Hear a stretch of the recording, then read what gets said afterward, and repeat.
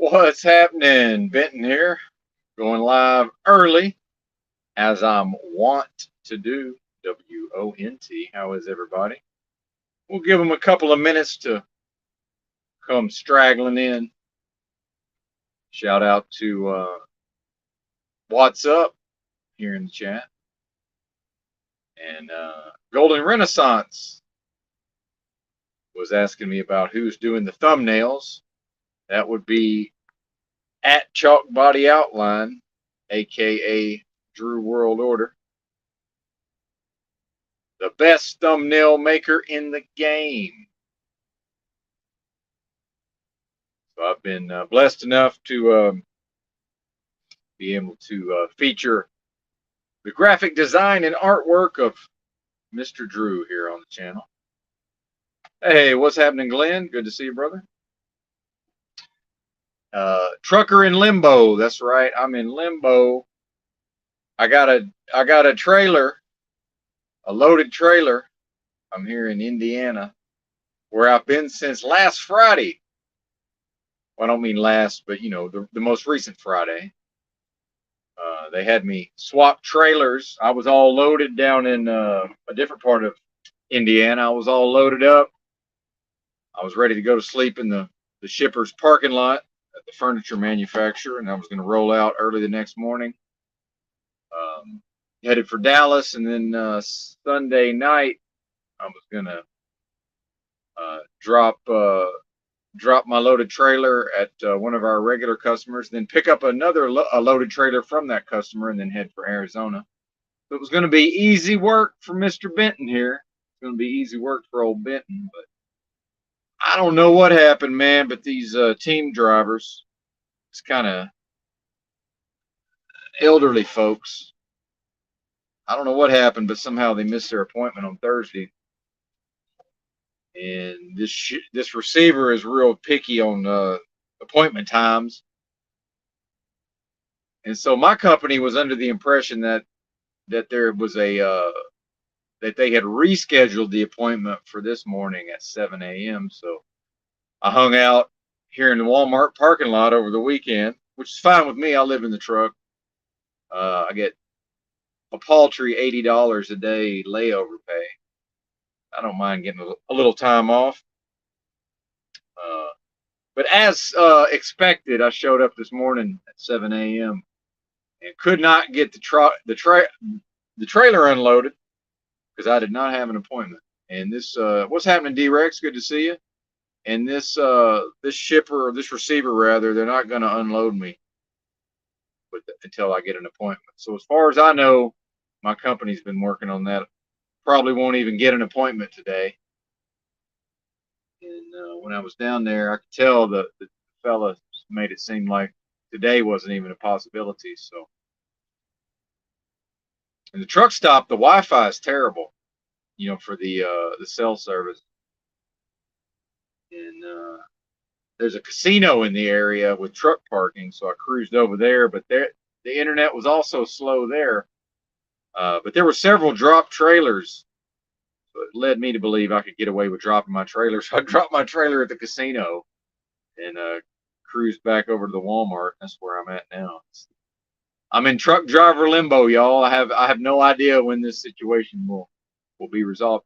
If it was me, what I would have done if I was working for the trucking company in logistics, I would have just foreseen this problem, and I would have just had the team drivers just take it to some kind of cross-docking facility, just had it unloaded, put in storage, and then just charge the receiver for it.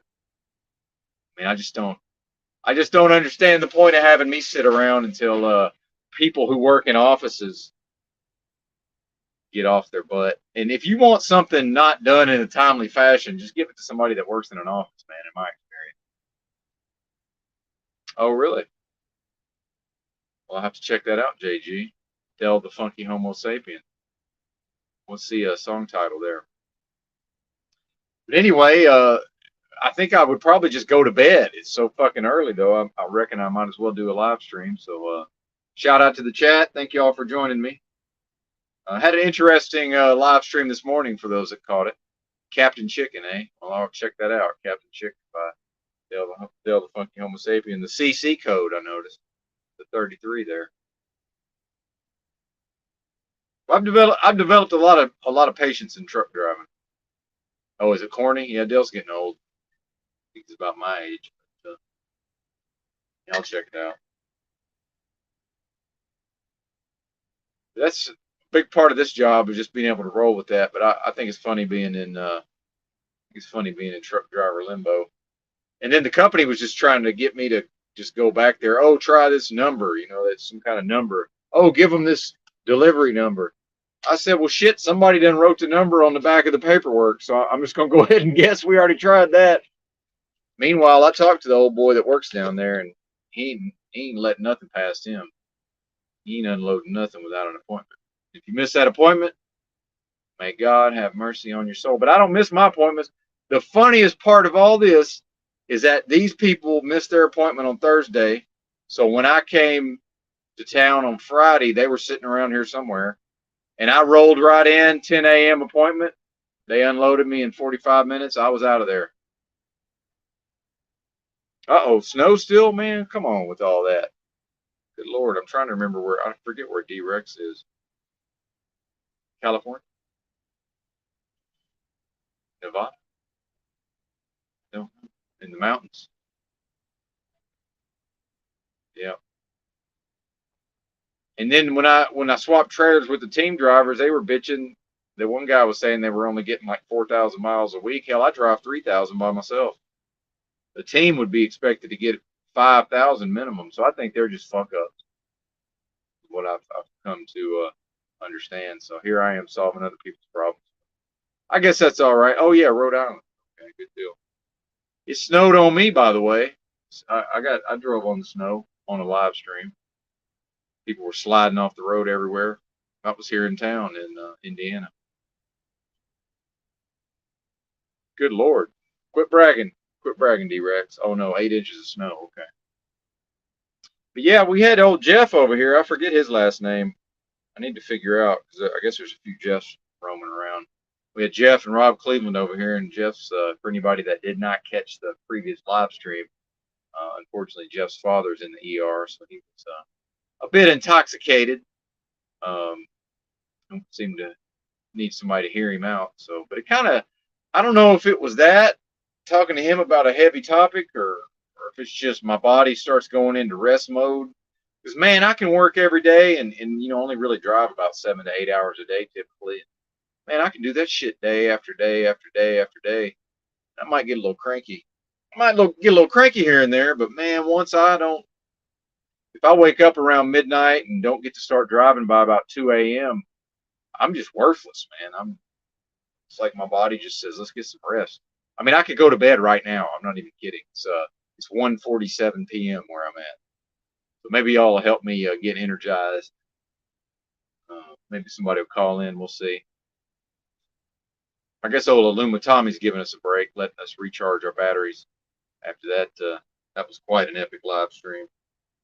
And man, I wish my laptop hadn't died, but I will take the opportunity here shortly. I'm waiting on Amazon to refund some of my money because I'm running out of some of my supplements.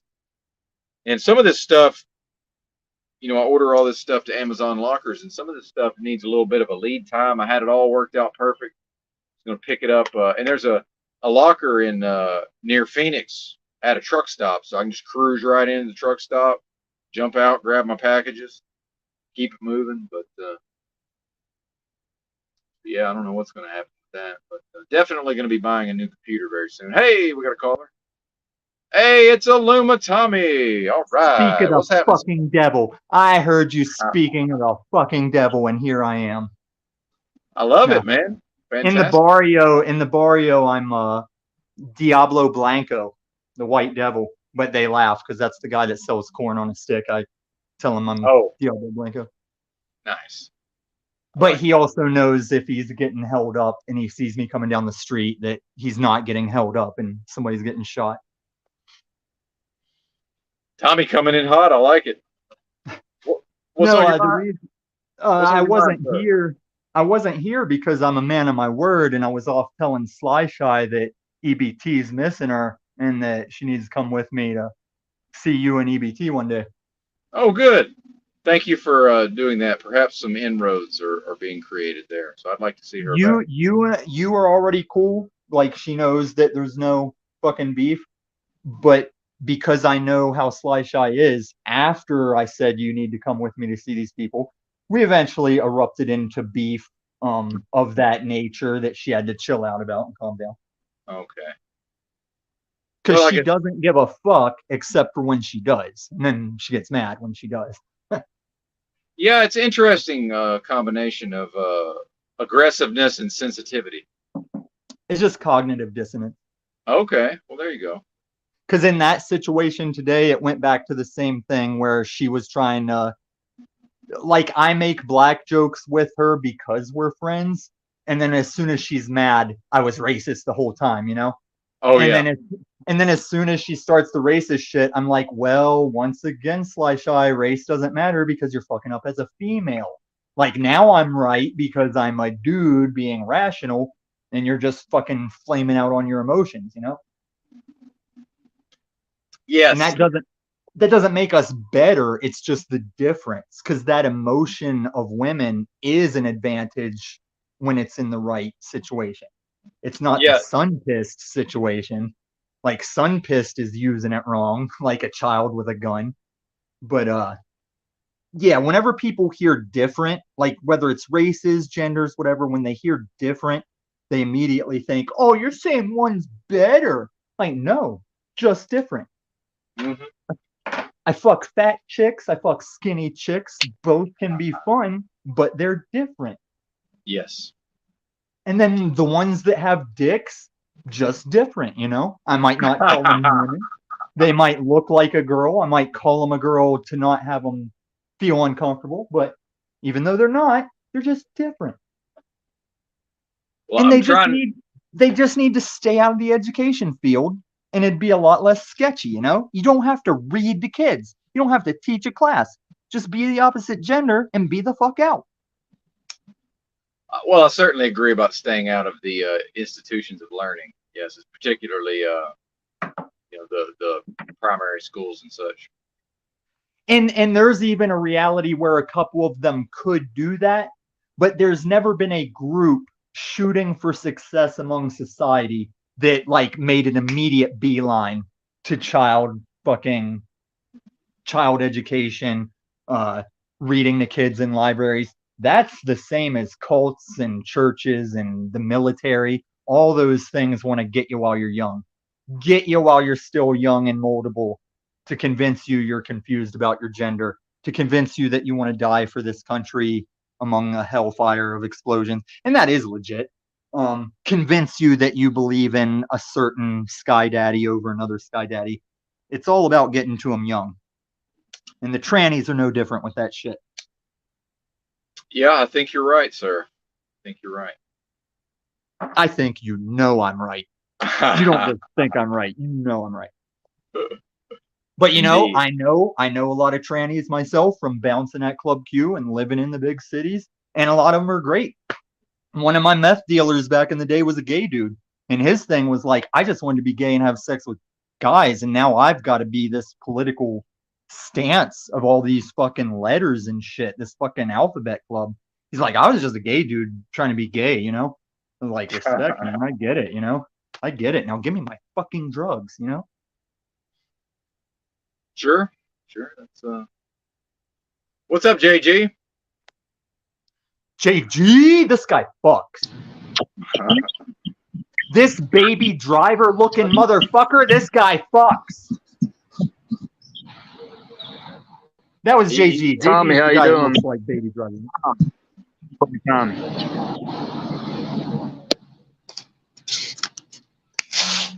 It wouldn't Yo, be JG without the audio cuts. That's how I know it's him when I can't see my screen.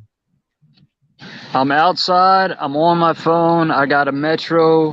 I don't give a shit about paying $2,000 for an iPhone. Minimalism. No, let me. All right. I got a thing that might help because you've seen me out walking my dog. If you turn your Wi-Fi off and make it go by the what's the word for your cell? Yeah, just make it go by the cell tower signal. That's usually better. because Wi-Fi is trying to link and unlink while you're walking around to all the different open Wi-Fi's, and that can fuck up your connection as it tries to connect and disconnect from your distance. Just make it go by the towers, and it'll probably clean up. I don't use Wi-Fi. Oh, then it is just that fucking Metro bullshit, ain't it? Yeah. Where you at? Yeah. Is that it? Where you at? I forget what the Metro fucking slogan. T-Mobile, yeah. No, that was Boost Mobile. Boost. Where you at? But where you at?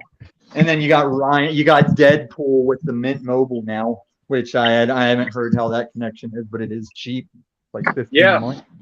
I have that and Verizon. The Mint Mobile works well in most places. Does it? Does it work well? Yeah, I've I had gotta good look luck. into that shit.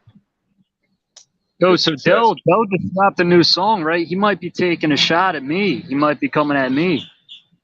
What is that new song about you, JG? Who's Hey, song? he might Dell be the writing. fucking Homo sapien. He might Oh, be okay. trying to, He's Ice Cube's cousin. If you didn't know that. Correct. That is correct. Good memory there, Tommy. But I Might can't be. recite all of Cool Keith's aliases. Go on, JG.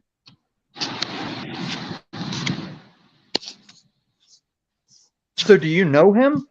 Or are you just saying his lyrics are hitting close to home with you? Well, here's how my mind works, right? I talked to Ben about him on Ben's show. You never know. He might have heard about this shit, and now he's trying to come at me. I've seen this shit in So- skateboarding, man. Like, dudes are indirect, and they're trying to psych you out. Or you might just be carrying the opinion of the same person he is trying to stab at. But he could be one of the, was it like 7 or 8 people? You know, I'm not a numbers guy. I never give any Zoom call shit about their numbers. But one of those could be Dell. You never know. Look at KRS-One. That dude's all Masonic. So what are these lyrics? How do you feel like he's coming at you? I'm interested.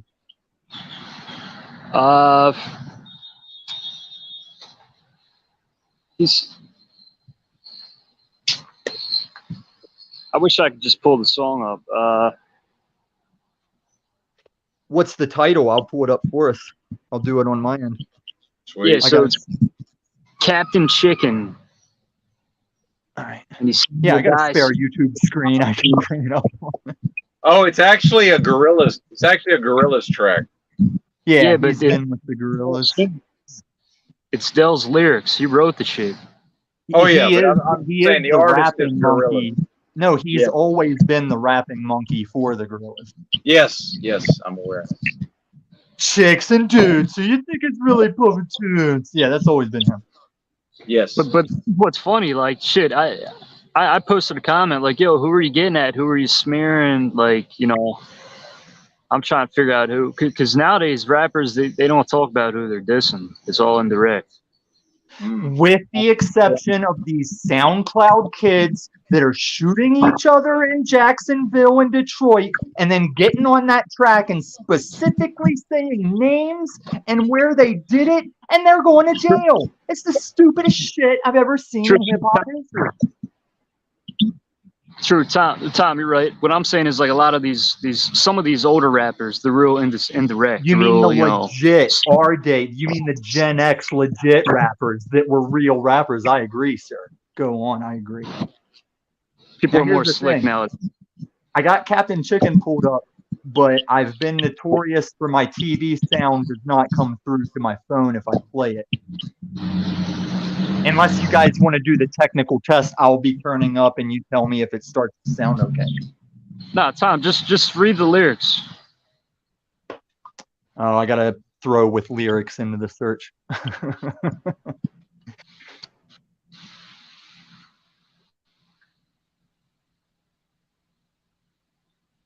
Dude, do you remember when your lyric accuracy was based on did the band even bother to put them on the inside sleeve of the CD or cassette? Like if they didn't do that shit, there would be words on song. You would never be sure. You're Yes, mad with I the do remember that. Yeah. No.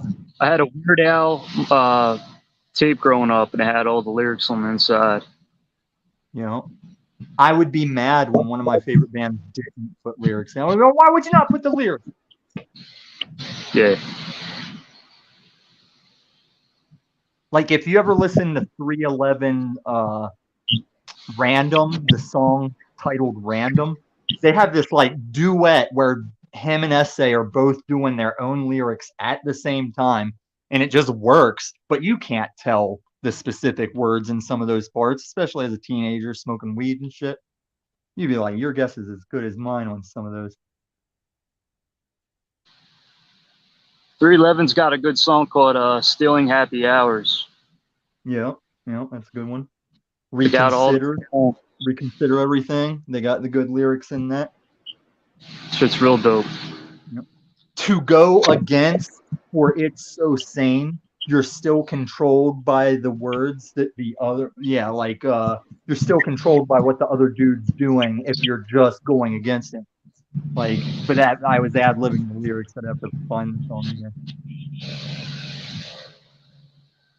And they've got good gratitude lyrics. There's not a lot of musicians that give you something to be like, have that gratitude state of mind anymore.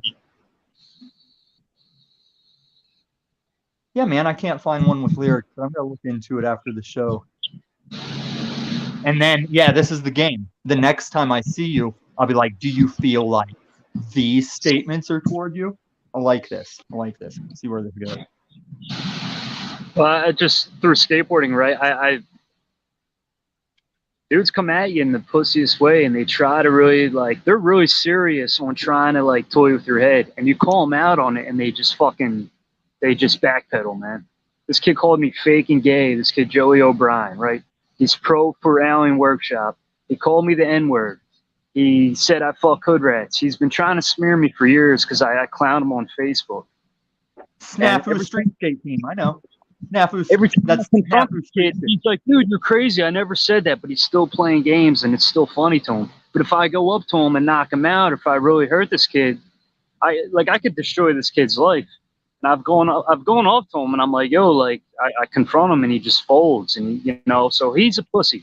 Joey O'Brien, you're a bitch. I don't care if you're a wrestler, you're a punk ass motherfucker. All right. So JG, that's not the skater life, because I used to be a street skater. That's just life. That's dudes. That's men and dudes and boys all trying to live in the same world. That happens at jobs, between musicians, between sports, between coworkers. That's just people and bullshit. Yeah, but I feel you. I know what you're saying is happening. Yes, but don't let yourself think it's just because of a street skater community or anything. It's just men and women and people on some bullshit. Well, that kid's he's dug a deep hole for himself, and he's definitely played himself. And I got a couple kids like that. One of them is named Snafu Snaps. One of them is named Paul and Slade. He's a pro skateboarder now for Alien Workshop, but the kid's a total joke. Skateboarding, it's going to shit, man. It's all punks. It's all these little, In my day, there were still rollerblades to battle with. You guys don't even have rollerbladers around anymore, and I don't know why rollerbladers disappeared. Yeah, rollerblading's kind of underground now. It used to be pretty popular, and now I feel like it's real underground.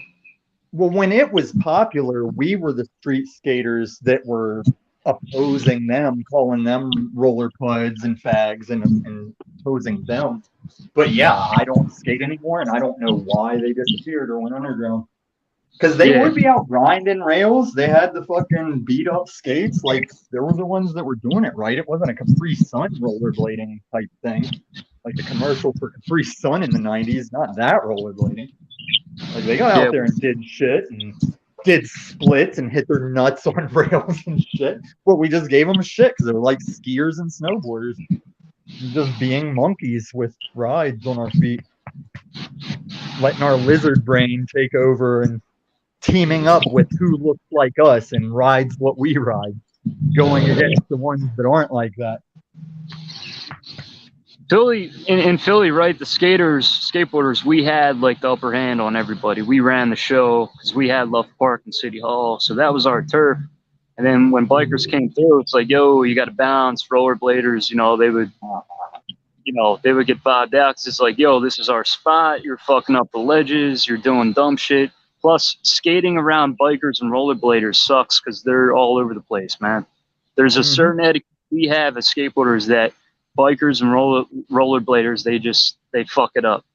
So, those guys got kind of clowned on and they got, you know, they got vibed out and shit. But I fuck with I bikers. was one of those skaters.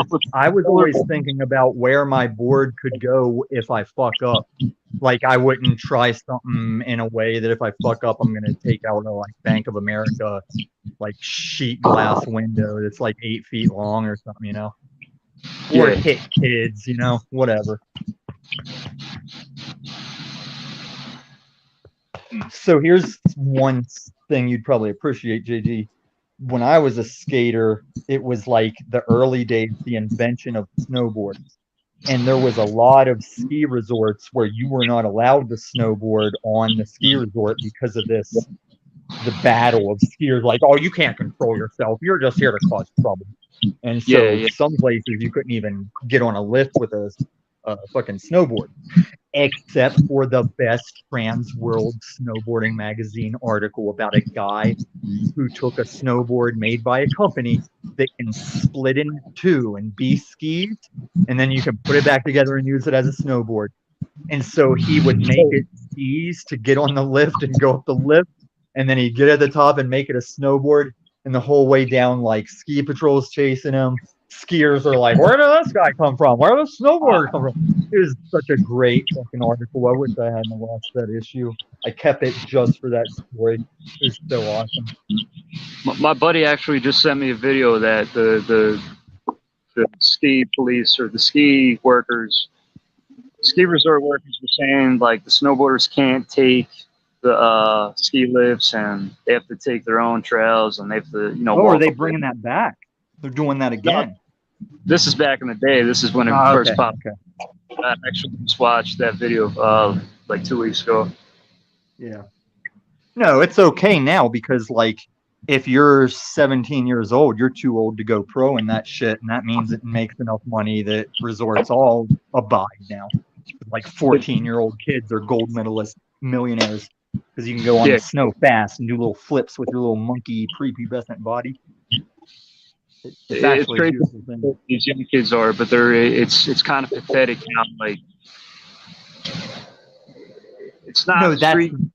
It's not like raw like it used to be. It's like this kid's in his own fucking skate park every day trying the same shit. It's not right. Cool, I get it. That is shitty. Like that is like in an obsessive Asian kid playing piano and doing math 80 hours a day. I get that. But as a guy that like, even when Tony Hawk was coming up, you were still like older. You could have started when you were a kid. But with the way it evolved, I kind of fucking love it in a man's history sense. Because there's still like, you could be an old NASCAR driver and that age and experience is why you're still out there winning. Or you could be like a little bit older MMA fighter, not too old. You can't get too old in MMA. But you could still be older and that old experience knowledge wins. But in board sports, man, you just got to be young and balls to the wall as a kid doing tricks. And that's the greatest. That's the steroids in that sport, is being pre-puberty with a CD with headphones on, just like rebelliously jamming tricks to music. And that's the best you can be in it. I appreciate that aspect, but I agree with you. The raw, the culture, the street culture of being a street skater and what it means. Yeah, I was all that shit. I wasn't even great at it.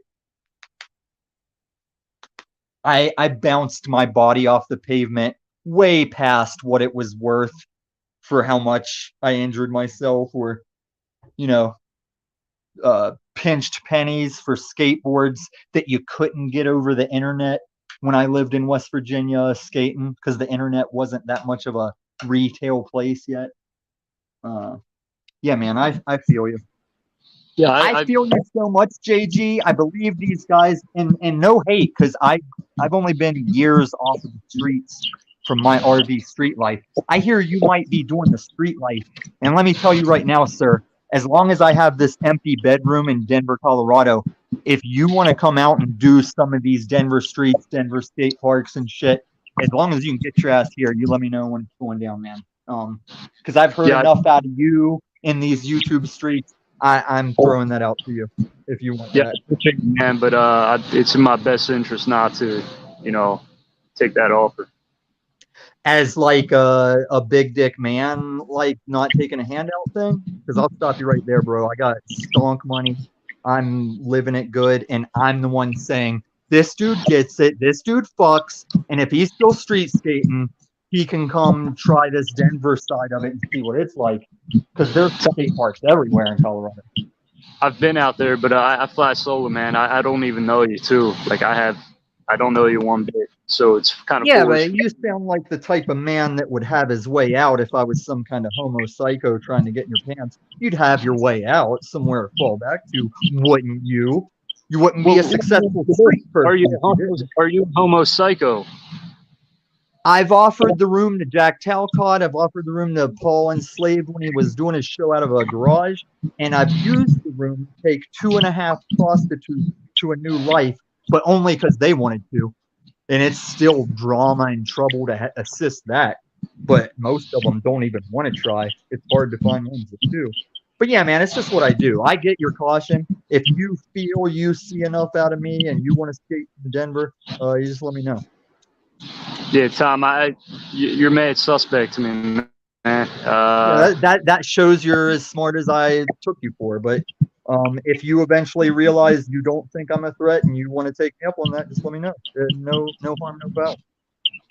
I'm fucking are you rich, bro. Are you a homo psycho? No, I might be a socio to a spectrum and a autist to a spectrum. But dude, I'm not bullshitting the internet when I say I was doing meth in an RV on the streets, working the stock market to be better than I would ever be off of any job. And I had college degree jobs before that. I am comfortable. I can't build a robot army and take over the world. I can't go out on the street and pass out money to everybody that needs it. But I don't need a job, and I can give people the finger, and I can get rowdy on YouTube, and I'm not hurt. And I can still show where I've lost over 100 grand in the past 2 years. That's what's up. That's what I'm trying to do right now. I have money in Dogecoin, and it goes up 7,000%. I did the math. I could have made like 38 grand, but I took it out a week before it went up big Are you time. talking about when it recently doubled because Elon bought the Twitter or did the Twitter thing? This was a couple of years ago when COVID was happening, okay. So it goes up big time. I put money into it way before, it was moving, and it goes up, and I could have made like 40 grand. But I made some money from crypto and stocks, but I mean, it's fluctuating, it's right. And I'm one of those situations where it always fluctuates, but your home runs can outweigh every strike you've ever lost money on. You can have one home run. And I had like 2 or 3 over COVID, and I'm waiting on this AMC GTII one. But you can have one home run grand slam that nobody remembers your strikes. You don't even remember your strikes and outs because you've made that money back and then some. Well, that's what I'm shooting for, and I missed it on Dogecoin. And I think I made $1,000 on Shiba. I reinvested the money, and then boom, Shiba falls down. So, Well, if you've heard me the last couple of days on Benton's show, I don't think we're going to go down. 2,000% daily runners like we did 2 years ago with crypto. I think crypto's done. I think the government's got too much control now, and we're not going to see these crazy runs like we were seeing before. Well, there has to be a couple more runs because what you're talking about is in the process of. That's why you can steal Bitcoin. That's why you can steal Dogecoin. Because they haven't fully exercised it out, written it out, made the black and white, and then flexed it on the people and the coins. But it is happening, yes. So I would say Dogecoin may not always be around. Bitcoin may not always be around. but the ones that will be around still can do that moon that you're talking about because it hasn't happened yet. Yeah. We'll see, man. Hopefully we can get back to those like 1,000% daily runs. Like Shiba goes up 1,000% one day instead of like 1,000% in a month, you know? Yeah, and I had some Doge that I was only holding some in solidarity with Elon Musk because I made a lot of money off Tesla stock. But yeah, then it doubled when he bought Twitter. So I didn't have enough of it to be like, oh, sweet. I had enough to be like, God damn, it doubled when he bought Twitter. I wish I had bought a bunch of them. But yeah, I wouldn't stay in it because I don't know if Elon still loves it for retail, it could probably survive me. But there's a lot of, you know how many coins are out there, man. They're not all going to be around. And then these bullshit shit coins, they're going up like 1,000%. But I can't get on crypto.com, and then you gotta like use what do you call it? Pancake swap and all this bullshit. I got no time for that stuff, you know? No, I had to figure out crypto app gymnastics to still buy XRP in America because yeah, you can't buy it in America because planned. You know, the whole world's buying it and America can't. I very much think that's the Chinese Biden connection of holding us back a few grades while the world's moving up. Yeah. So, dude, if you know the stock market, I could get really serious into crypto and really figure this shit out. But I guess I'm getting lazy. I'm getting disheartened, you know. Well, I too am in the position of having to learn the technical side. But if you understand the stock market and you understand the options and shorting and options plays, you know the same corruption that's going on in crypto because now the hedge funds and the market makers, they used to hate crypto and now they're trying to get in it first because they realized they can do all the stock market manipulation with crypto. So now they're racing to get into it. Gary Gensler, head of the SEC. He's a piece of fucking shit not doing his job because he is part of the plan of market makers and hedge funds to get into crypto while we can't. It's crazy how rigged the market is, man. Like I talk to my buddy Mike every day, and it's just like BBBY and Excella, dude. They're it's so rigged. It's hey, the team's insane, and it's just going down. They got it so manipulated. It's fucked up. But truth exceeds trust. If you have truth, you don't need to trust anybody or the market. Because I know the truth of the corruption of the market, I can navigate the market fine because I navigate off the corruption.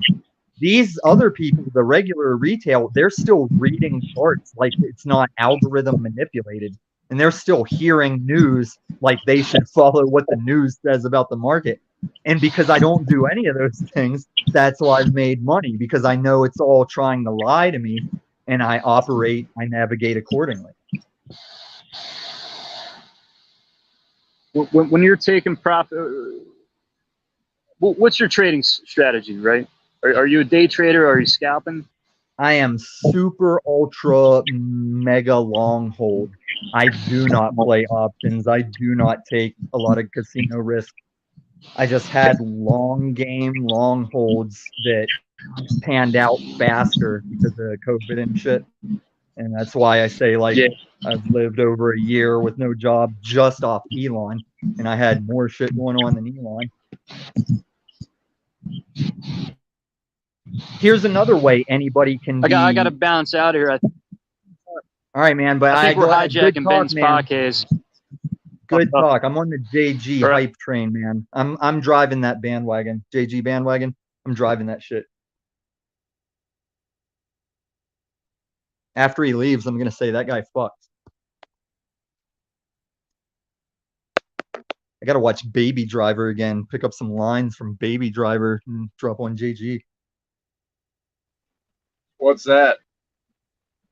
Baby Driver is a movie about a stylish getaway driver that gets the girl, but Yeah, he ends up being getaway driver to get away from the people he was getaway driver for. You know how it goes. I don't remember the specifics, but it is a good movie. I was enjoying the crypto talk personally. I was just doing some breathing exercises. Well, Benton, Baby Driver is the same actor as Ready Player Benton. It's that kid. Oh, Shia? Is that Shia in that movie? No, that was not Shia LaBeouf. He was in Fury and the one where he was the Mexican cartel hitman. I like the dude because he's kind of like how I'd be an actor. Like the way you guys see me on these YouTube streets, I probably am a bit of a Shia LaBeouf, you know? Just do it! Don't let your dreams be dreams. Do it. Just green screen that, you know. No, I like him. I kind of giggle at him when he took the stance. Remember when he was in front of the 24/7 webcam doing the "He will not divide us" thing? I've never really been triggered by Trump. When I first knew he was really running for president, I had the thing of, this circus is really going this far now, but it wasn't like the leftist or the antichrist type fucking paranoia. I was like, well, at least something new is happening rather than the same old left-right humdrum. It's like Bernie Sanders and Trump at the same time. It's like, at least this is new and interesting. Yeah, for sure. But it was funny watching everybody think that Trump was going to like fix the country. Well, even he had to learn, because this is how I say Putin would have ratted us out long ago if we never went to the moon. Putin will sit there on TV and be like, "Yes, they Mr. Trump. He thought that he would be czar or king, and then he knew of the man with the dark suits and the dark blue ties and the sunglasses that tell you this is how we do things and this is how things will go." It's the same way Alex Jones just learned that if you get paid for saying words, you will say the words we say you say, or you will get lambasted for millions. And I think that circus, I think they eventually said he was fined $1 billion something in court because he said a thing. Yep. This is what I used to tell Paul. Like, Paul was the first one to be mad about my illegal Adderall gave me a good outcome story. And he would rage about that shit because he thought kids and people were out just hitting meth because they heard my story and immediately headed outside and hit meth. I was like, Paul, everyone has to decide if that pipe goes to their mouth or not, with lots of different drugs, with lots of pipes that shoot bullets. Like, we're all our last line of defense for decision making. That's the only power anybody has. Yeah. Like, I'll leave a disclaimer. I'll sit here and say, no, this is just me. I'm a singularity. Don't run out and try meth. I'm happy to do that. But he was mad. That nigga mad. That cracker's mad. But I love the dude. I'm just glad Benton, that's why I gave you the props, man. I'm just glad I have a place I can get it off my chest now. Because before these YouTube streets, like the first 5 months of my Paul shit, nobody knew there was any other Zoom calls but Paul. Like, it was weird how everyone found Paul through different channels or word of mouth. I really think Peniel and a couple other people are the ones that suddenly like branched all these channels together by their random find. Yeah, Chalk Body Outline's been doing something through Discord, but it was a lot of times it was just one-on-ones, but there was some panel type stuff. But not with StreamYard though, but go ahead. Right, but through my interaction here is how I got invited to one of those Discords. Oh, okay, cool. Yeah, Cage and I think the other guy that he was with that night, I haven't seen him ever come back because he was particularly triggered by all the bullshit. But Cage and some people showed me theirs, and I don't even think there's a lot going on there for it being the place they said, don't go to YouTube, go here. But I wasn't even going to get into Discord either because I am old enough that I'm tired of always having to download a new app, always having to get in, and that's how it is. It's why some generations didn't want a cell phone. Yeah, like every job wants some kind of login. Every app I'm going to use one time for one thing, it wants a whole new login. Everything you'll do with crypto will want some kind of secure triple testing login, and I get sick of all of it. And I'm not going to write all that shit down, and it can't all be the same because each app has its own password style, how many characters can be used. Yeah, man, it's a nightmare. And I'm not going to use one of these websites or let this website be your password for everything you use. I'm like, wrong. Like, even as you hear those words out of your mouth, I will never trust what you just said. Yeah, all my passwords are an encryption thing by one one website that can be hacked for all my passwords. What could possibly go wrong? Right? I already the most strategy I use is if you nail my password of one place, it doesn't give you the password to any place else. Oh. But it could be close and only modified according to the differences. But they'd have to figure that out, or AI would have to run that many loops. Well, with this T-Mobile hack, there were some people got their phone numbers spoofed and had some of their accounts hacked. Yeah. Or if you want to say the illegal list of names and addresses that California was keeping on their firearm owners, that got leaked and hacked, and that wasn't even a legal list to be keeping. Oh, shit. And it was on the level that it was like, oh, this single woman at this address has these guns. We know how to be fully prepared to roll up on this bitch. Yep. That's a good point. Oh man, Reno May, or whatever that gun tuber is that lives in California. He nailed that shit. I'm just trying to remember what I can of that. But you got to be a hardcore gun owning constitutionalist motherfucker to be a extreme ammosexual in California. But that's how he has so much content. Because like, did a thing happen? Yeah, you can make a video about it. Yeah, that's true. At least the ammo prices have come down a bit. They're not quite as insane as they were. Yeah, just recently they were fucking insane. If you could find the ammo you were looking for, the price would be ridiculous. Yes, sir. But that's the thing. Here's what they do with the gun talk politically. When they say, oh, what are you going to do with your little ARs and AKs? What are you ever going to do against the F-15s and nukes and shit?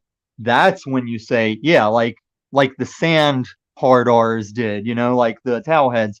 They just had rifles and guerrilla tactics, and they were doing pretty good as far as just being a training state that you couldn't resolve.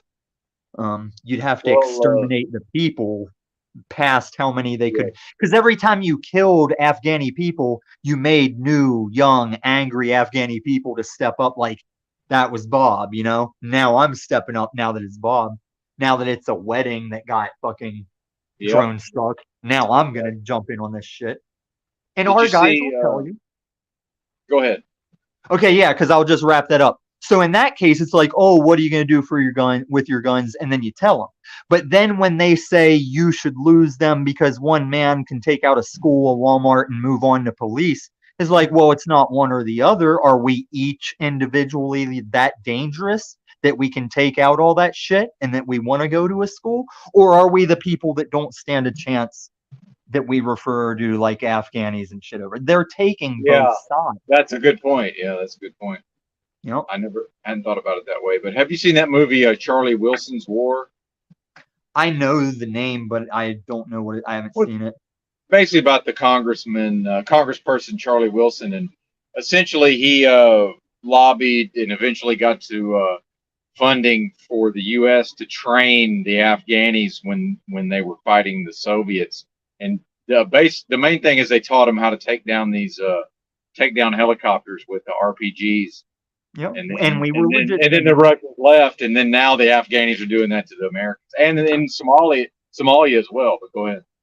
Yeah, that's all well and good, because it's like when we trained the Afghanis to take on the Russians, it was for the same context of assisting the Ukraine, because yes, the Ukraine has many units that are white supremacists that put that on their partner, that put that on their family. They put that on their website because as a guy that grew up in West Virginia, I tell all this woke claims of white supremacy being the number one terrorist threat. Like, no, because when those people are flourishing, they're grabbing the newscaster's mic out of their hand. They're pulling the camera to them. They're on the courthouse front steps in full robes and pointy wizard masks.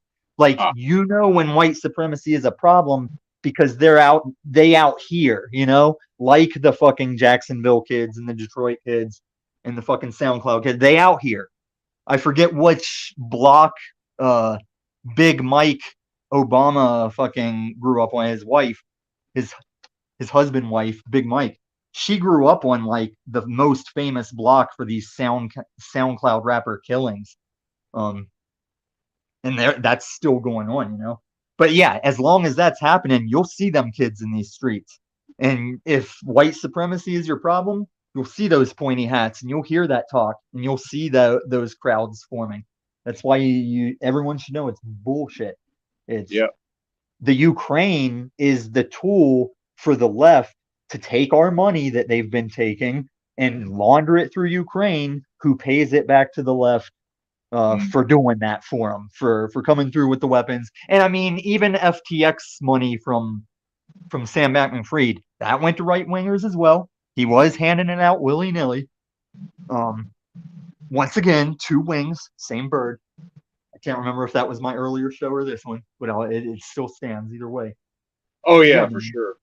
Yeah, and the audience is reminding me that I frequently become annoyed when people say "we," meaning the United States government, and I may have done that as well. But I think Tommy's smart enough to understand when he says "we," meaning the government. But I do get annoyed sometimes because people identify so strongly, with the government itself. So, in the way that even Tommy cannot keep up, I talk about this big circle mind state. Even I cannot consciously keep track of each context each time I'm saying it, because that's how we've been tricked. There's the concept of being God bless America, your sons and daughters dying to keep that. You're hardworking to have the nuclear family. That is a thing. But then the corporate scam version has the same name if you're not knowing the difference between sovereign and why you can't follow that up with citizen, or are you saying sovereign citizen and thinking you're correct? Every issue is a broad spectrum of that issue. Like with guns, I got to figure out how you're confused on guns or laws or rights before we even start the conversation, because people can be messed up in all contexts. I got a friend that's a war veteran, Somalian war veteran special ops medic, and I have taught him things about guns because I lived in West Virginia as a child, Like I showed him things he didn't know because the military doesn't fuck with revolvers and lever action rifles and shit and as much as I have. Okay. Yeah, I've got you go in the military, you're going to know, depending on your MOS, it can change things up. But if you go in the United States military, you're going to know AR and M16 platforms very well, be very practiced in it. And I'm not sure what the new, and it's all going to the new shit from, I'm sure you saw that going on about 8 months ago. So there is new rifles coming in and new pistols and everything. So that'll be the new thing you'll be well versed in. But it's not going to be cowboy shit or classic firearms, antique firearms, shit like that. Gotcha.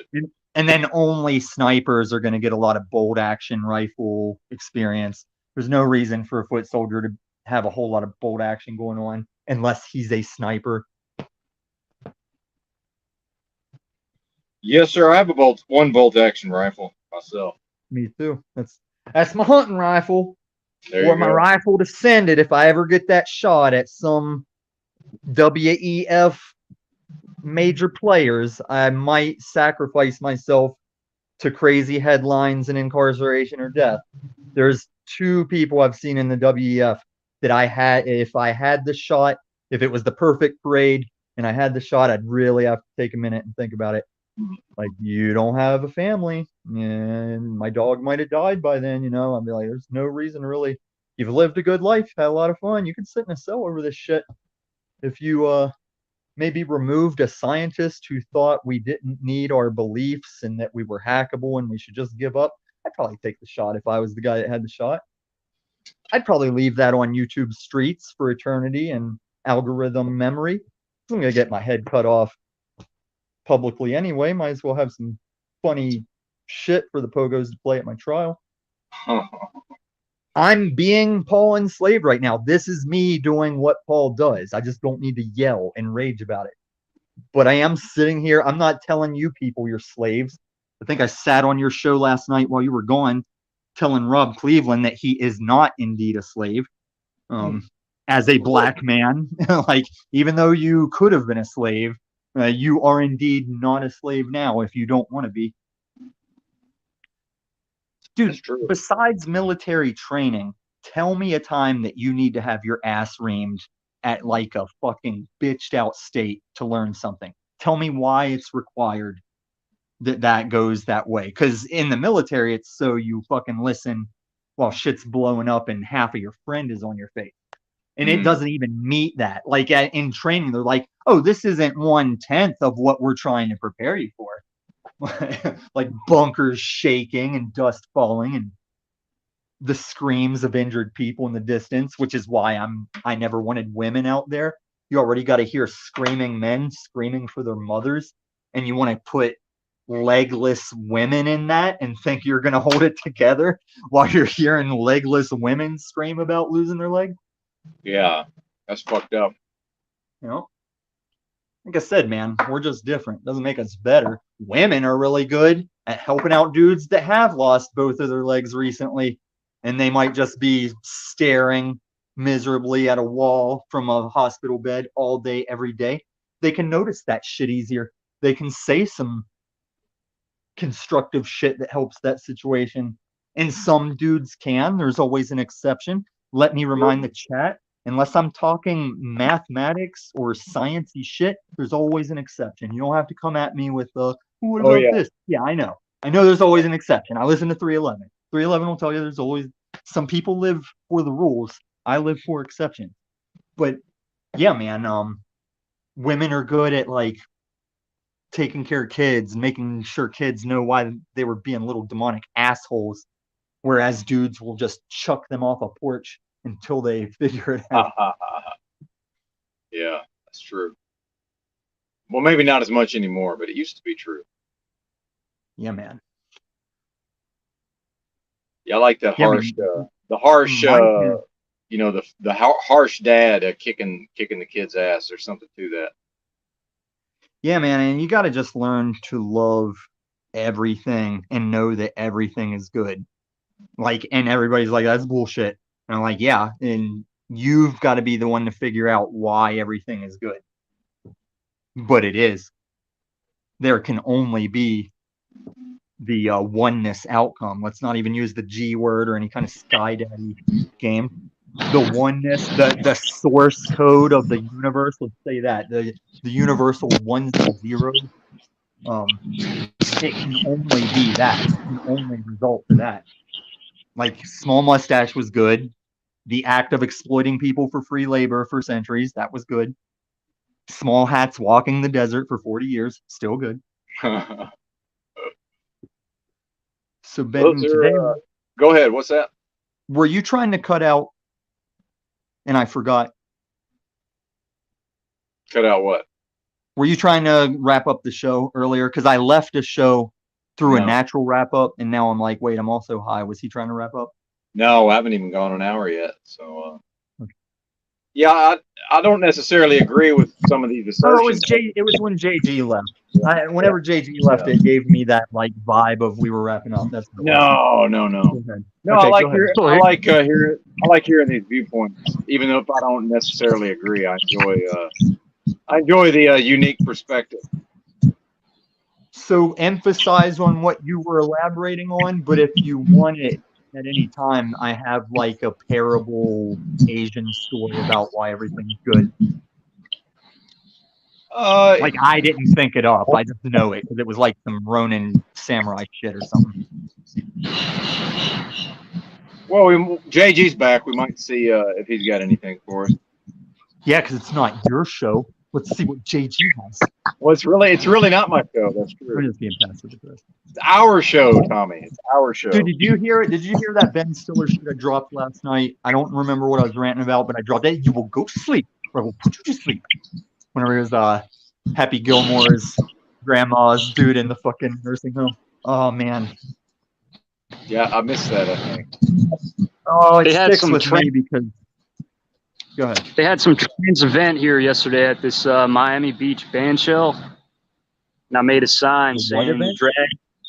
drags Oh, corrupt trans kids, event. drag queen story time, and I was just biking around outside with this pizza box that said drags corrupt kids, drag queen story hour, and people were pissed, man. Like this lady came up and punched me. And then this girl, I went up to her. She was like filming me. I was like, "Oh, you get good footage," and she tried to take the box out of my hand. And then she's crying, like bawling her eyes out. I told her to stop crying. These people were bent out of shape, man. And we're gonna Jen Psaki here. That means we're gonna circle back. You were in more danger doing that than the time you were down by the pier and those 5 lochos were like mugging you about weed and you were saying you might have gotten jumped. You were in more danger holding that sign up around leftists in this day and age. Yeah, and Tom, what the fuck did they do, right? Nothing. They're white collar. Well, they punched you, didn't they? Or you mean the lochos? No, I'm saying these fucking people that were at the event. This lady just came up and punched me, right? She said some weird shit. She's like, I'm straight, but you're an asshole, and punched me. And I was like, nice. Yeah. I was like, just saw that. And the cop's just like shaking his head. And then the other girl came up, tried to take the box out of my hand. The cop goes up to her, and then the cop comes up to me, and he's like, interrogate me. What's your name? Blah blah blah. Why are you here? He's like, Am I being detained? You're Am I trying being to fucking detained? Because I have an assault charge to report, officer. Yeah, he's just some black cop trying to fucking get in my head, man. Just fucking melanin cops, I know. Cop trying to fucking get in my head and trying to press on me a little bit, but I thought it was hilarious, man. But people got to come back to reality and realize these trans people are fucking. And the reality is, 5 lochos that wanted your drugs still didn't assault you the way Karen leftists did, and cops allowed it. Yeah, it's all good, man. No, it's not all good. This is what I'm telling everybody that's looking for a new spot in America to be. I've already, man. They're doing this hammer drill drive me nuts. Do you have to stay there? Of course not, Tom. I'm getting out of here, man. Yeah, that's cool. That's fine. Because I hear it. I just want to make sure you didn't have to be posted up at in a line for bread or something. I don't know. Because we're going there. But no, it is a big deal, dude, because every state is turning into a Colorado, because that's more of how you take down the biggest country to make your one world government. You have to knock America down pegs. You make the gender confusion. You make every state leftist as they get sick of California, so they move to the next one, vote in the California. And that's why everyone I talk to on these YouTube streets, they're all looking for a new place to move to. And it's like, oh, that's what I was doing until I realized they're running out. It's just not a thing. And you realize that trying to find the next cool place to live that's not going to be up your ass. It's going to be all of them. This is right here.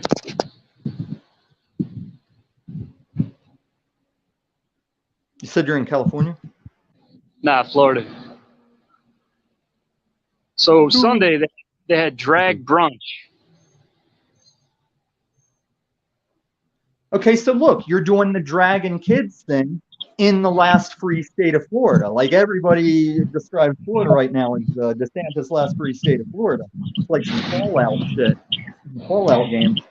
And even they have a red flag overabundance of red flag charges and an overabundance of child drag.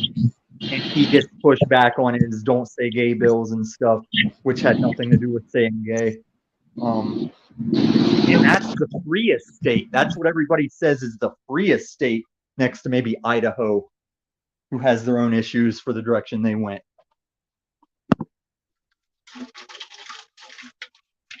Everybody says beast system. Nobody accounts for beast system. Very true, sir. Very true. I guess we should And expect. We should that's expect all of why it.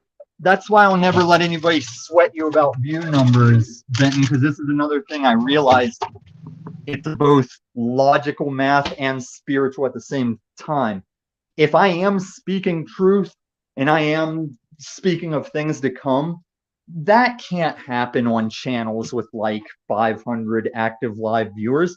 Like, if the plan is to go to shit, if Revelations is a prophecy, Jack Talcott's never going to change that.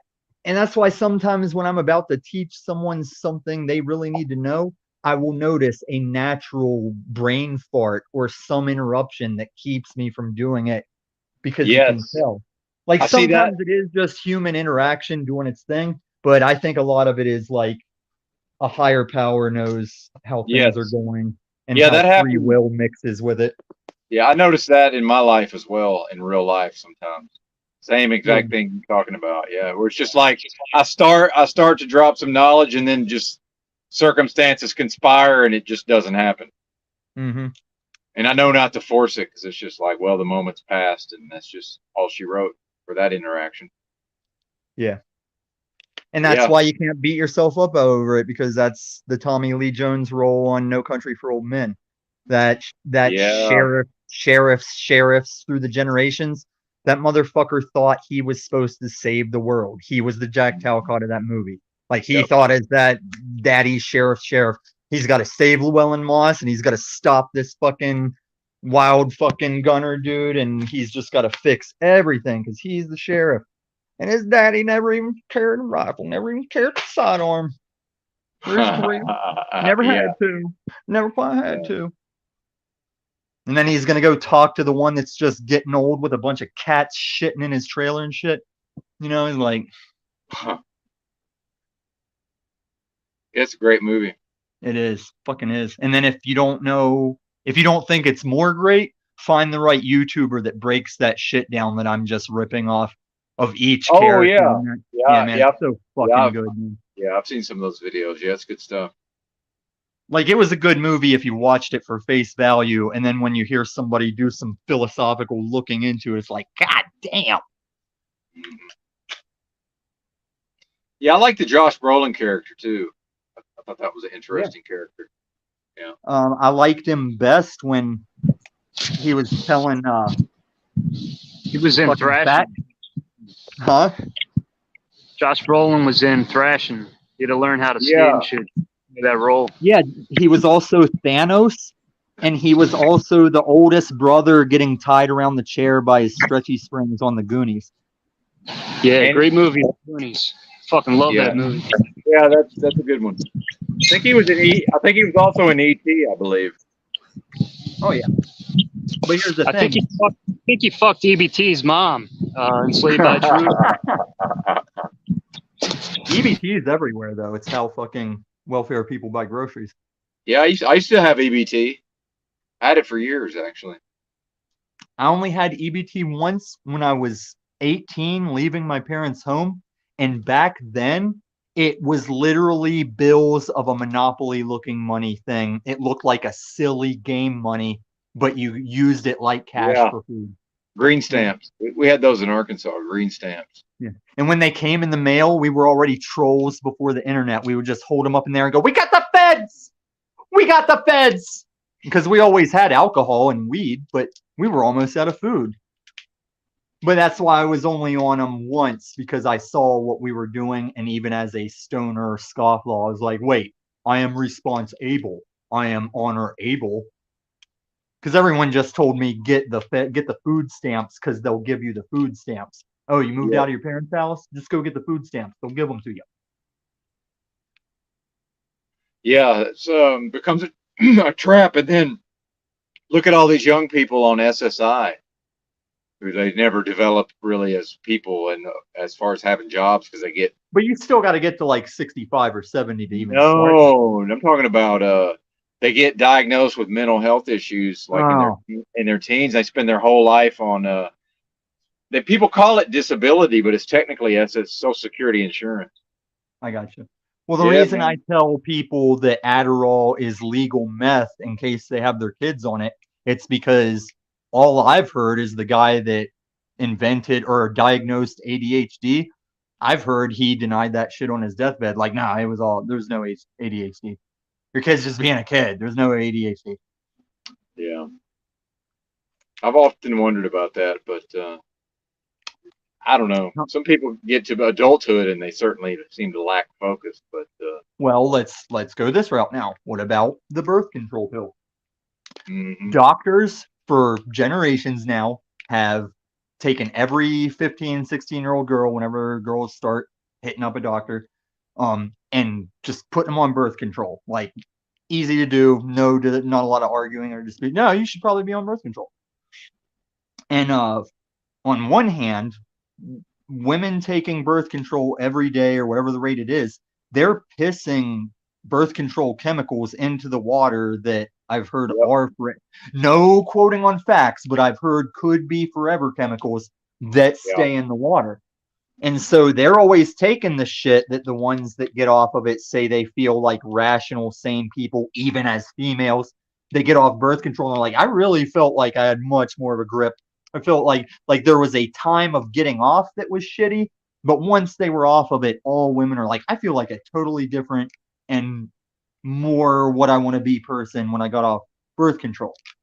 Now, if generations have been pissing the leftovers into the water, and that probably rotates a water supply through filtration, for all we know, these gender issues and gender confusion may just be a combination of that, along with things we eat that are products that aren't necessarily food, but they're products. Yep. And all the things we subject ourselves that we might not even know we're subjecting ourselves to. Like when I do that dog walk you see me on, whenever I get past them the big shaped wire holder things that you see up in mountains, if someone comes out of that apartment, I go, anybody that puts your house beside these wires, they're not your friend. Because you can't live next to that shit for years. Like, and there's an apartment beside the fucking big mountain line style shit here in Denver. They put apartments by that shit. Oh, yeah. Because if you live beside that for years, that's going to fucking take its toll on you through some kind of cancer or deterioration. Oh, definitely. There's in Fort Smith, Arkansas, downtown, there's a big transformer, whatever that is. And right next to it, they built a bunch of townhouses, like hipster style townhouses. Yeah. I said, no, I would never fucking live there. I would never live. I knew it because growing up in the rural side of the country, everyone knew, like, yeah, if you own land and that shit cuts through it, you don't build your house close to that if you can help it. Hell no. And then I got into big city. Well, I went to Pittsburgh and Baltimore back then, but yeah, you go into big cities, it's like, yeah, they're just building this shit next to that. Yeah, they don't give a fuck.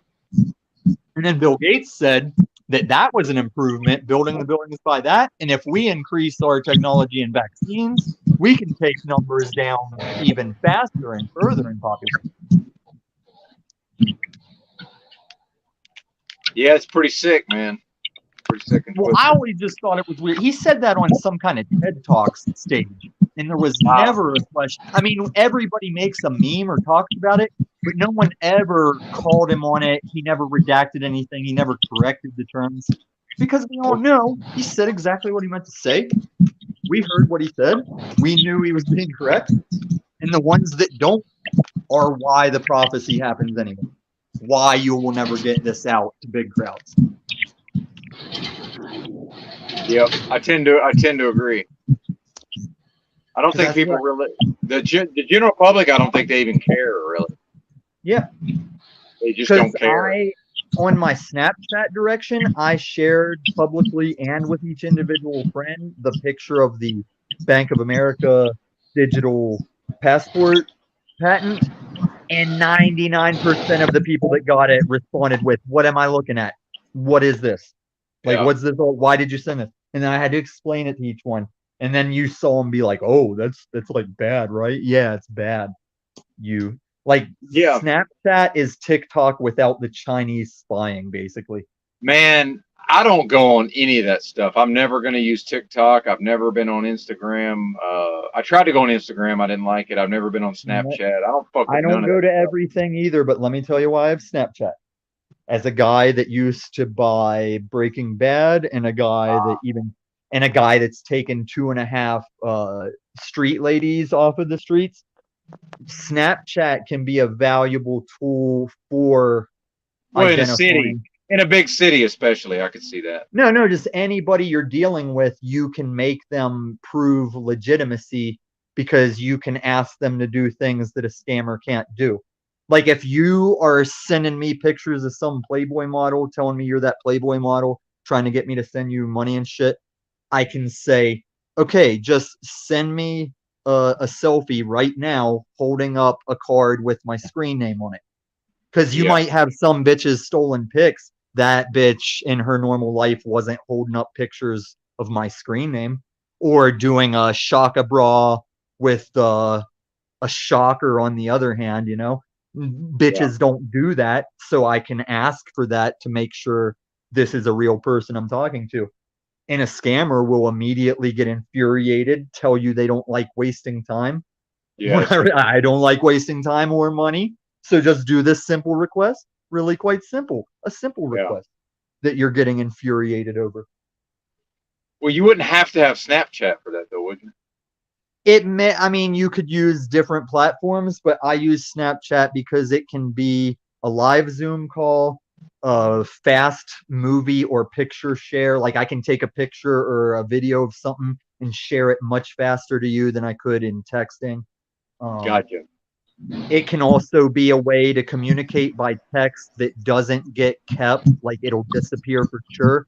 And Snapchat will tell you if someone took a screenshot of a picture or of text. Like it's got its advantages, but no, I'm not some teenager. My teenage drama is these YouTube streets, and I don't stick around for the worthless drama. There is quality drama. There's drama of value. For sure, yeah. I agree. I got something. People that try to drive you crazy, like people that are trying to drive you insane and play games, what are they really doing psychologically? They're doing what they do, but you see it as driving you crazy because it's making you feel crazy, which is sane because crazy people don't know you're crazy. So when you look at COOF events and Ukraine events and people having that flag out of nowhere, just putting that flag by their screen name and yoking to it, you should feel crazy. And that's how you know you're sane. You're like, this shit is going crazy. Because you know you're not crazy. Yes. So yeah, you're not going crazy, JG. I'm calling you out as one of the most, so far, you're one of the most legit guys that I've come across on these YouTube streets. As far as being open and on your sleeve about it and not being one of these motherfuckers that got to tell me, like, I got a problem with a guy and everybody's got to make sure, like, yeah, but we don't. And even after he's eating their face and kicking their babies, they're like, well, I still don't have a problem with him, though. If Lou Matami says anything, I ain't got a problem with that guy that's got me going full Ian. What Ian's doing is not a man who has his power or has regained his power. That's a man that's lying to himself about vibes and astral projection and regaining his power as he spirals deeper. Like Paul's not interacting with him and he's still running games and calling emergency meetings.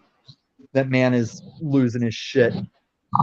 Tom, so right, I'm always overhearing people talking about me, right? People know who I am, and I stick out. I'm not skitzing. Jinx. I'm not like I'm not skitzing out like this is real. How would you deal with this, right? If you're walking around and people are like, damn, that's Tom, blah blah blah. Oh, that dude's they're saying all types of shit about you. People are trying to drive you nuts. They're trying to, drive you insane. How would you deal with it? I would move to Colorado while they stay on the East Coast saying that cop's dead because of Tom, that kid's dead because of Tom, those guys are dead because of Tom.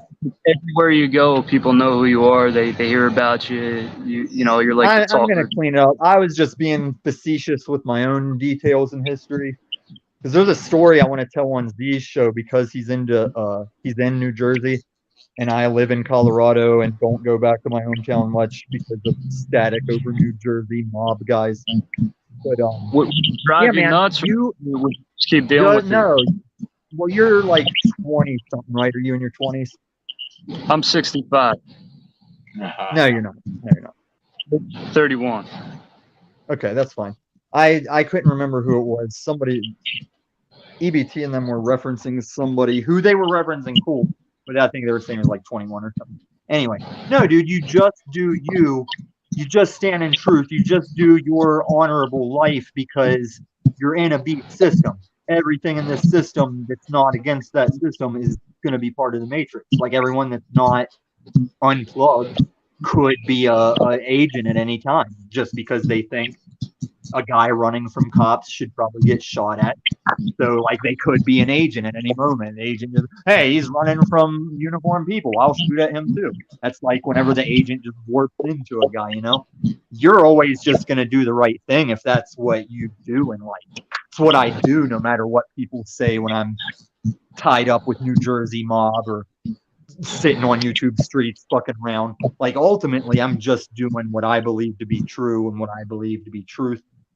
And it's gonna be like that, dude. You're gonna find yourself without a team, without friends, because if there is some kind of prophecy, this many people will go against it, the rest of the people will roll with it.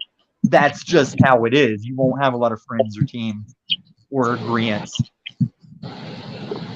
I'm high plains drifter out here. I'm on some Clint Eastwood shit on a bicycle. I keep to myself, man. But if people are trying to smear you, say people are smearing more to they're trying to slander you. How do you handle that? What do you do? Do you confront them or do you just ignore it? I approach each individual situation the way they're going down in the parameters of that, because that's what you, if you've ever seen me with Paul, that's what I'm doing. He slanders me. He doesn't tell my truth. Say they're doing it on the internet or you know. He's doing it on the internet. We're on the same streets he slanders me on, but I've had it at jobs where I react different. I respond differently if it's at a job. If it's at a job I have hand in, or if I'm a peon, that will weigh in. But just concentrate on not taking the low road. Like I have devices that I should never use over words, you know? I should only use these devices because someone's about to end me, and that's when I can use those devices in good content. Never use those devices because someone's making fun of you in your friend's trench coat. Exactly. Yeah. And I mean, I have some respect for that event, and I don't hate those kids because everything's good. But also, we can see kids don't take guns because they were making fun of your trench coat. But also, kids don't be the majority of the high school and keep kicking two kids in the nuts and talking shit on their trench coats, because those two kids will come back and gun you and your little fucking Starbucks friends down. And I don't try as hard for that, you know? I say, seen it coming, you know, we knew this was coming. We must learn or repeat the shit, you know? So, I mean, everybody's guilty. Everybody plays their role in everything. If there's something you don't like happening in reality and you're not stopping it, then you, in essence, have a little stock in that fault, you know? No one can say your small mustache, but growing up in West Virginia, I have a habit of telling all minorities I only worry about any racism cited past mean words. Like if your racism you're encountering is just mean words, sorry, bro, I got bigger fish to fry. I get mean words all the time, racist or not, you know? Like I get mean words, you get mean words, you might think they're racist, you know? Whatever. Tell me if you're not getting a job because of it. Tell me if you're not getting a home loan.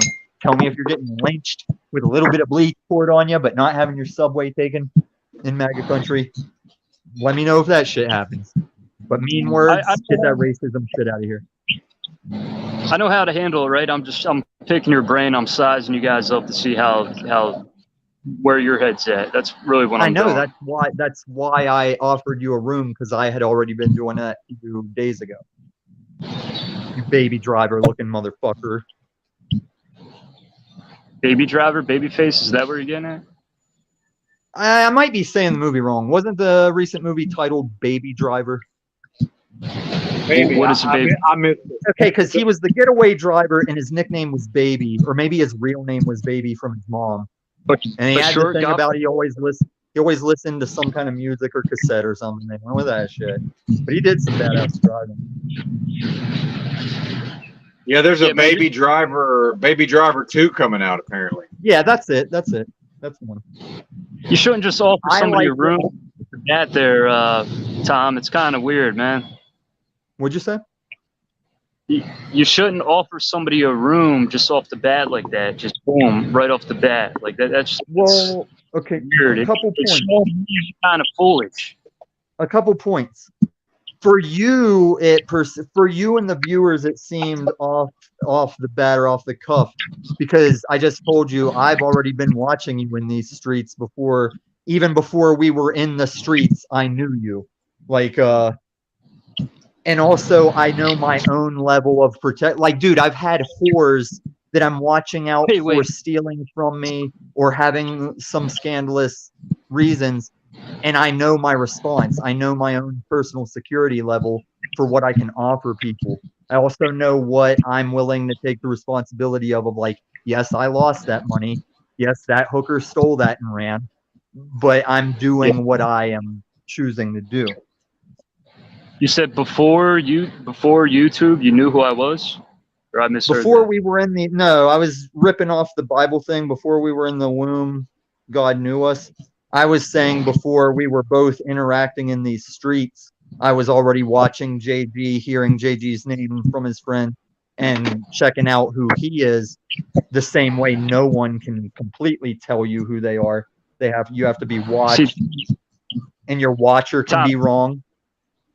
You say some kooky shit like that just kind of weirds people out, man. Like if we're on the street and you're saying that around brothers and that's what I'm saying. I do go on the streets. I am around.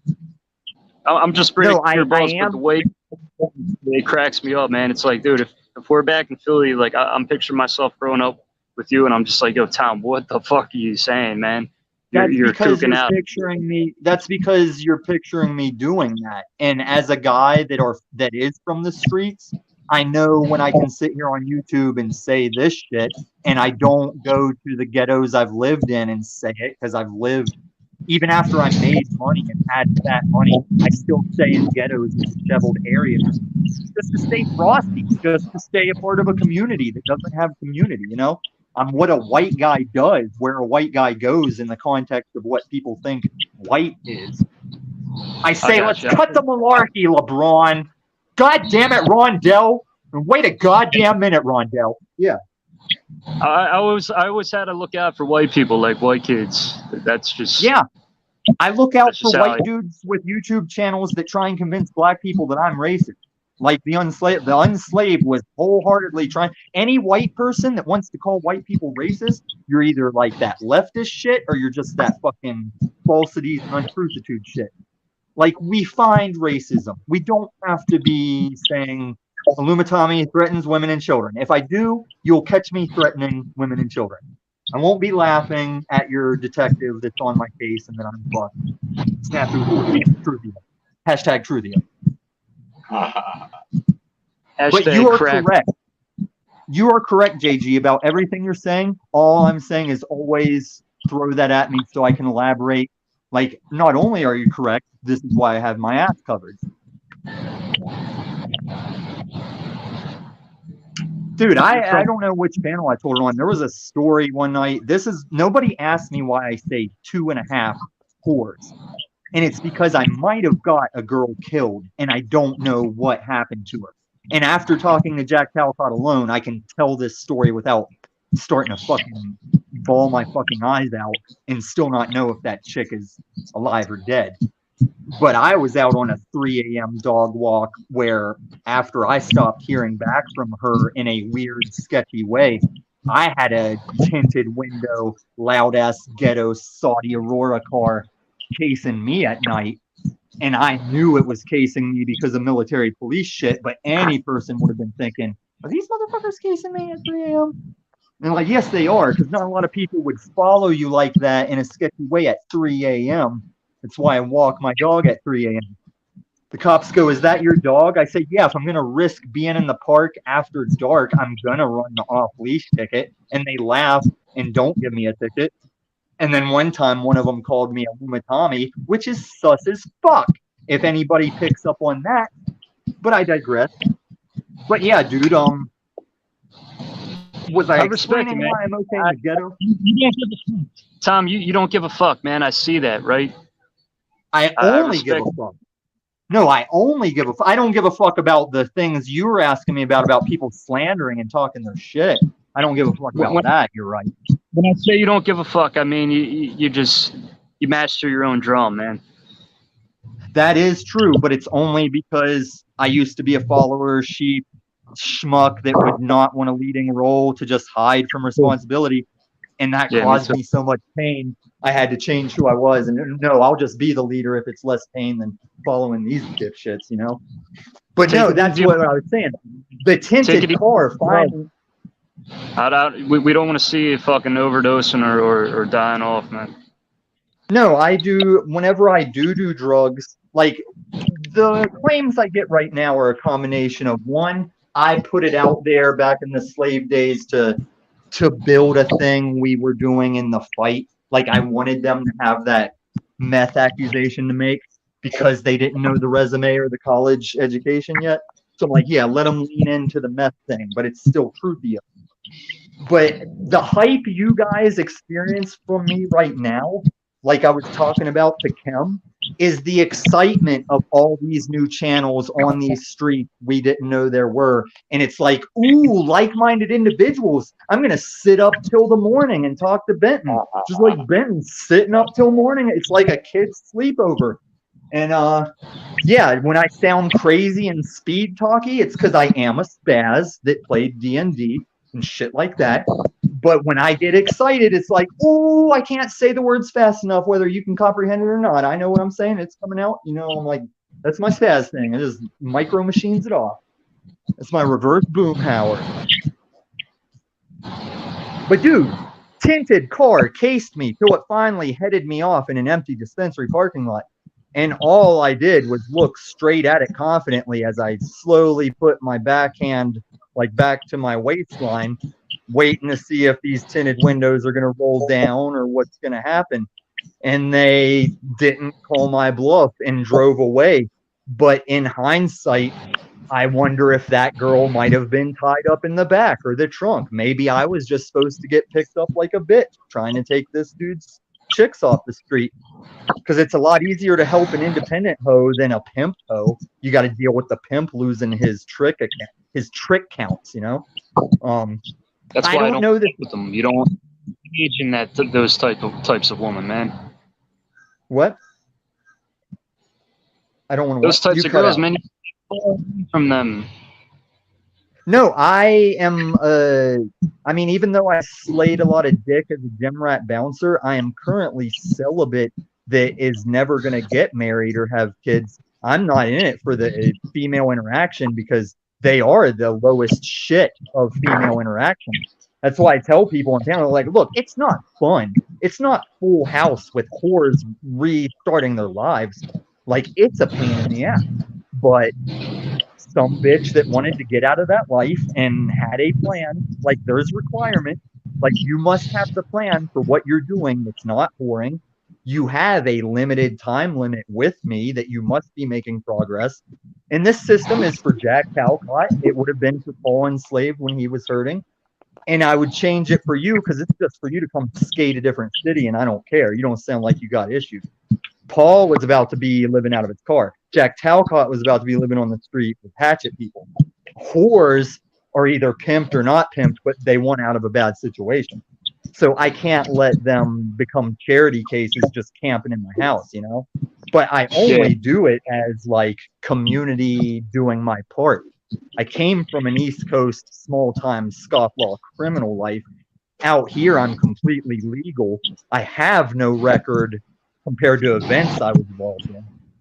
But out here, I'm just like doing good, you know, like I help everybody I interact with if there's a way.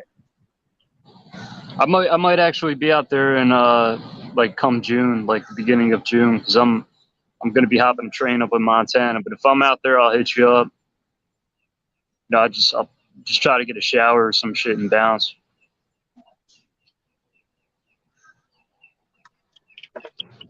Still here? Yeah, I think he's here. Yeah, he's still here. I don't know what he's doing. Yeah, I might just go to Denver, fly to Denver, because you can get a cheap ticket out there, and then I can hop a train up to Montana. Nice. You good, It's Tom? all happening. Yeah, I don't know what happened. He maybe he dropped off, but his icon's still here. Let's see if he comes back. Earth to Tommy. Yeah, he dropped off. I think he'll probably come back on. Ben, are you getting a lot of flack for like having Tom on, like me and Tom talking, and No, people hating? not really. No, not really. Not just me, but like having Rob on and what's his name, that dude Jeff, or dude just kind of giving up on you. No, I think it's working out okay, personally. Yeah. As far as I can tell, anyway. I wouldn't worry about it too much. It'll be better. I think it'll be better overall when I get back to driving. I'm in trucker limbo. That's what the title of the video is. So I have a load, but no delivery appointment. But go ahead, sir. Sorry, sir. Oh no, you're good, man. And I only say sir because they used to beat me if I didn't. So let's not forget that. But yeah. See, I'm in trucker limbo. I'm in the Walmart parking lot. I'm just in the Walmart parking lot. I got nothing to do. Who beat you? The Jehovah's? Oh, my parents. I mean, it was a spanking. It wasn't like an actual beating, but corporal punishment. Yeah, my dad wasn't physical, but he was definitely mentally. He would definitely get in my head. He knew how to toy with me. Not toy with me, but he knew how to scare me straight a bit. Yes. Yeah, my dad was terrifying for sure.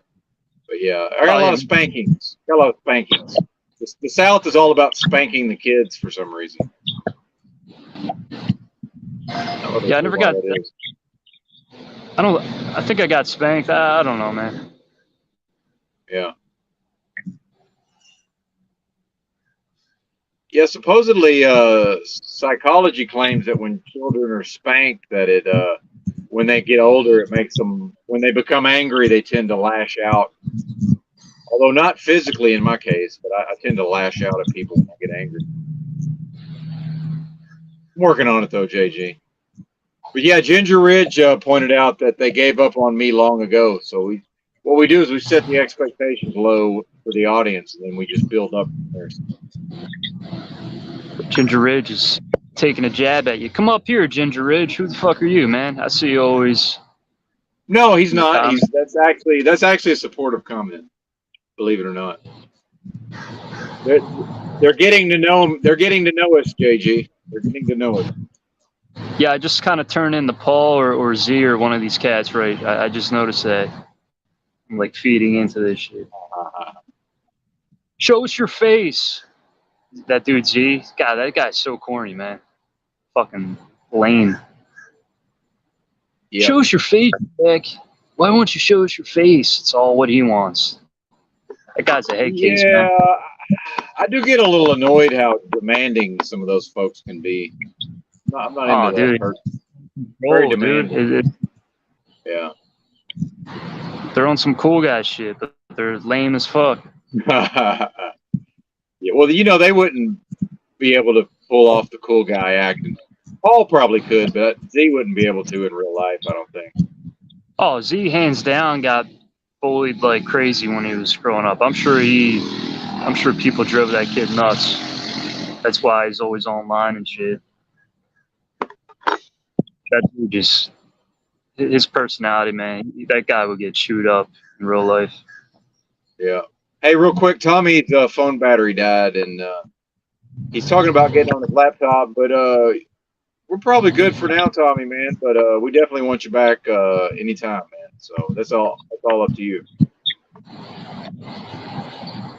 Ben saying I see. Oh yeah, my bad. No. I can't speak for JG. Politely trying to tell him not to come back on. You don't want him on. That's not true, actually. It's or is it? It's good to have a little break. It's can be kind of draining dealing with Tom. Yeah, but you're I like giving it them though. some. No, I'm really not, man. Really not. All right. Yeah. But I enjoy the stories and I enjoy his takes on things, but sometimes I need a little bit of a break, kind of recharge the batteries a little bit. And I mean, Yep. I'm going into rest mode, man. When I don't work, I haven't worked since Friday now, so it's like my body knows to try to get some rest. So I kind of start slowing down a little bit. Shout out to Jake, by the way. Good to see you, bro. Hey, check this out. The last couple nights I'm going to bed, right? I'm laying there. I'll hear people talking about me as they're walking by, like off the trail. And this morning I heard some people talking about me. It's fucking crazy, man. The attention I got. Yeah, man, it's pretty wild. Like, I never really got attention because nobody knew who I was, obviously, but there would be weirdos. Sometimes there'd be weirdos creeping around near my tent, and I could be in a deep sleep and hear somebody say something like, "Oh, there's a tent over there," and in my sleep I would be like, "Yeah, and you better not come over near it either." Just like let them know, but like in my sleep, literally, it's crazy. Yeah. Been there, man. It's funny when you fall asleep, people start talking shit. Like you'll be mid sleep and you're hearing people just walking by, calling you, like just shitting on you, you know. But you're so tired, you're like, you're just. That's what cracks me up. Like you're nodding out, you're sleeping, but you like I'll hear people saying stuff, but I just don't have the energy to like wake up and react, you know. Well, you would if you had to, I don't but know. as long as you're not in danger, you don't have to get up. I don't know if you know what I mean, but like you'll hear people like, yeah, because you're, well, for your safety, your body knows it's like your consciousness knows to kind of monitor the area, even though you're asleep. Yeah, hypervigilant. What's up with that? Why are people shout out to hypervigilance? Are they taking a jab at you for saying? Yeah, but it's kind of, I think they know that I kind of, because, dude, a lot of times I say things and I sound serious, but like I'm kind of joking with myself. I don't know, man. It's hard to explain, but I don't think they're taking shots at me. I think they like it. It's part of the culture, man. It's part of the culture over here. Yeah, hypervigilance all day. I'm a very serious person, but I really don't take myself that seriously, if that makes sense. Although I kind of do at the same time. That's one thing you learn. You got to be hypervigilant. You got to be fucking cautious and alert. True. You know. Yep. If you're not, what are you doing? Hey, they wanted Mongo. Hey, Ginger Ridge wants to know if you ever skated in Santa Barbara, California. Yeah, I actually skated there and then got bit by a turtle. I jumped off the pier into the ocean, and once I was able to walk back, like walk in the ocean, I got bit by a snapping turtle. That fucked me up, so I couldn't really skate the rest of that the next couple days. I've skated in Santa Barbara myself. I had a skateboard there, and I will say this: if you're ever in Santa Barbara and you want to go to the beach, just go ahead and jump on the 101 North, which goes west, and go to Isla Vista. That's the best beach around there, in my opinion. Yeah, I got to check that out. Santa Barbara skate park. That sucks. That skate park actually sucks. It's got a good scene there, though, man. It's got a good vibe. I've never skated it, but I've hung out in that area before. I know where that area is. I think it's got a good vibe to it. But yeah, the park itself's probably not that great. But I don't do tricks anymore. I just cruise. I just cruise around. I got you. I don't care about the vibe or the scene anymore. I'll see a park and I'm like, this park skates like shit. Like the whole layout's fucked. Santa Cruz, they got a pretty sick skate park out there. I forget the name, but yeah, I never went to that one. It's right off the trail. It's in like the downtown Santa Cruz area. It's not Derby. I forget the name of it, but I skated there a bunch. Most kids are trying to vibe me out and talk shit, thinking they're tough. Oh yeah. A couple people were cool. I can't diss all of them, but there were a couple cool kids there. But they could tell I was kind of dealing with drinking and living a hard life. Mm-hmm. that's what happens, man. Skaters, they like if you're Yep. not sponsored and this big shot dude, and you're like skating, if you're still skating good, but you're like kind of down and out, like homeless, like local dudes are just like, this guy, fuck this guy, you know, just kind of shitting on you, but they don't even know you. That's why Now when I skate and go to different places, like I don't even want to like meet, like I'll talk to somebody, I'll try to like size them up, but like a lot of people they're looking at me like I'm Ted Kaczynski. Yeah. There's something to that Ted Kaczynski stuff. I want to get back into it and start reading up on that again. Well, what I read is once his brother started dating that chick, right? It seemed like that drove Ted nuts, and I've seen that before growing up with people. Like I've seen brothers just like I've seen similar things like that. And I've also had like good friends that get involved with girls, and it's just like I'm like, nah, dude, like I can read the girl than they can, and I'm like, that girl ain't shit. She's just she's just a fucking weirdo skank. Like, so I can see where Ted was with that, but I think that dude really just had big problems with women. Like he put a gun to a 3-year-old girl's head. The guy was mad as hell, but still like mastered his emotions. Like still, you know. He was hard, man. Yeah, for sure. Real quick, there's a lot of skate talk in the chat if you want to check it out. Nah, Tommy doesn't skate. Tom doesn't skate. I can't talk skating with Tom. Right, Ginger Ridge. Ginger Ridge is about it a little bit. Talking shit. Yeah, I don't look at the comments. All right, talking. That throws me off. Fine. That's fine. No worries, JG. Yeah, Kaczynski, man, that dude, like, he was like a Bukowski, not a Bukowski. That dude he was a savage, man. He turned into a savage. Yeah, he's a bad motherfucker too with his intellect. He was, ahead of everybody else for sure. I mean, a person with a high IQ like that, how do you get that intelligent? How do you get that smart? I don't know, man. Have you looked into the chess player Bobby Fischer at all? I've heard about him. Yeah, he was some kind of crazy. To me, it's awareness. He was some kind of crazy genius too. But yeah, intuition. I think a lot of that's intuition. Yeah, it's how people, his conscience, his psychology. I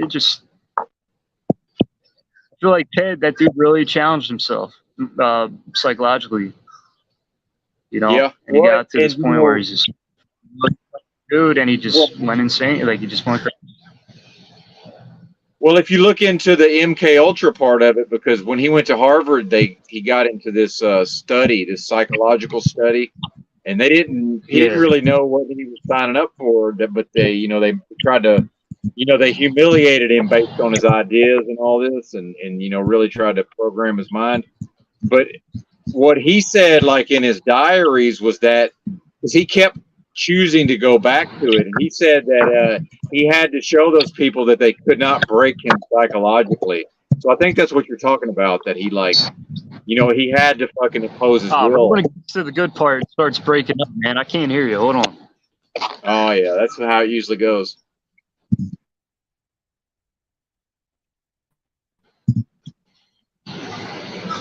Yo. Yeah, so what Ted said in his diary was that, because he understood that he didn't have to keep going. Can you hear me or not? You still fucked up? Yeah, I think JG's still fucked up. Yeah, once you're getting into the part about yeah. Yo, you here? Yeah, I'm here. Can you hear me? Once you got to the part where yeah, my fault. Go back like 30 seconds. All right, I can sum it up. So yeah, whenever, because he kept choosing to go back to these people who were humiliating him and trying to program his brain. And what he said in his diaries was that the reason why he did that is because he had to show them that they were unable to break him psychologically. Which Wow. I respect that, me personally. That sounds like some shit I would do. I'm not smart like him, but I'd be like, y'all can't break me, motherfucker. Yeah, but it's did that like really like did that drive him nuts? You know, like you break me, I'm you know. Yeah. Well, they may have actually literally programmed his brain to do all of those crimes. You know what I mean? Like, who knows what they did to him? Shout out to JFK Beta, by the way. Yeah, it's a good point, JFK Beta. I think that's possible. He said, what if some of these figures catapulted into the collective consciousness are actually constructs to guide society, like the idea Shakespeare was a collective of people? Yeah, man, I think there's probably something to that. Kaczynski really just went like Michael Douglas and falling down. Like, that dude just snapped. But he was doing shit for 17 years. Like, well, and real quick, sorry to cut you off, but like Drew said on his stream that Kaczynski would drive like hours away to put the packages in the mailbox, but actually he didn't have a car. He didn't drive. He rode his bicycle to the Greyhound bus station and rode a Greyhound motherfucking bus. Yeah. From Montana, from the middle of nowhere in Montana. Yeah, that's crazy shit. Wearing shoes with soles that are, you know, exactly manufactured smaller, you know. Yeah, yeah. But like Drew pointed out, but wearing going into some town and wearing a hood and glasses is pretty suspicious. You know what I mean? I don't think you wore sunglasses. Yeah, that's just. That's this logo, right? But maybe that probably never happened. It's interesting. Like, we really don't know. But see, my icon, that's the sketch where supposedly somebody noticed him like planning one of the packages outside of business or something. And who knows? I mean, who really knows, right? But that's the. He was a very dedicated guy. Yeah, absolutely. Very able to focus, and if he was real again, but able to focus and concentrate for long periods of time, necessarily. Same with Bobby Fischer. And the one about Bobby Fischer, what they said was because chess players, they memorize all these old games, so they know like what their opponents did in all these different types of situations. And they said Bobby Fischer had the best memory out of everybody. He basically had all of chess history memorized, which is just insane to think about. And he also, after 9/11, he went on the radio. He went on the radio. He went on the radio in the Philippines and said "Death to America," and said America got what it deserves. And he hated the small hats, even though he was a small hat. Like his mom was a small hat, I guess, but he hated them and said a bunch of crazy shit. But he was like, like he was an American hero at the same time. Yeah, pretty crazy, man.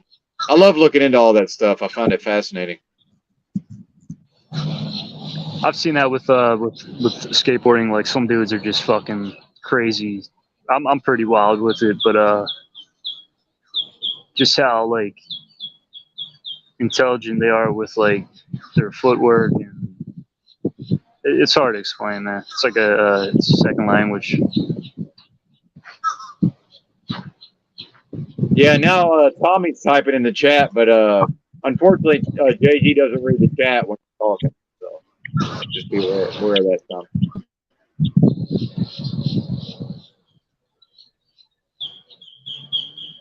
Yeah, man, it's all brain power.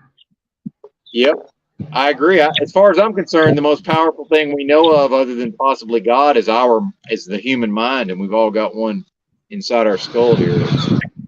That's part of what gets me up, out of bed in the morning, is that I have the opportunity to use my brain, and I have a strong will. I think you told me before, but when you say God, what is God to you? Well, the most high, the highest level of consciousness, the most high. the consciousness that vibrates at the highest level.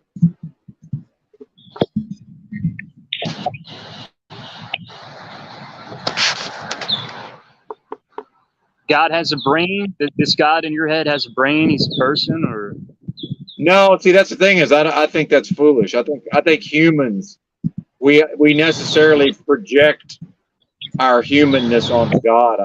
I mean, why would the most super intelligent force of love that we could ever think of, why would it devolve so much as to think like we think? Right? That's the way I look at it. Doesn't make sense. what is force? What is force of love to you? I'm saying the most, that whatever that is, the most super intelligent force in the universe. I don't know, man. I don't know what it is.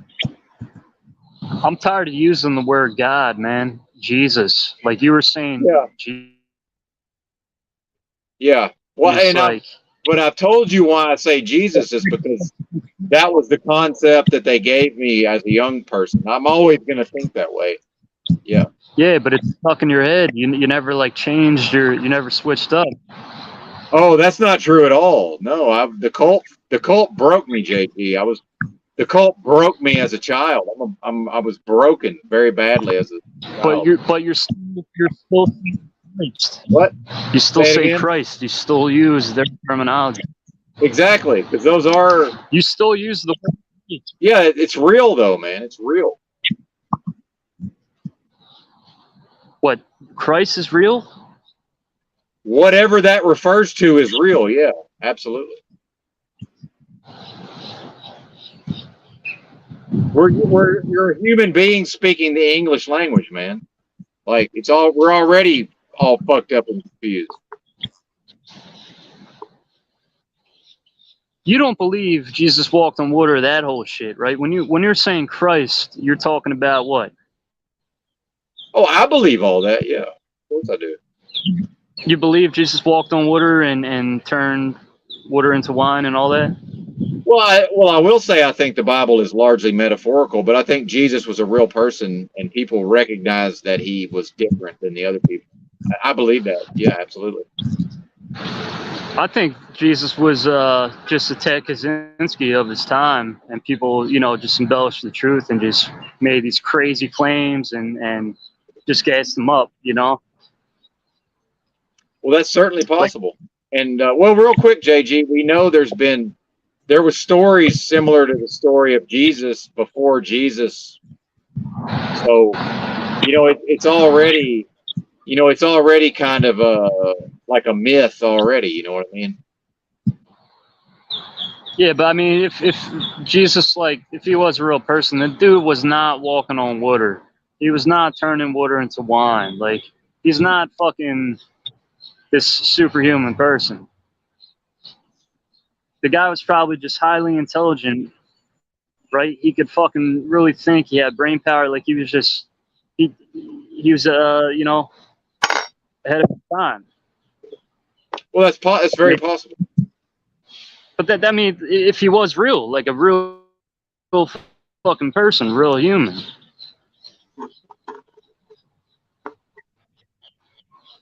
No, I'm with you, man. I don't care enough about it to have any kind of debate about it. I don't think it's important enough to try to settle the matter, and I don't think we can settle the matter.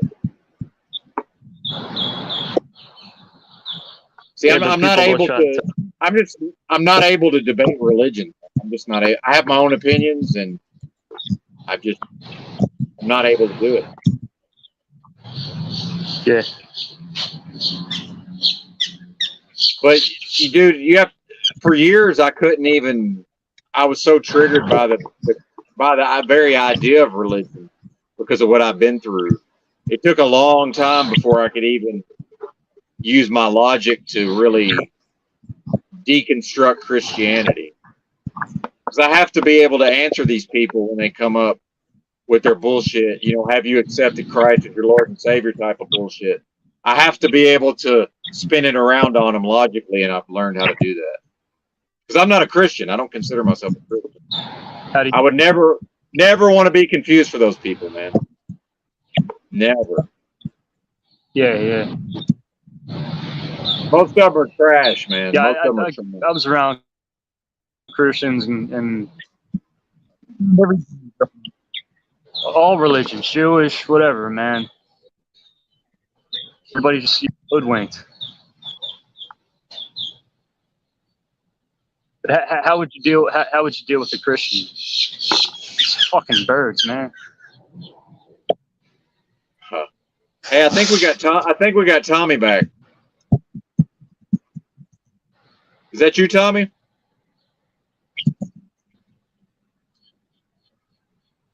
Somebody's Nah, here. I don't know who it is. it's me. Oh, you're here twice. It's my connection. Nah, it's pretty fucked. Whoever that is. Fuck. Is that Tommy or who is that? Kim? Are you Might be playing Kim. with me right now? It's not Ken. No, there's an icon. There's an icon on the screen, man. The phone's lagging. Yeah, probably. Your mic's fucking terrible too. Yeah, well, I got a Metro phone, man. I'm not paying Dude, I'm $2,000 not. for a fucking iPhone. They can't I'm suck not me into that shit. I'm not putting you down, but I've got a $200 unlocked Motorola, so I can switch carriers if I need to. But I hear you, man. Cell phone shit's expensive. I feel you. Fuck with my connection. There might be somebody trying to hack into my shit. You never know. These always trans possible. hackers might be after me. Within the realm of possibility. I know you're kind of joking too. I understand, but yeah. I'm gonna drop off and not ruin it anymore with my connection. Oh, you're not.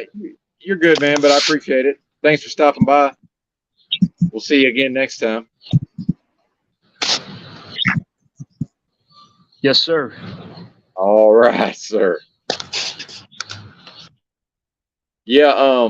One thing about cell phones I'm noticing is it's highly dependent on the area in a lot of cases, like the physical area in the city. Because I'm where I am physically right now solely based on this was the place where I could park my tractor and also have internet, the good internet. So my trailer is fucking somewhere else because I hate clogging up the Walmart with my trailer.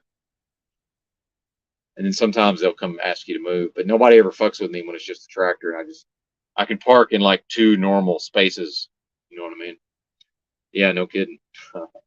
And Tommy, you're good, man. I don't know if that was you on your laptop or what, but we couldn't really hear you. But just when you get a chance, man, or just, I don't know. I keep the phone plugged in usually, but they do tend to overheat. I've noticed.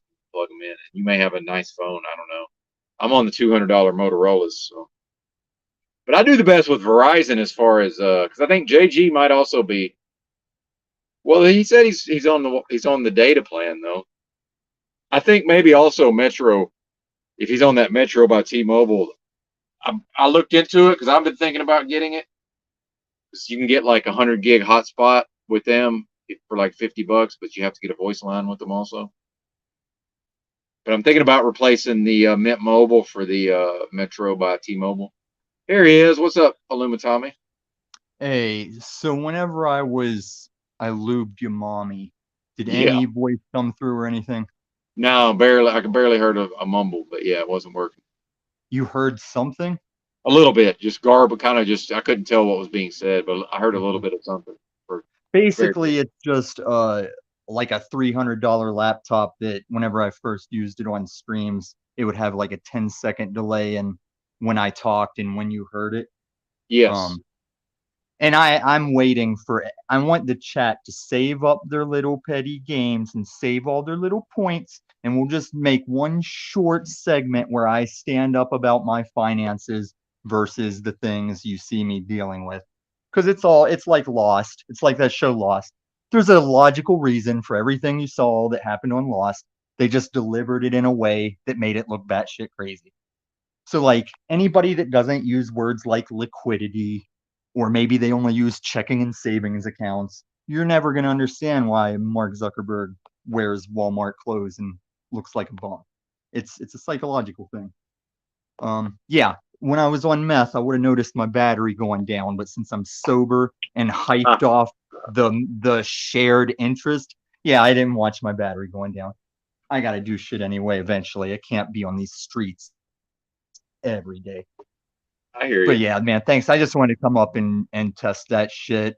If JG can hear me, man, whatever you gotta be out in Colorado for, let me know next time you see me, because I'm not stupid or scared to offer up my room. I'm who's the fucking guy from that superhero shit where he's like, I'm not stuck in here with you. You're stuck in here with me. Yeah, man, that's dude. I did have a whore try and steal. Like, I started that shit when I was doing drugs because that's when I encountered more criminals. The first whore that ever lived with me in a different place, she tried to steal my meth and break out.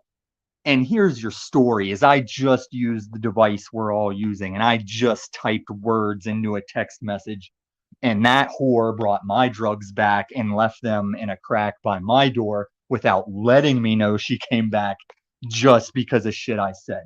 And I was always trying to help her. So trust me, y'all, I'll be okay. I don't need the teams or the friends. I appreciate Benton and the streams that are doing it right. But I already said today, if you're going to challenge the beast system, you will probably do it alone. Or give a few friends a room when they come to skate your city, you know? Yeah, dude. I know what you're saying. Yeah, Yeah. absolutely. Well, you know, Because and yeah, go ahead. when JG was starting to give you shit on the Sky Daddy stuff, I wanted to be in here to say, like, look, it's not about Jesus, earth shape, or whatever. It's who the fuck is putting this on your trial. Like, you are going to lose your head over the earth shape or the J man or the Buddha or the Scientology. Like, it's somebody's telling you that you can't just believe that in your square. And now some people can't without a suicide vest, you know? But Yeah. if I can't just peaceably believe in Sky Daddy, peaceably have the thing that protects me from psychos, and peaceably help the people I can, and you're saying I'm the problem? I bought AMC and just held it. I'm the problem? Yeah, Yeah. man, that's beef system. And so, JG, the answer to your question, don't let those people tell you that it's all about your YouTube numbers or whatever your California people come at you about. Benton can sit here and be like, I don't give a fuck about my view count. So why are you bringing me this bullshit? Yeah, Like, that's true. Sky Daddy doesn't make anybody, like, he's not, Sky Daddy isn't making me toss kids off a bridge. Yeah. And then that Breaking Bad shit, you could only tell I was doing it because you made me piss in a cup. And they didn't even succeed at that. But it was the only tactic that could have validly proved it. Because I am a spaz. And I could smoke meth tomorrow and you guys wouldn't notice anything was different. So by my honor, since I said I'd tell you if I did it again, I'd be like, yeah, guys, this whole last stream, yeah, I was on Breaking Bad. I know it seemed pretty typical. It was Breaking Bad. Well, and I don't know about the audience, but I don't personally care either way. That's just No, most people don't, but yeah. people, whether they care or not, they'll use it when they can. They'll use it for ammo. They'll use it as a thing. Yeah, of course, absolutely. But that's what the thing with Z. Like, I knew Z was using it because Z had known Paul 2 or 3 shows when he first found it, and he tried to come at me with, like, and I'm cool with Z, and he tried to come at me with the tweaker shit, and I just chuckled because it's like, man, that's all he knows. Like, I handed this to the unslaved to use, and that's all he has because he got it from them. Like, me and EBT are friends. I came at EBT with, like, look, if you hate Paul's enslaved so much, how come your story of me is his dictation? Why are you coming at me with that man's story to tell me about me? I'm not a crypto millionaire. I'm a stock 100,000-aire. I've made multi-hundred thousands in the stonks. I'm not a millionaire anything yet. Well, Tommy, real quick, I'm being called to task in the chat by Yurt because I've been. Yes, it looks like he has something wrong there. He says. Well, I've been observing. Well, I've been observing that. Well, first I noticed that it seemed like Z seemed to consider Yurt a rival for the #2 spot, the consigliere spot to Paul. And no, then, Paul sees everyone as a threat for the #2 spot that he doesn't realize he's not the #1 spot on, because I've been telling you all. I came from the top of that tower as a viewer. I see you guys down here in these streets fighting for every block you can get, and that tower is already on fire, and nobody gives two shit. I mean, you're fine, Benton, because you don't give a fuck about your views. You're just doing a public Zoom call. But these people talking about fame and fortune and views and why are you so boring? Why don't you have these people over? It's not that. It's like I went down the pickleball players. Like, where's Andre Agassi? Why don't you guys have Andre Agassi at the pickleball court? You guys ain't going nowhere with your pickleball. And they're like, yeah, we just tried to play pickleball on the weekend, you know? Shout out to Moose, by the way. We got Moose in the house. Shout out to Moose indeed. Yeah.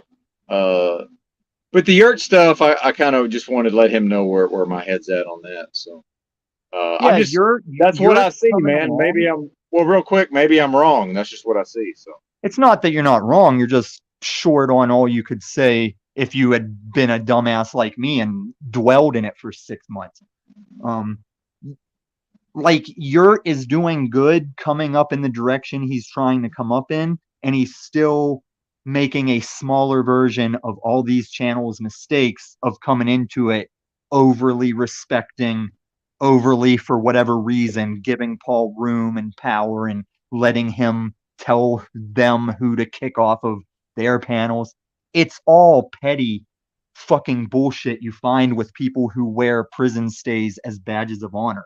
It is a thing to survive. It is dangerous. It's not military medals. And Paul's not the only one that does that shit. Like, I mean, you put a man in there for years and have him have to survive. Yeah, it's going to seem like a commendable, honorable story. It is. It's not military medals. It's not honorable discharges. It's paying. Well, you know, if we keep this up, we're going to end up summoning him. That's always in play. Just. I question that because, number one, we've developed too many channels on these streets now that his followers don't want to disperse into watch units, which they do as petty people. I watch them sit in people's chats so they can quickly run back. This channel's saying this. Like it's punk bitch shit. It's not even Game of Thrones birds around. I recognize that name. He's a fucking narc. He's a petty fucking narc, you know? And that's why me and Moose are friends, because whenever Moose leans back toward that dark side, I go, Moose, stop it, man. Stop it. But Ian is the worst. Me and Paul agree. Ian has fucked up the most. Because me and Paul do have a existence. I don't know if he does it, but I look at Paul as my opposition and I take on other channels that take me on. I use the context of how they interact with Paul, what they think of Paul. That's all you do in this world. You show who you are in response to something. So when Yurt showed me that Paul is winning, Paul is entertaining, Paul really comes in here and cuts people off. When Yurt was like giving him those props on his second channel, Yurt, I wouldn't say anything about you anywhere like you weren't there. Like, you gave up I guess I didn't know about your first channel. You dropped your second channel the same night Moose dropped his out of the same what have we done paranoia. Moose, I can see validity in that. You were just another channel that felt like you maybe overstepped a line that doesn't exist. Like, I've been walking against the wind bullshit as a loner, just waiting for people to fall in and use my logic against it that I was prepared for before I saw the guy as an enemy. I saw that guy as a good guy or a friend that he doesn't know we're friends for a long time, because we have in common that we don't trust anyone. But I know that if I have truth, I don't have to trust anyone. He claims to have truth, but not trusting anyone stresses him the fuck out. I'm not stressed out. I may tweak out as a spaz. I'm never worried, people. When I was homeless on the streets, I knew I had money coming. I didn't know I was going to flip it in the market like I did, but I knew I had 60 grand coming after my wreck. I got to cut you off real quick there. Paul's watching Carl's video where me and JG are in the Jeopardy. If anybody, Paul's streaming it right now. See, there you go. Hang on. And keep talking. Keep talking. What you were saying about summoning him, I've only ever considered that out of respect for the channel I'm on. Because what I've always seen is, yeah, me and him can go toe to toe in person. But the difference between me and Paul is I can watch him online when I'm not there. I don't have a show for him to watch when he's not around me.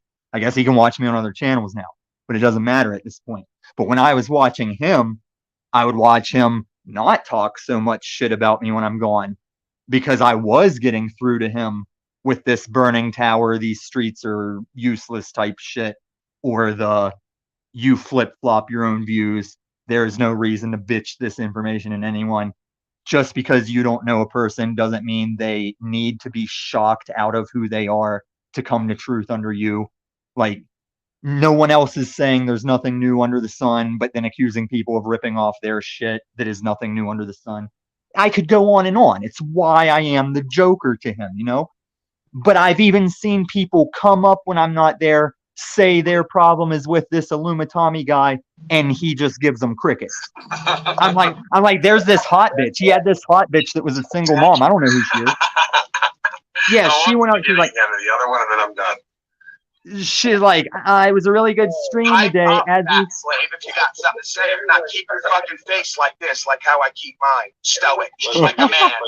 I'm so sick. Sorry, man. I'm actually I was just peeking in on Paul's stream. He's watching those videos. I was only confused of like, is this your volume spilling over, or is this his response to what I'm saying right now? Like, oh, did he pop in? No. Did he pop in? That's where I was confused. Now, he seems to be enjoying Carl's videos, so shout out to Carl. That's pretty cool. And what's Carl's screen name? Carl does something Kang. I can't ever remember what that. Yeah. Okay. And I only knew him as a chatter, giving me props, telling me to get back the fuck up on panels. I can't tell if that's out of sarcasm or the desire to see the conflict, because lots of people do it. Well, real quick to Yurt, because I don't know if Yurt's still here, but yeah, I didn't want to leave that hanging. I sounded kind of. Well, but real quick, I just want to say he can come on now if he wants to, but I think he's busy. So next time I'm on your show, Yurt, we can talk about. And you are doing it good. No, he is doing it well. But I just want to be clear. I want him to know where I'm coming from on all that stuff. So. And I want him to know too before the next time I go on his show. So may I follow up a little here? Oh yeah, go for it. He is listening. He's still there, right? I don't know. Okay, Yurt, if you hear this, yeah, man. Whenever you came back, we had the private talks about I always wanted to make a neutral arena. You're trying to do a more neutral voicing place. You are still going toward that, doing that. That first night I was on there with you, you did surprise me a little with going back to your previous channel stuff. Because I don't give Yurt a lot of shit about it, but I flipped out about it when it first happened. Like, Yurt put my name in the title of his video that night, and it got him a lot of clout numbers in the views. And when I showed up to be on the panel with my name in the title, he left me in the chat and just mulled over his own considerations as I was sitting there like, well, I didn't stay there and type with the plebs. But I eventually was like, dude, not only do I know the answers to the questions you're pondering, but I'm not going to sit here and type it. But I don't have a problem with the dude. He's doing the thing right. I think he should just have a shtick where he wears like a cardigan with like a Sherlock Holmes pipe, and he gets more of like the way he is already with everybody. I think he needs to lean into that almost as a caricature of himself, but really like cardigan, sweater, let his beard grow out, cross his legs and lean back in the chair with the fucking pipe. I think he should do something like that. Or something equally comical to lean into, but still stay the serious he is. There's got to be like that between the lines comical about it, because everyone has to love the host. That's why you can't yoke to Paul or anybody. You can't yoke to any guest too strongly, because it's a level of Springer in these streets. This is all still a level of Jerry Springer. Absolutely, I agree with that. If you hate Jews, Chinese people, and Mexicans, these streets will be like, we just happen to have some Jews and some Mexicans and some Chinese people to interact with you on the stage. 100%. So I'm doing the thing again. I got to walk my dog, get something to eat. Thanks for letting me do the technical shit. Oh, yeah. Anytime. And I think it's pretty impressive to get 20 people from the back of your truck. But 20 people, 20 people are never gonna bitch about a guy in his truck or a sleeper and get me to listen to it. I'm trying to get fucking whores off the street, not get shot by pimps. I'm trying to have extra food ready for people that want to come take mine. I got extra water for people. Because if I don't have enough, I can only give you bullets. It's not that Jesus-y. We don't keep it that Jesus-y. Well, and I do want to say, well, real quick, I want to tell Tommy, dude, my podcast was way bigger than this thing, just so you know. Awesome. Yeah. And maybe you could, what, can you reinstate that? Yeah, it's a whole thing, but it's not even worth trying to go into now. But yeah, absolutely, I could reinstate it. Yes. I would just post one more telling you or following how to find this StreamYard thing. Yeah, we can talk about that when we have more time. Yeah, for sure. And then JG, whether it's earth shape, religion, or just shit talking about you, just do responsible, honorable, and let the rest work itself out. Yeah, I don't really have to like believe in Jesus. I like to put You don't people have in to their believe in place. Jesus. Right? Tom, I like to. Oh, you're getting at Jesus? I thought you were getting at something else. Well, what you were talking to Benton about while I was trying to fix my shit, because there's a couple unslaved that got a real reality check when I said, even though I dropped out of the show, my TV is always playing it if I just dropped out. Like I heard what the fuck you said, you know? So, but in this case, it's like you guys just kept the conversation going. I'm saying it doesn't matter if Jesus really walked on water or if Caesar did do the conspiracy to fake his death in the crucifixion, which is an awesome conspiracy theory for next time. It doesn't matter about any of that. It doesn't matter if it's a globe or flat, because if you are the best you, the optimum hairless monkey you can be, you will still act the same way. You will still treat people the same way, do the same things. And we have to look for who wants to make it an executionable offense to have the shape wrong, to have the deity wrong, to have the YouTube comments wrong, to have the social credit score wrong. Who wants to add this weight? Because I know Paul wants to add some weight when he's telling you ain't got viewers and you're boring, but we don't care about that. You're listening to an ex-tweaker and you think you're worried about views or boring? You know, this dude's telling you how to run your finances. You're not going to have a big crowd for that. Dude, the walk on water thing, dude, what I'm getting at is it's just fucking fiction. They're just trying to hoodwink you. Exactly. But it doesn't matter as long as you're not going to lose your life over that information. It's that childish, like Paul Bunyan, dude. It's just bullshit. Everybody, so let me believe it. Let me believe the whole King James Bible. Now, do you agree I should die for that? No, I think you're fucking out of your mind. Well, I don't believe it. I'll tell you why. There's never been a boat with two of every animal that repopulated this whole planet from one shipwreck spot. I'll tell you why that's not true. I'll also tell you that was done 5 or 6 times before Christianity was invented. It was like some Simpsons did it shit. Just like Hercules had 12 followers and walked the land performing miracles as Hercules. But it doesn't matter if nobody's getting killed over what they believe in, if nobody can't spend their money over the deity they believe in. That's what you need to watch for. That's what you need to defend. Even when you don't believe in that deity, you need to defend people should be able to transact for food. Even Hitler could still buy food all his life. Why should I not be able to buy food and give Caesar what is Caesar's because I want to believe in a thing or say a thing about trannies or any other non-violent thing I don't produce damage with? That's the core to all things that you don't hear in the land of the unslaved.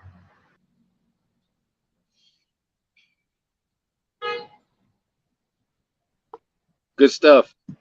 You know, whether a Mormon is banging on your door every weekend or an Arab is strapping on a suicide vest, same belief, same passion, same I have to do this. Same flawed psychology. But am I flawed for trying to give whores a chance to turn around, trying to show plebs how to save a little more money, trying to look back where I used to be and tell somebody what I should have known? Like, is that flawed, or is it all there is to do if I'm not jerking off and trying to stack paper? There's nothing wrong with trying to help people, but fooling people is wrong. Yeah, that's why I seem to find myself kicking the schemers. There's all the schemers, and they know they're scheming, and I show them. I show them their scheme doesn't mean anything. And look what I did to your YouTube stream. A little bit of religious talk and some buzzwords. A couple filters over my face. I'm going to set this YouTube on fire, but only my half. I'm only setting my half on fire. No, Ben, or not Ben. JG, I get what you're saying, and you are correct. And I'm just saying, to progress past that, I would say, like I say to Talcott, you can't change that level. You can only represent who you are in the face of it. Because I told that unslaved guy a million times, here is my cross streets, but only recently did I tell him, had he shown up, we would have streamed it, and I would have put my hands behind my back and made him put me in the emergency room. Because he says he's 6'3". I'm like crackhead weight. I'm like 5'11", 140 pounds. Yeah, you're putting me in the emergency room on your stream. I'm putting up no resistance.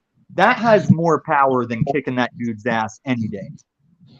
Tom, don't even feed into it, man. Don't even try to instigate that dude. No. For 6 months, I was living among gorillas as a blonde-haired lady. That's what I'm talking about. I watched that shit for 2 months before I started interacting. Because I was introduced to it by a channel up that tower. A channel up the skyscraper is how I found Paul. And so I was like, oh my God, YouTubers are taking Zoom calls? I gotta go get in on this shit. What are you saying? You were 6 months as a female. Were you in prison, dude? What are you getting at?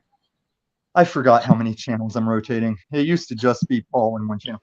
I went to Paul and Slave's channel, knowing what it was about. I watched it for 2 months, not chatting or going on panels. I planned my trolls. I decided what I thought of people. And then I entered it like a lost puppy on the first day. And now you see the result. I put a nuke on these YouTube streams. It was me Tom, by you accident. don't need roommates, Tom. You keep to yourself, man. You don't need roommates. You don't need guests, all right? I don't. I want to be alone, but if you just want to stop in for a week and skate Denver, that's fine. You got your room to yourself. You still got internet. How deep you are? So many people, man. Like, come on, dude. What are you doing? Well, where we separate is I may not believe in an ark or all the water to wine shit, or even if Jesus existed, because I know a lot of the Illuminati Freemasons shit about what was done to religions and where it came from.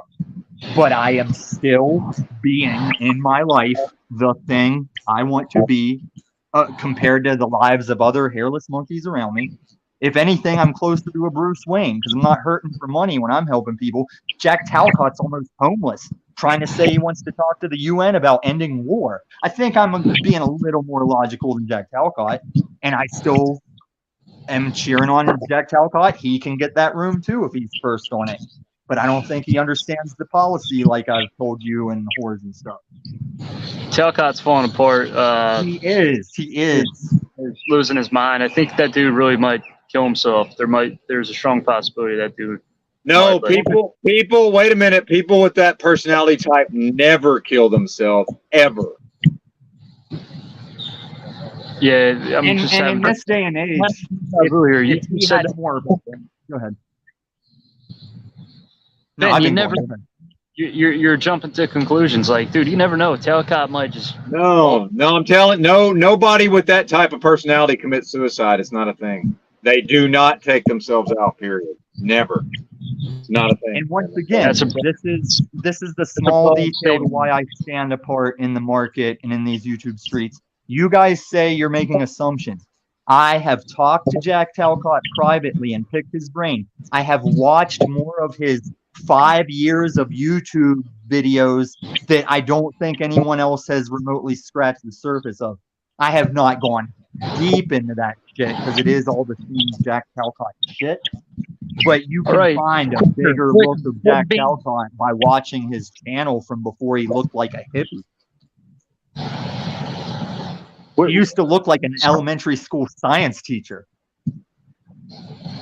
Tell the class what happened to Jack Talcott.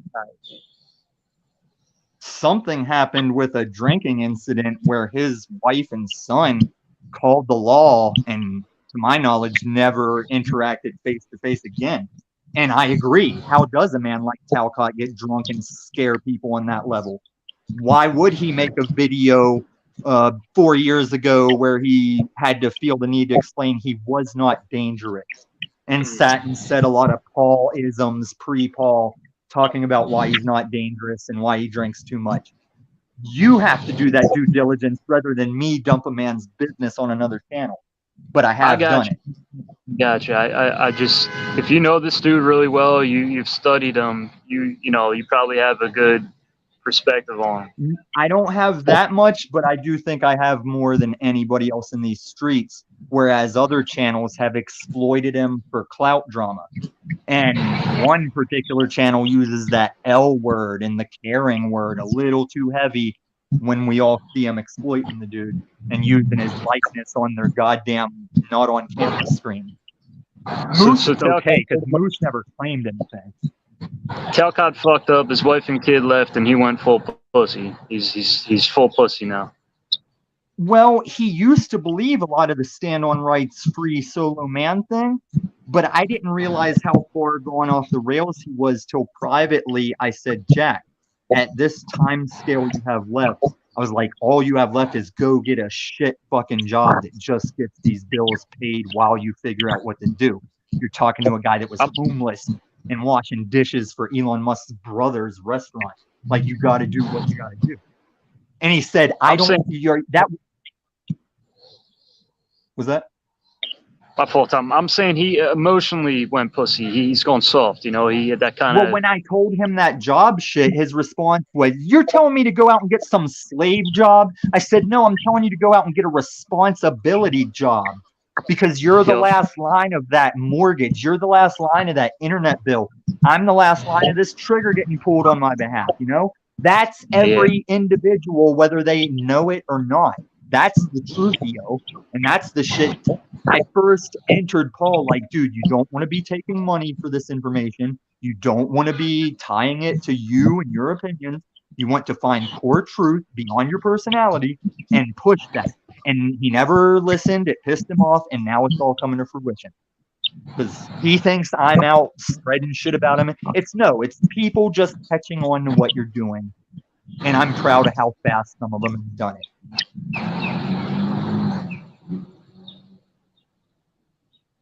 There's nothing going on in these YouTube streets you didn't see happen in your high schools, in any fucking job drama. It's all the same. That's all this is, though, is really just high school. This whole YouTube shit. Yeah, because he came out the gates saying he was a Christed man. And then as he warmed up to everybody, it's like, I lost my virginity at 26. I did a lot of heroin. I got institutionalized by my parents. And I don't knock him for that. You know the shit I'm honest about. But I ain't telling anybody like their shit stinks compared to mine because I did that shit and you're a slave. Like, I lived my life. You're just a slave. And that's standing on truth. Talcott's his mind power lessons. He's getting weak.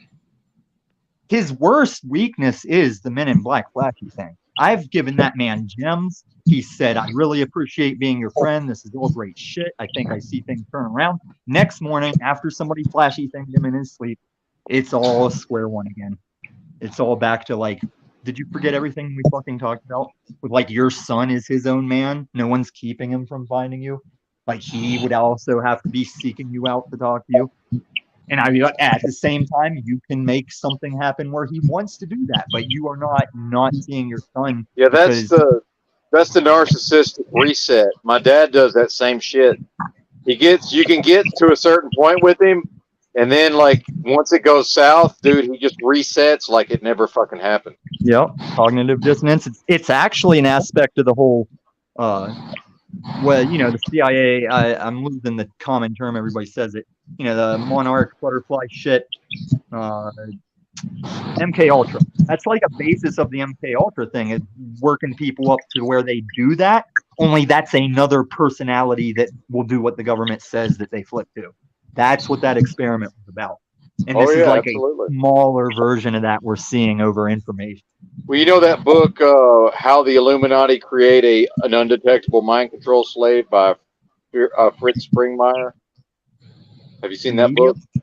No, Yeah. no, but I'd read it. Yeah, it explains exactly how what you're talking about is done. Like, I'm convinced it's a real thing. Oh, it's very much a real thing. Nobody asks about my story where a girl I used to fuck in my hometown, her older sister I wanted to fuck, bought a mansion. And when we were cleaning out that mansion, we found the Shining style black and white framed photo of all the dudes doing some kind of stance. It wasn't the hidden hand, I can't remember. Some kind of stance. Then with that was a coffin with a skeleton in it. And then there was a board with a bunch of iron, rusty, sharp spikes sticking up out of the board. And then there was an equal board that looked exactly like that, but they were all foam, but looked like real spikes. So obviously, initiation. But yeah, we found a secret society mansion out of a purchase back in West Virginia. And that's when I started on my journeys of seeking truth and information, because I could touch that. That was right in front of me, like in an old dusty building. Yeah, that's. Yeah, for sure. But okay, so the thing people don't think about though with the Illuminati, when you think about good versus evil, have you ever thought that maybe a group of guys passed vital information down, kept it secret, probably had good intentions, just like the Matrix robot started out with orders to protect humans? And as you go along, it's like, well, humans hold firecrackers too long. They willingly jump out of planes. They drive too fast without seatbelts. Let's just put them in pods and make them think they're in their reality. Because the Matrix was like a prison out of what we asked AI to do. And the Illuminati's evil could just be guys that were trying to keep society together, didn't see why everyone should have more information, probably faulted too far in secrecy. I could be wrong. Maybe they are Satanists. Maybe there are child raping Satanists. But there can be intentions that route you to hell by what happens off your good intentions. The Illuminati could be the most epic historical good intentions going bad. Yeah, it's possible, sure. But none of that matters. Seth Green is on the flight logs, and I'm going to bounce that little dude off the parking lot if I ever come across him. Because I worked at the airport and met famous people. And I have a good state of mind with famous people to just bounce Seth Green off the pavement just for having his name on them flight logs. What's up with Seth Green? What happened there? He was on the fucking flight logs. The fucking Pedo Island flight logs. Seth Green. The red-haired dude from Rick and Morty creation. Tom Hanks. Oprah! And then, like, I can't even list them all off, but there's a number of them that disappoint me. I was like, God damn it. Because there's no reason. You could interact with the dude and not go to that island, but there's no reason to go to that island without being on some bullshit. Rich people don't fly their friends out to the islands they own to do scripture reading and soup kitchen shit, you know? What island is it? The guy Epstein Island. The flight logs are released if you truthers don't know it. You truthers that can't settle on the shape of the rock you're on, you might not know that the flight logs have been released, and your Operation Mockingbird has suppressed that and had other events swallow it up so people don't realize, hey, those fucking pedo flight log names are out. And they do have things like Tom Hanks and Oprah and Seth Green. And then famous people that you don't even know their names, but when you see their photo, you're like, I know that guy. I remember that motherfucker. Yeah, fuck him. Kevin Spacey and you heard about Spacey, right? Oh, I watched it transpire. Yeah, it's the beast system that lets a pedo get caught and then go on TV and aggressively unslave his words at the public that knows he pedoed. Did you catch that nuance? Jake's saying the beast system doesn't exist. Well, the beast system is just the words we're talking, like Jesus and God, because when you said, what does God mean? That's what Jordan Peterson used to say. He used to say, I don't know if you're saying God the way I say God, so I'm going to say no. Like, I'm not going to tell you I believe in God because I don't know what you mean by that word. But he's changed his tune. I still kind of feel that way as a snafu loner, snafu fats loner. Why are these guys? Why are they letting Kevin Spacey get away? Why is what's up with that shit? They've always gotten away with it. Why are they letting Kevin Spacey get all chesty on Man, TV? hey, real quick, if you want to look into somebody, that movie director that did X-Men and all that, Bryan Singer, he's about the worst one there ever was. No, because also who's the guy that did Pulp Fiction and everything? Harvey Weinstein. No, well, yeah, but Quentin Tarantino backed that female chick up about what Weinstein did, and Weinstein's still in business. Well, Tarantino probably had got his skeletons as well. Tarantino has tried to say that Roman Polanski, it was more or less just accepted what Roman Polanski got caught doing, and he got convicted of that. Yeah, but also Tarantino has his skeletons, even I know of, like when they were doing Kill Bill and what's her dick was driving that classic car. Oh yeah, that thing was a fucking death trap. Yeah. And they kept telling him, and they were like, "No, do the scene, like drive it at speed, like we're taking the cut, like drive the car at speed." And she like fucked herself up off of how the brakes and how that car happens as a classic piece of shit. Yeah, that's true. And you know why? What's his dick just killed somebody on set? The guy from 30 Rock and Beetlejuice. Yeah, Baldwin. Yeah. Studio replica guns. All this time, funny thing, they've just been real guns. And the term studio replica means like they might be owned by the industry or the studio or the gun person hired. Oh, yeah, they've always been, even as a gun owner, I always pictured a replica model with post put in, post flares, like muzzle flashes, or post action and sound. I didn't know they were just actual guns shooting blanks, which is dangerous as fuck if no one knows. Oh, of course. Yeah, 100%. And then with revolvers, it's dangerous because it can leak out the sides of the cylinder. Like with magazine-fed pistols, it's dangerous because it blasts that crap out the front of the gun, and it's still high-velocity fragments of blank rounds, so that's still dangerous. But just shooting revolvers in general, you're blasting shit out the side of the cylinder. You gotta be careful at ranges and shit like that. Oh yeah, of course. But yeah, these were actual live rounds, like a regular bullet. Yeah, and so that's probably what happened with Brandon Lee as well. And partially it is on the armorer or whoever was hired that like hands people the gun. And even Will Smith said after doing Suicide Squad, it's like the armorer clears the gun, you take it from them, you clear it in front of the armor. If it goes to anybody else, they clear it in front of you. That's just gun safety among other hairless monkeys. I think Benton might have been the one that noticed me and another guy were still not flagging our phone cameras, even though the phone camera isn't a person. We just habitually did it that way. Who was I talking to, Benton? I don't think that was me, but I might have been here. And my problem is I do this on like 3 different channels because you guys have become friends with me. But yeah, so we did that. And Snafu Fats, when he says I made those threats, he's talking about on Goblin's channel when I pointed my laser, like my mini AK has a green laser on it. And while I'm talking shit with Snafu Fats, I pointed it at the camera just to see, looking at the panel feed, if it does like the laser tag looking effect because I'm blowing pot smoke. And he said I was threatening him as if the bullet can go through my Wi-Fi out his camera and hit him. He is fucking retarded. He thought that I could shoot my phone, or at least tried to stand on, that I could shoot my phone and hit him on his side. Yep.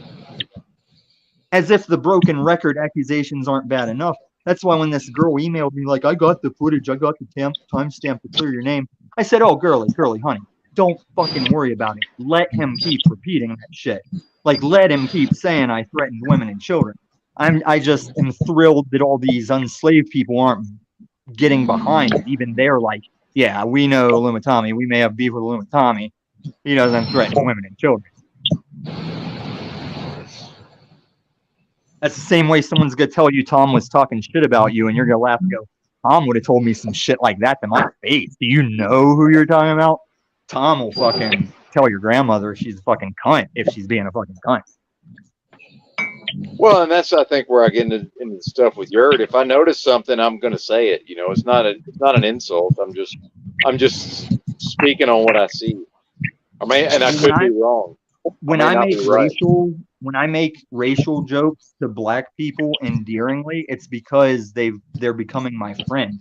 Like, if you're a black person that helps me move or helps me hide a body, I can say N-bombs whenever I want because they know I wouldn't be calling anyone an N-bomb. But they know I can sing with rap, cite movie lyrics, call them an N-bomb in the comical reasons, have a funny story about embarrassing a retail guy like that. I'll be honest. I don't say the hard ER, right? The hard R, but I'll say Nick. Like, that dude's a Nick. I remember, like, I would say that around my buddies. Well, if you mean hard R, then just say it, because there is no race. There's hard R's, but we're all the same person. And I'm not saying like there's black people and then there's hard R's. No, I'm just saying hard R is a word. And back then, nobody knew that there was no race, that there's only evolutions of the same human.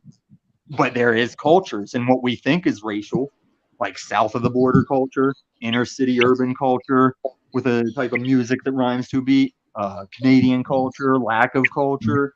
It's just culture. It has nothing to do with the creature that you are. I've tried hard not to say that, not to say the N-bomb around my old black friends, but it's like sometimes it's the shit I have seen. an entire stand-up I have in a Google file based on being the opposite side of the yin yang, where Dave Chappelle's black racial side of yin yang, and I'm not saying his is the bad or negative, it's just he did the black side of it. I, as a guy that grew up in West Virginia as Generation X, I've got a lot of concepts for taking white stuff in that direction, but it's also stuff that helps / makes black people think, like the fucking skit about the N-bomb actually being cast by the Grand Wizards of the KKK to drop the intelligence of black people, because they don't have to have a wide variety of vocabulary. It's like even white people tell their kids, don't say fuck about everything. Use the word you mean. Like, not everything is a hard R. Not everything needs to be your hard R. Your enemies, your hard R. Your friends, your hard R. Your music says hard R. You're not filling words that decipher and clarify and enhance your brain. So while you own that word and white people should respectably avoid it, you are hurting yourself with it. And make a shit ton of money in the stock market with Breaking Bad, there are health risks I must accept and be aware of. Just like when I did steroids. One thing I noticed with like being around, just having black friends is how inferior some of these dudes would feel, and But the envy and some of them should feel inferior. They would become racist themselves towards whites and stuff, like, you know. They're already racist against other black people. Whenever, like, you didn't have to get rid of white people for black people to go against who's the lighter GA, or maybe they are saying hard R, but they jumped on lighter skinned black people before white people were extinct. You know, and Asian people. There's Asian people that are racist against another Asian people, while black and white people would be like, they're all a bunch of slow-eyed people, you know. But they see where on that continent you are compared to where they live most of the time.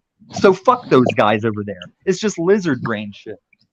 The jealousy, the envy, you know, the hate, like, that turns into racism, and like they would lash out. And I think racism is just another detail picked up by that hate. Like, hate doesn't have to be rational or logical, and you can just add in racism. Yeah, that's another thing. They're also black. Like, we already have these issues with their politics or how they want to live, but also they're a different color than us, so we throw it in.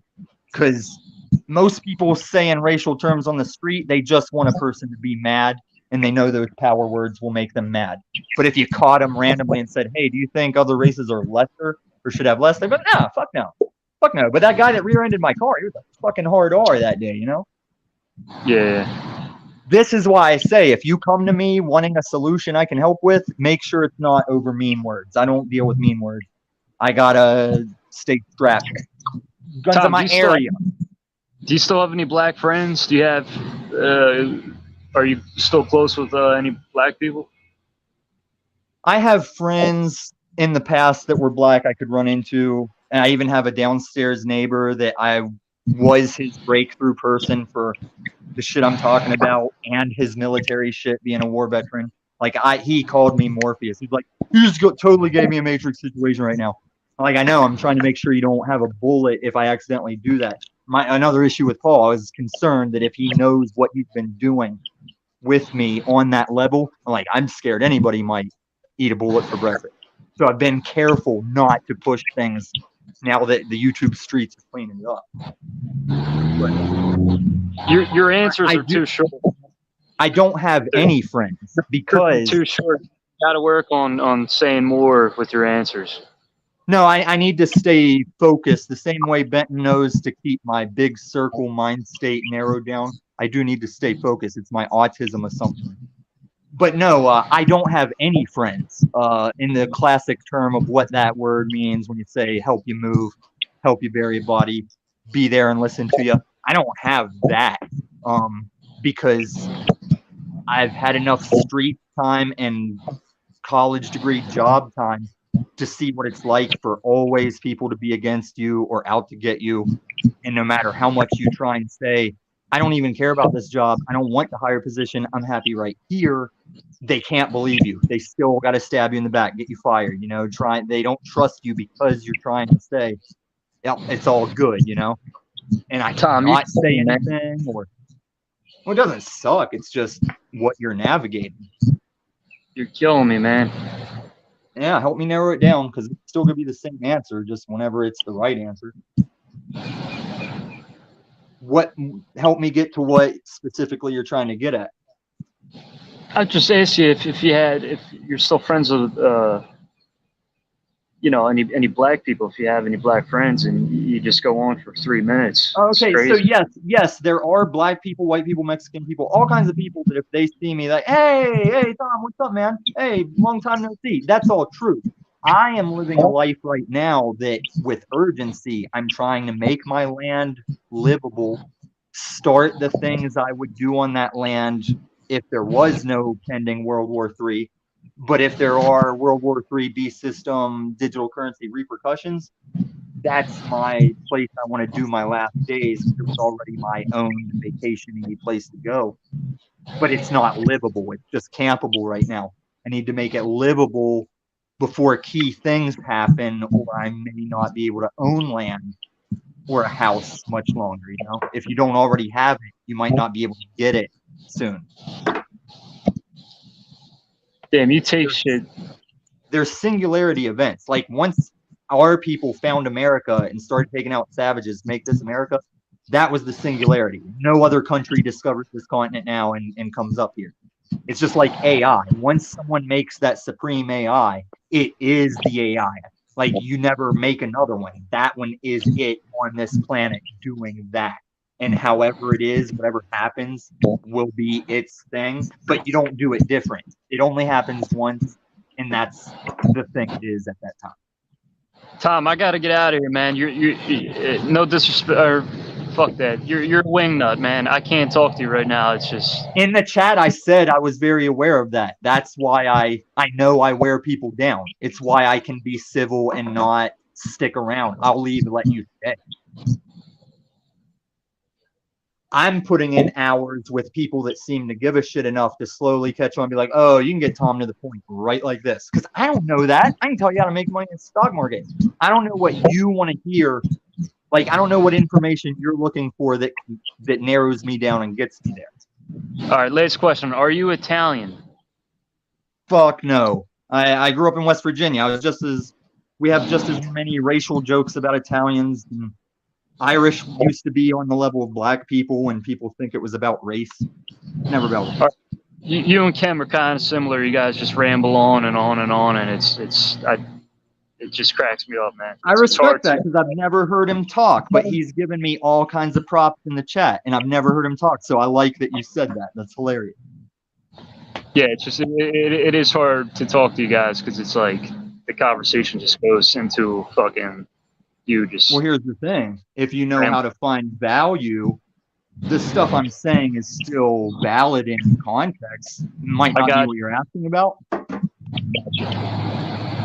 It takes a lot of energy to conversate with you. That's all I'm getting at. And it wasn't always that way. That's why I believe you. That's why It is with me too. I'm kind of on my high horse, but it is hard to talk to me because I am fucking. You feel like things are weird in this world. Look, Tom, I'm not as sharp as I'm still sharp, but I'm not. No, I'm asking you if you agree. Do you feel like everything in this world is changing as you've known it growing up, and it just feels weird in the moment after the last 3 years, and you don't see anything going back to being what you'd prefer? Everything seems to be making the worst decision as far as positions of power, but that's why it's all one wing, same bird, because that's why they're doing it. It might not be biblical, but just in the context of tyrannical power and how men will cling to that, it's happening. This shit's going down. You just spent 2 years in a house because people were getting the common illness.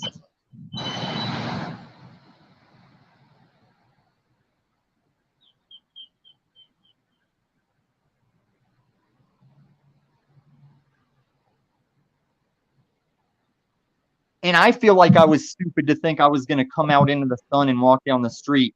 And I was stupid to believe things would revert back to life as we knew it. I was stupid for not seeing that it would just perpetuate into everything we've been talking about on all these channels. Yeah. But I also wear myself out because sometimes I want to get to a point for people, but this information trade takes me down side paths that I didn't get to what I wanted to tell people. Tom, are you planning anything? Are you planning a bombing or anything crazy? I'm always ready for how to prove I'm not that, because if you just randomly searched my house, especially back when I had those substances also involved, yeah, I'd look like I could be planning something. But no, I'm planning how to be a lone man. Like, even if things don't pop off, I still wanted to take an amount of time to be a hermit in the middle of nowhere because of what a dude that wrote a book had said things about that experience that I was like, okay, I'll try and give like maybe a year or two to that. I'm trying to do that, but it may revert into just bomb shelter, happy coincidence shit. I don't know. What did you do when Y2K happened? I think I was my neighborhood crazy. That was year 2000. 1999. Yeah, like 1999. The moment it was transitioning to 2000, that was the moment everyone was worried about, because it was based on the computer clocks not being ready to keep going, which they were, because binary programming. But I didn't think much of it at all because I was graduating high school in '98. And like I said, do you think I was this person in '98 at 18? Do you think I was sitting there saying this shit? This is actually the least me, because if you really want to start adding truth to yourself, you start burning off all your bullshit personality that isn't required for truth. Like, your personality might not be evil or wrong, but it's not required for truth. You don't have to scream like a cabbie to tell truth. You don't have to be a junkie with a fucking nerd voice to say truth. But you can. But as you live and walk truth, hey, why do I have to sign this? What's this? Why do I need a membership in a club that puts their shirt over the property? That's not truth. I can just put my shirt over my property and not hurt anybody. That's walking in truth. That's when I agree with Paul. You might have to sit in a cell over that. You might have to get your head cut off for that.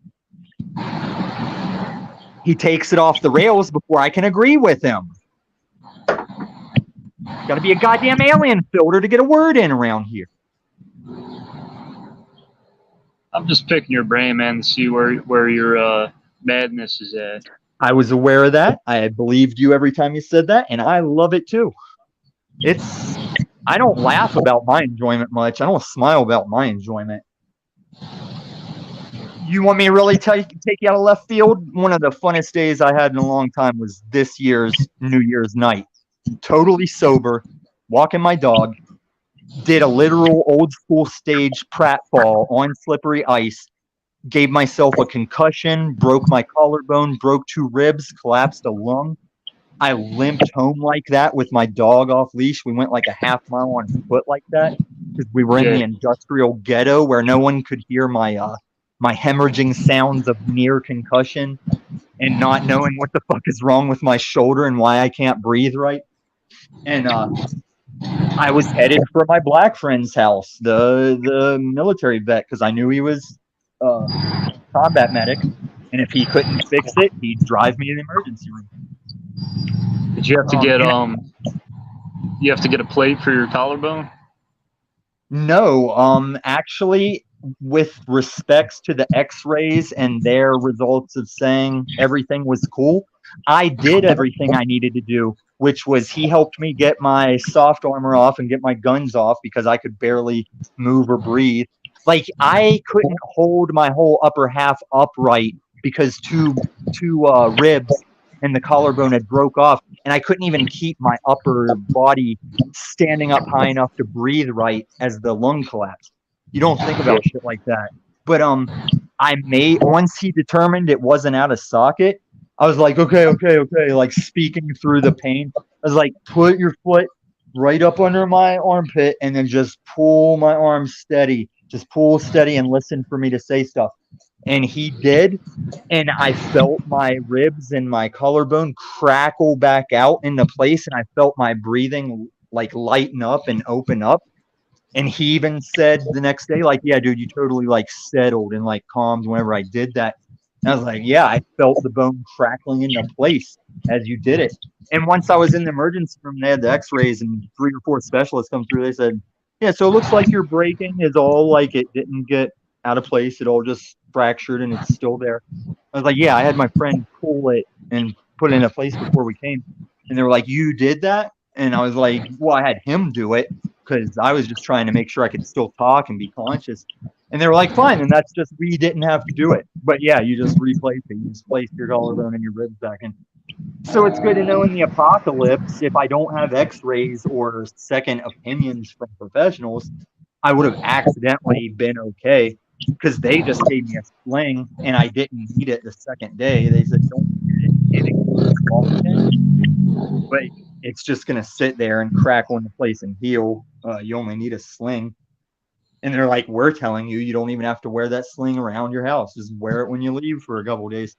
Yeah, I broke my collarbone. They put a metal they put metal in my collarbone. And that injury I just described, that was worse than my motorcycle accident that got me my lawyer payday and shit, you know, where my life was at risk. I did not accumulate the injuries I just described in that slip and fall on the ice. I thought I'm kind of like getting tired, frying out. They put a plate in my collarbone. Yes, I snapped my collarbone. Was bombing a hill. Boom, collarbone breaks. I got a metal plate, and then I separated my right shoulder, so both of my shoulders are fucked up. Then they put metal in your collarbone. Yeah, I had a metal plate. That might actually be an advantage to the future because when mine happened, did they tell you it what? It's 10 times stronger now. I mean, I got iron metal plate. You know, it healed up fine too. I saw the X-rays, but the thing is, like, the worst injury is my hand because I broke my scaphoid bone. And the scaphoid bone is like the worst bone in your hand to break because it doesn't heal really too well. It doesn't get blood flow. It's a pain in the ass. So I broke my scaphoid. They put a screw into my scaphoid bone, right, to heal to heal my scaphoid bone. That's what the first doctor did. He's a dickhead. And the screw ended up popping out, and it was kind of poking into my skin and not healing. So I had to get a second surgery. It took the screw out of my scaphoid bone. It did a bone graft. It took bone from my hip and put it into the bone, and that healed up fine. But the second doctor was a sports doctor, and he said the first doctor should have never put a screw into your scaphoid bone. He said that that's not what you should have done. So my scaphoid now is fucked, and my motion in my left hand's fucked. But Did anybody bring up malpractice lawsuits or anything, or was it just like shit out of luck, kid? Just shit out of luck. No malpractice at all. Because it's probably a plausible thing to do to the injury, and it just didn't work out. Or was the other guy like, you should never do this? We're not surgeons. I know we don't know. The first doctor was Pusha Mongo. He was a dickhead, right? He could have did a better surgery, but he chose to put a fucking screw in my bone. And especially the scaphoid bone. It's a fucking, like I said earlier, it's the worst bone to break. So you would want to do the best surgery on it, right? But he did the fucking dumbass screw surgery, which has now fucked up, has made it worse. You know what I'm saying? So now I kind of have a fucking fucked up left hand. My motion's kind of fucked, but it is what it is. It could be way worse. I could have terrible feet. Like I've got so many friends in skating that have like a severe injury. My old buddy Matt, he's got a real fucked up foot from skateboarding, and he's not the same. And since you can't read the chats, you don't realize you're talking to one. I had chatted mine when you were talking about. He hadn't told me that you couldn't read the chats. Yeah, I chatted mine as well. But I know we're not friends. No, we're not friends. Cool. We're not what, friends? Yeah, you said you had friends that had those bad injuries as well, and I said, yeah, I got one of those injuries, but I know, we're not friends. I know the extra room thing. I get it. We're acquaintances, dude. A friend is that's something. To me, a friend is like having a wife. Like you got to put in work. That's I'm just picking your brain. You got to qualify to be my friend. I got to qualify to be your friend. It's not like we're right. kids. That's what I meant. There are black people that are that. They're just not around. By my choices, I'm not around them. I'm 1,200 miles from some of those. I've got but my buddy Keith and then my buddy Eric. Eric's kind of on the fence. He's kind of shifty, but it is what it is. No, let me tell you what to do about the injury thing, because I have them too. Losing all hope, or losing all what's that line from fucking Fight Club? I was gonna go Fight Club, so I want to hear which way you're gonna take it. Losing all hope is freedom. For me, it's like losing all friends is freedom. I lost all my friends because shit was getting fake and shifty, and over the years, it's just like I just got away from it all. Well, I like that. That's interesting because that's not the line I was going to go for. But that line you used, that is why I did my stock market thing. Because had I kept all my old friends around me, I would have just settled for my settlement money, and I wouldn't have looked in how to do market stuff because they would have been of the mindset, what the fuck are you doing? What are you doing on your smartphone again? You're still looking at that fucking scam, gambling, stock shit. Yeah, that's true. The freedom of them. That is one reason I made that happen. Just popped in my head, Tom. Check out Jay Williams on YouTube. Go write it down. He's from Richmond, Virginia. But I've been to Richmond. My brother lived there for a while. He's an ex-gangbanger. He's a street cat, but he's got a great YouTube channel. And Jay Williams? Yeah, Jay Williams. And he's from around your neck of the woods, but well, I'm from around a lot of neck of the woods, dude. I haven't even gotten into the resume yet. I'm just talking about doing meth and being homeless. Before any of that, I was like top tier white dude, college educated, project manager shit. And that's part of my path, is watching people say I was always a cocksucker. Build 1,000 bridges and suck one dick. Sorry, Tom, you're going on and on. Let me keep going. Yeah, he's from West Virginia, but or he's from Richmond, Virginia. My fault, but he's got a lot of good just a lot of good insight and knowledge on like prison and life and shit. You should check it out. You guys might have. I haven't had, forgotten about you, Benton. I thought from what you've talked that you might have like got out of the way, but I do find you very valuable, Benton. So if you didn't have to piss or shit or eat or just drive, by all means, come back. Regulate me. You might relate to Jay because you guys are from like the same kind of area, but Jay does say a lot of good shit. He's got a lot of good you know. Hey, JG, I'm going to check him out because you fucking said to check him out, as opposed to other people that say, check out this song, check out this shit, and I just let it pass through my ear. I already offered you a room to skate in. I'll check out your fucking West Virginia criminal guy and see what he said. Well, I'm thinking in my head, you guys might, you know, you might be familiar with his area or some shit. Like, I don't know. So let me tell you my Fight Club line, and it pertains to your friend's injuries, your injuries, and my injuries, and why I was having the time of my life on the first with that story. And that's the line while the dude's hand is burning, and he says, "You're having a fucking time of your life right now, and you're off in some ice cave somewhere." And that's fucking true, dude. Like, I can have fun fucking vaginas, and I can have fun limping home half a mile, like broken in need of fucking emergency help. And it's all the fucking journey, man. You gotta, and I don't want it to be that cliche, because you still have to figure out how you're enjoying the journey. It's probably not the way my Trevor ass enjoys it, but you got to figure out how you're going to cut your arm off since you're stuck between these two rocks and walk home or walk to help with one less arm and still say, good times, man. Because you're the only one. You're the last line of defense that can still think that was fun. No one else can think it's fun for you. Yeah. My motorcycle accident put me in surgery. My girl, I was about to move in her fucking paid for rich ass house because even before I knew I was gonna be rich, I was dating a fake tit, fucking fake personality, rich ass chick off her dead daddy being the CEO of like 5 companies when he died. But yeah, man, like she's not gonna find the same that was a good thing that I do, you know? And she ghosted me while I was on a surgery table. I would never see her again after I went under for surgery. And it was more than me because she sold a multi-million-dollar house and went back east. I was not that kind of problem to her. I was I'll ditch him and not say why situation. I don't make people sell their houses and leave. I had to drive an hour and a half to get to her house almost, like from Denver. It didn't bother me a bit though. Like I was pretty serious with her, and when people say they're sorry, I said, "Don't be." Didn't think twice of it since that's the way she did it. Like that's why it doesn't bother me.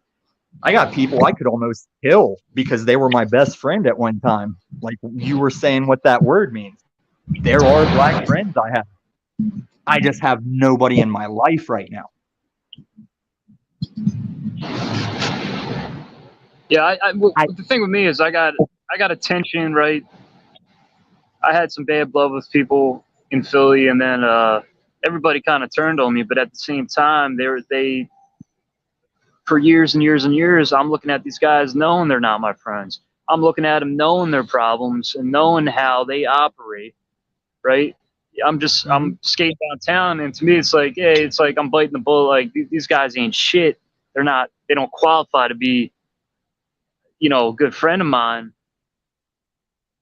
You know, but it's like I had in order to survive and to be able to skate downtown, Love Park, City Hall. It's like you got to put up with the bullshit. You got to put up with these phonies and these, you know. And I got the fuck away from it. Now everybody like, dude, they're still talking about me, man. I know it. There's still people back in Philly. Like everybody hates me, man. They're all envious. Do you remember when I said it wasn't about the skate crew, it was about people? It's because what you're talking about is like the graffiti artists are in gang warfare. The fucking drug dealers are in gang warfare, turf warfare. And it's not even about So is skateboarding. It's all gang, dude. It's And that's what I mean by forget the skateboard, forget the activity. It's just that lizard brain bullshit of taking competition and taking words about each other to that life or death stage. So whether you're the government or the street scum, they're both putting that weight I talked about. Like, why can't the Crips and the Bloods just let me believe in a Sky Daddy? And they do. They don't give a fuck about my Sky Daddy shit. But they give a fuck about if I'm wearing the wrong color on the wrong block, which is equally stupid weight to put on something. But I sound confusing because I'll get anything back to that simplicity. And I'm lost in the ether of a complicated drama world. But you can trace every issue back to the core like that as long as you can do that. The same way court is knowing the court cases the site of decisions that were made in the past. That's 90% of judges, lawyers, and court. And if you can do that, you just do that. So with any issue you ever have about being a victim or this chaotic atmosphere for hairless monkeys doing you wrong, just break it down to being as much your responsibility as possible. You left the fucking house that day. You got out of bed. You knew once you left that door, anything could happen. It's on you. I got you. Now, you can have things done to you, not see them coming, be the bad will of another human. But if you need to learn to love or forgive that human, it's because you still left the house. That lady that wrecked me on my bike, she did everything as that person perfect. And I've never thought bad of her a day in my life. From the minute she ran up screaming it was her fault at the scene of the wreck, to the days our insurances are fighting each other in law shit, I've never thought that aging lesbian was a bad person. And I know lesbians that we don't favor each other.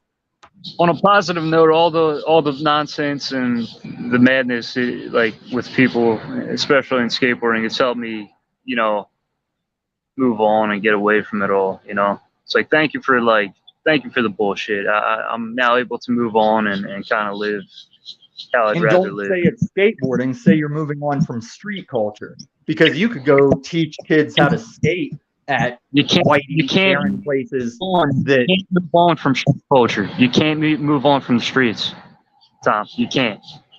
I see this guy Jay Williams saying, you'll hold have on, let me part talk. of you that is fit for the This guy streets, Jay but you could Williams- go live in Bel Air if you wanted to live in Bel Air and had the money for it. You can leave the streets. Nah, but these dudes that were once gangbangers and once doing this shit like in the streets, and you can't leave the streets. This shit never You mean ends, like man. the way my friend can't leave Iraq? When I say my friend was dead in Iraq, but he's still raising his son in Colorado Springs, do you mean that's how he can't leave the street? No. What I'm saying is this whole street shit never ends, dude. You can't leave. I moved on. I'm living a different way, but it never ends. A lot of these street guys are, I got out of the street life. No, you didn't. You did your dirt in the past. That's still gonna haunt you in the future, right? I got beef with people where it's like, dude, I'm not moving on from the streets. I'm still here, but it's like, if I go back to Philly and I see these dudes, like, boom, street life's right back on. Light switch is on, man. Light switch never went off. Maybe that's why it's not as negative as I might be taking it from you. Because even I walk this neighborhood like, well, I always have a gun, it's just the sign of the times. I always have a firearm unless I'm going directly into a courthouse. It's about the only time I won't have a firearm on me. But my motorcycle accident was right in front of the Batman shooting theater. I like live in an atmosphere like that as well. So it's complicated. It's a simplistic complicated. Like my gun on my hip is just another fire extinguisher in a kitchen. That's the way my brain perceives it. I understand the responsibility of when I use that. I've spent a life of preparing. And even preparing to die with it holstered because I'm making sure I'm sure when it's time, and it might be to a disadvantage. But yeah, you'll never lose the streets. The beast system is filtering streets up to Congress, up to the gated communities. I've I'm watched the just giving it Denver time. police I'm shot. letting all this shit marinate, right? I'm traveling. I'm getting it in while I can, and maybe shit. 10 years from now, you might see me killing 10 people. You might see me doing some real shit. I'm just Why waiting would for you that do time. that? Why is that real shit? I got problems with people, man, and I mean, if those people are trying to take your life, I support you. But do you mean just a random, like a recent event type thing? Tom, I've had people really destroy my reputation and my character. Cross I the understand that. line. That was the Killdozer. Do you know the Killdozer story of Colorado here?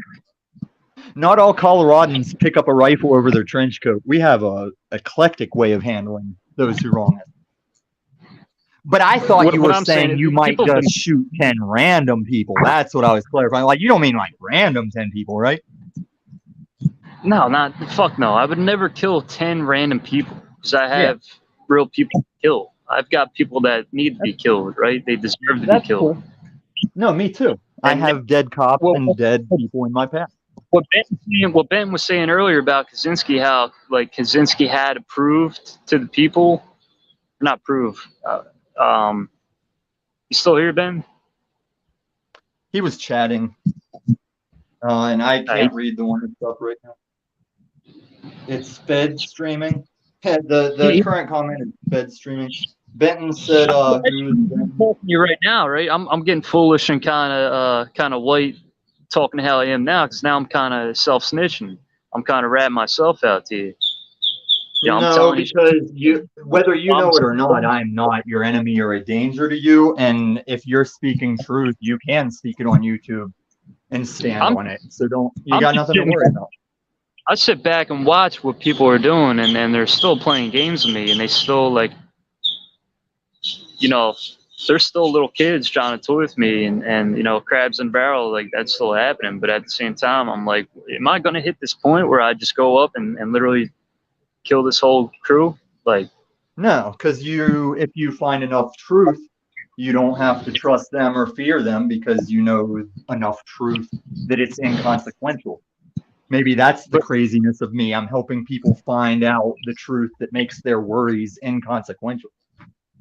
But Tom, that's the madness I got, is where it's like, shit, I could throw a stick of dynamite right at these guys and destroy them all, And I had one of these dudes pull a gun on me in Philly's.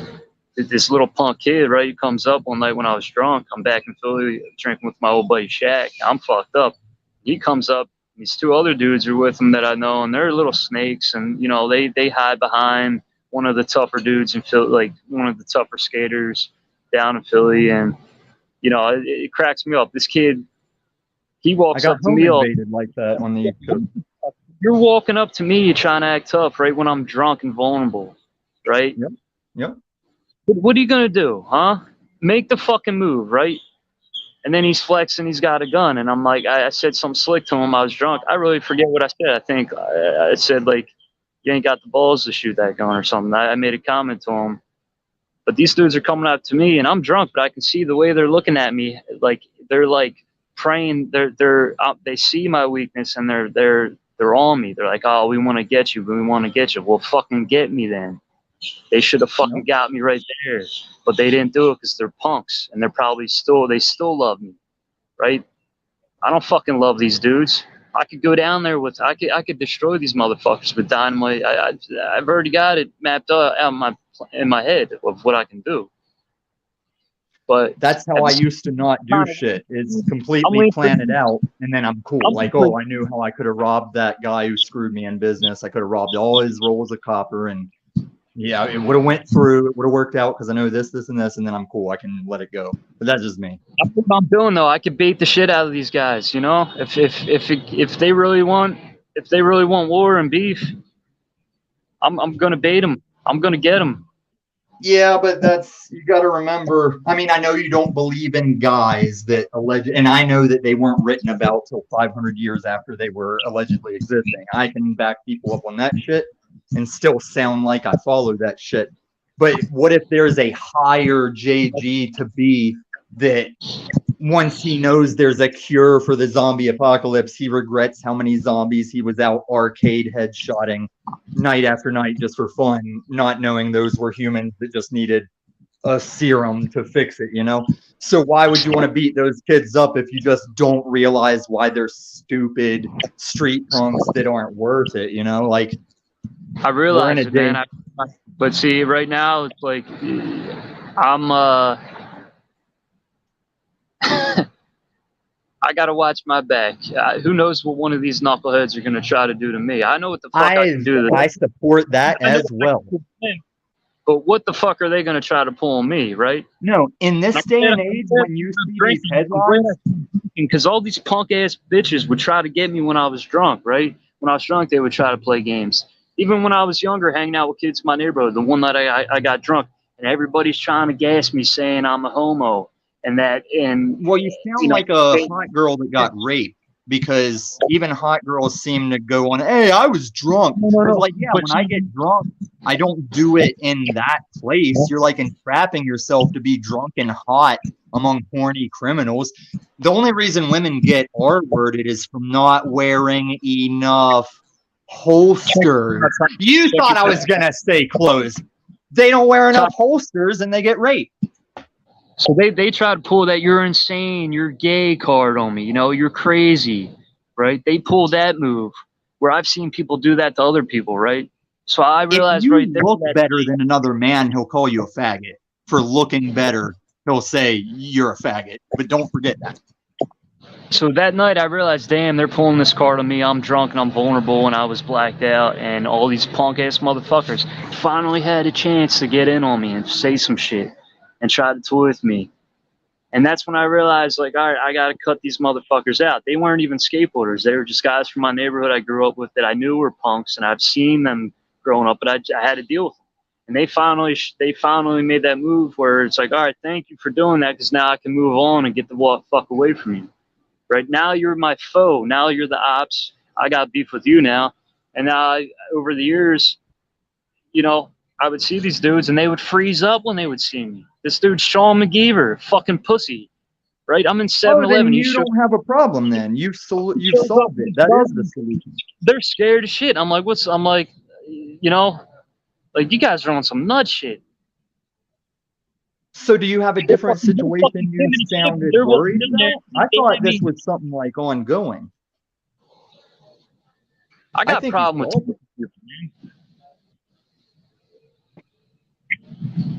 Hold on, am I losing you or are you pausing?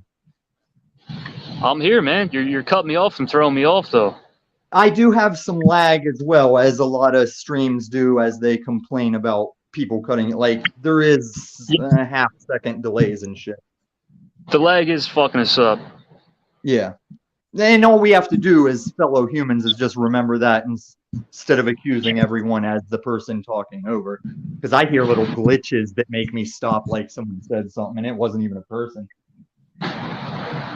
This shit never ends, though, man. And now I'm at a point where everybody's trying to get me, man. These people know who I am. They used to show me they knew who I was really well, right? People would show y'all, you would overhear and they would talk about you right in your face. They would play these games. Now everybody's getting smart nowadays. Everybody's becoming a better narcissist, right? People are learning how to, like, control themselves around me and how to deal with me. But I still catch it, man. I still catch these comments and I catch their games and the bullshit. I catch these black dudes trying to call me a mo. Meanwhile, I know a lot of these black motherfuckers in prison are fucking dudes and sucking cock and doing all gay shit. They come out on the street and they're acting fucking straight, right? They're acting cool. But I know all these black dudes, they're projecting that shit on me. I got a dude down here doing it right now. And these dudes are posted up staring at me like, damn, this dude's actually a G. They're looking at me like, yo, like, now they're looking at me and they're like, damn, like, this dude's real, right? And I'm looking at them like, I'm looking at this cat like, dude, you already played yourself, skitzing out, saying all this crazy shit. I heard what you were saying. He was saying some homo shit. And I'm looking at him like, dude, you were probably fucking dudes in prison, man. You're probably Bubba, all right? Now you come at me with that shit and disrespect me. I heard some shit you were saying. If you come at me, I'm going to hurt you. We're not in prison, though, so I'm just going to laugh it off. But if this motherfucker really tries to come at me, I'm going to fucking hurt him, Tom. Right? It's a he's a big black boy, but But in this phase of what I'm watching happen to society, if you fucking huh? everybody up. This whole emasculated homo shit. It's Let fucking me finish, everything. sir. Let me finish, sir. In this phase of government and law and the way I see things transpiring, you are more at risk. I agree you are in the right, but you are in risk of getting years and years over defending yourself while that guy is going to get re-released if they say he was the issue. Yup.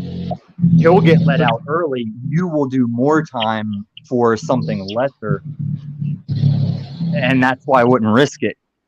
I had a similar situation at the place I moved away from that was black ghetto. I moved to more Mexican barrio because I was trying to find a substance for a guy I knew that was trying to get off shit. And I'm good at getting off shit myself because it doesn't bother me. It's not like my dad putting boots to me. So withdrawals is like easy for me to deal with on substances, and I do drugs like a scientist. But I was trying to get a substance to help another guy get off some stuff, and the people that said they had that welcomed me in their apartment, and it was a multitude crowd of lives that matter. There was enough lives that matter that they could have held me down and stripped me bare against my will easily, but they chose to still put a gun in my face for their theatrics and everyone's leisure to sit back and clown on and shit as I'm the guy, the skinny white guy going, trigger discipline, dude. Trigger discipline. Like, I didn't think he was going to shoot me, but I was watching his finger on the trigger while he's just talking. And I was brought up to, like, not even have your finger over the trigger until you're ready to shoot someone. The same reason I don't pull a gun until I know someone needs shot. But, they joked around. A couple of 8 or 9-year-old kids straddled both of my sides and went through my pockets while this guy's got a gun to my face, and whole apartment full of ghetto people just watching and clowning. And when it was over and I only had my house keys on me, the dude with the gun's like, "What the fuck you running up in here trying to get stuff with no money for?" And that's just paraphrasing because the street way he said it, I looked at him all white and I went, "What are you saying? I don't understand." And then he said it like a human being. I was like, "Oh, I think you're showing everybody why I'd come up here with just my house keys and no cash, no phone, no valuables on me." Did you answer your own question? Because now I'm like, now you have to shoot me. Now you have to catch this body over that. So long story short, there was snow on the ground. They took my shoes, and those shoes were what I wore to clean bowling alley bathrooms just getting out of homelessness. So he took my skate shoes that were all ratty, and he somehow saw value that he wanted them like they were, what are those? And he tried to make me take his crappy Jordans. And I was like, no, if you want to steal my shoes because you need shoes, take them. And I'll walk home in the fucking snow, you know? So that wasn't the, I never saw that. Well, I did see them again, but at the end in the evening, I went and got a bunch of hot and readies from Little Caesars and I left them in front of their fucking door. And that's why they feared me when they saw me. They wouldn't make eye contact. They ducked away and avoided me if they saw me around the same complex we were both renting at.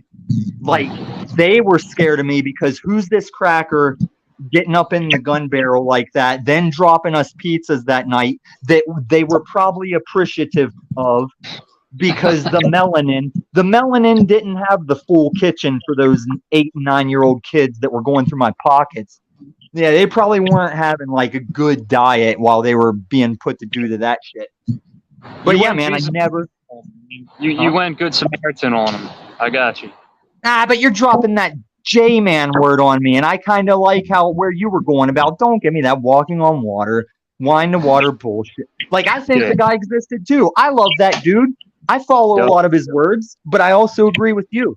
Because I'll tell Kem dude, he didn't want to hear why the ARC thing never happened.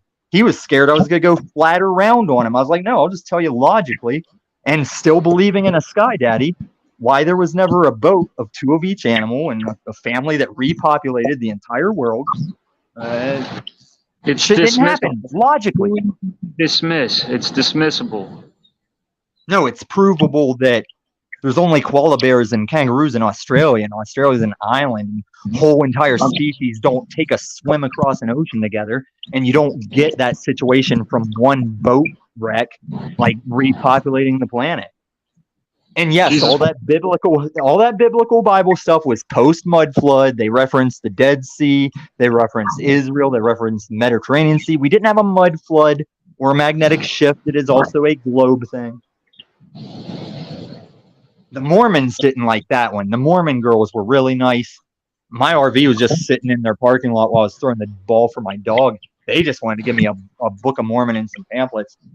I still respect them. They did not look confident when I went into that ark thing. They looked like people in that building behind us had betrayed them, and they were just realizing it.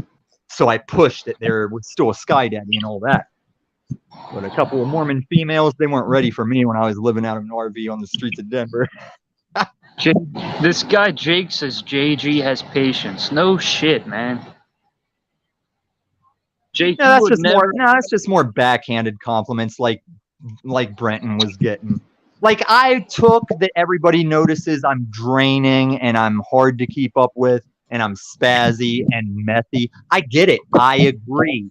But there's only so long I'll sit and listen to people cry about it when they showed up for free. No one's getting paid. You got a bunch of other channels on these streets you can go sit at and hate on. Sorry, me and one man are having some conversation I'm enjoying. Get fucked, chat. You are one entity when you're chat. I know you're all a bunch of people saying your mouth diarrhea by text, but you are all one entity that is chat, and it's always resort. Always refer to fuck the chat. The chat can be useful. The chat can help, but always remember default. You fuck the chat. Tom, have you always talked like this, or like from like over the time have you just become a chatterbox? Like when you were younger? You know, when I was younger, I was a class clown, foolish type guy that was always making zingers and making like get a laugh in a gotcha moment shit, and that's not true. So you've been a wingnut before the drugs. No, I was a follower, a typical cliche nick. I was a Nickelodeon type kid, man. You'd offer me a cigarette in high school, I'd take it to look cool and throw it in a drawer at home because gross. And I was too lazy to smoke, and it was gross. I've seen guys like you, dude, and I've seen guys like you growing up. Like, you've always been this way. I've always been like quirky. Because don't forget, I had a gym rat pussy slaying time in my life, bouncing at, like, even as a kid, I was in Taekwondo and shit. But yeah, I don't sell myself like a macho, don't fuck with me type guy. Now, what I'm saying is you got that wingnut, talks too much, annoying as fuck energy. But you only have that because you're still oblivious to how much I've said, and this isn't in an unslaved ego context. You're missing how much of this is just core, provable truth. We can get back to what's the physics thing that Elon refers to? Base principles, core principles or something.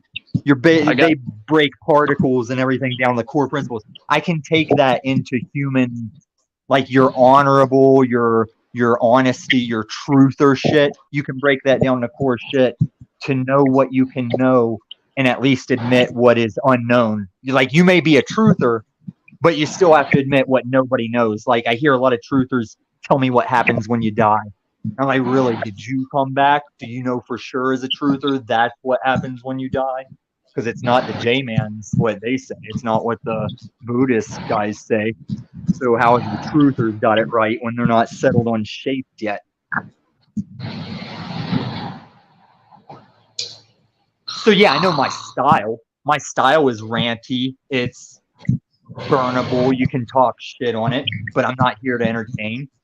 I'm doing what I'm planning to do, and this is just time I have on the side with people of interest I've found, you know?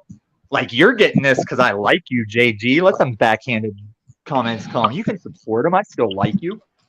You're not Paul Unslaved. You can never be Paul Unslaved in my journey this time around. He made too much effort. Me as well. Just like slave and master, me and Paul have a lot of cooperation between us. Just like slave and master have. Just like you people in government you have a lot of cooperation no matter what shit you want to talk. No matter how crazy I sound, you have cooperated with sitting here long enough to bitch about it. All I'm saying is you talk people's ears off. Like I've had having a conversation. And all I'm with saying is that conjecture I made since the first time you said it, if you were hearing me, it should have a little digression in that idea or any weight of what me being crazy means. Yeah, I'm crazy. I'm crazy as I remove myself to my 10 acres of waterfront land. I build some livable shit on it. I take my dog. I take all the dogs I can find that don't have owners ditching them. Any kids that were touched by assholes that if someone can structure how I could legally harbor them, yeah, I'll take them too. And then no matter what anybody says about me, I can be like, I was doing what I wanted to do. No matter what those streets were saying when I went to the store, I went and did what I wanted to do. I went on Paul's show and said what I wanted to say. I don't see what the big problem is. Why am I losing my head on TV by my government for believing in a sky daddy? This is crazy. I wonder if Ben's still awake. That fool's probably sleeping. One thing that popped in my head real quick. No, I'm not even going to say that. Never mind. Well, earlier you asked me about feeling crazy or being treated like you're crazy. Ryan from High Impact Flicks, he's always quoting some historian that says it is not, I'm just going to paraphrase, it's not a bad thing to be unadjusted to a sick society. Like if you can't adjust to a beast system, sick society situation, which has been everything post-Coof lockdown, yeah, I'm kind of happy to be perceived as a crazy, ranting GTA Trevor. And this reality, take us back to the 80s and 90s, I don't sound like this. I'm still buying into a lot of the early foundations that were being set. Unidentified UAFs, didn't Reagan say something about like, man, the whole world would come together if we could just invade it by tic-tac aircraft with little green men, you know? And it's not just that. The money system, this economic crash we're still headed toward, where you guys might be in bread lines, and I might be there too. This isn't a fruition thing. This is still happening. It has been happening. It's still going on. And it gets worse. And you don't want to be off in some ice cave somewhere. You want to just say, this is fucking fun. This is like video games, but you actually die. How are you making money, Tom? You know what? Don't tell me that. I don't want you to. If you say don't tell you Tesla stock, other stocks, having good jobs before my life took a turn, that's unslaved bullshit. Like I can show the receipts. Money through stocks. Huh? You made your money through stocks. I paid around $45 for each Tesla share I owned. Think about any of you with success in your life or steady jobs. Think about how many shares you could get for $45, because I would eventually see those go for like $1,200, $1,500. And Tesla is not my only home run I've hit, because it wasn't me. Like, this is when you want me to sound crazy, is when I can tell you I made hundreds of thousands of dollars as a meth head, and you think I don't give Sky Daddy the majority of the credit for that? You don't think that, like, even though I did my due diligence and made my stock choices and picks, it was at a time of screaming to the sky, like, show me your next bullshit, or I'll just shoot my dog and shoot myself and be done with your little Truman games, your little godlike Truman games. And it was like, check your... Huh? The majority of the credit, I give the credit to you. I'm not thinking of the Sky Daddy, right? You're the skateboarder doing the tricks. You're the skateboarder. You're the guy making the money. All right. It's on you. That's free will. That's free will. But Sky Daddy is the reason that on that path, in that moment of the like, man, not only do I believe in a Sky Daddy, it's those times you project to the ceiling. You look up in the sky. Like when I joke and when strangers are complimenting my dog, I say, my doggy will never die. Do you hear me, God? And I shout into the sky, and they laugh because they know it's a joke. But I was doing that for real. And there was the notion then of like, look at your fucking phone, asshole. And it was when the Coof lockdowns hit. And just a couple of my choices were at $250,000. And I got to sit here and return to my plebs from which I came and still hear that I'm full of shit. I got to bounce out of here soon. A couple minutes. I got to get Fine. some food. I'm surprised we've all made it this long. You guys impressed me. That's what the chat said you never read. I was like, dude, me all the time. I'm surprised I lasted that long on the panel while they're bitching about me being great. It's just self-awareness because it wasn't always me. I know this isn't who me is. I know it wasn't always me. It was new objectives with new atmospheres, new surroundings I modify. It might not work at parties, but it works for the shit I want to get done. I'm trying not to do anything criminal, but I got to make some money. I'm tired of doing Uber Eats and DoorDash, and I'm trying not to sell out. That I didn't. I'm trying not to sell out with some white collar dude, but it's like it would be nice to have 50 grand on me right now, and I can just fucking live how I want to live. The stocks, and here's the risk. Stocks that all it's all fluctuating. I made $4,000 in the market, and then I made a couple grand in crypto. Crypto crashed. Are you paper hands? Kind of,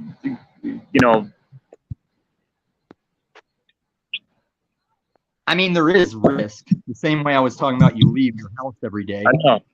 The market isn't guaranteed.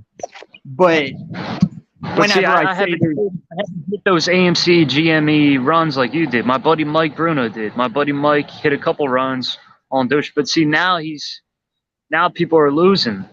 Now everybody's losing. No.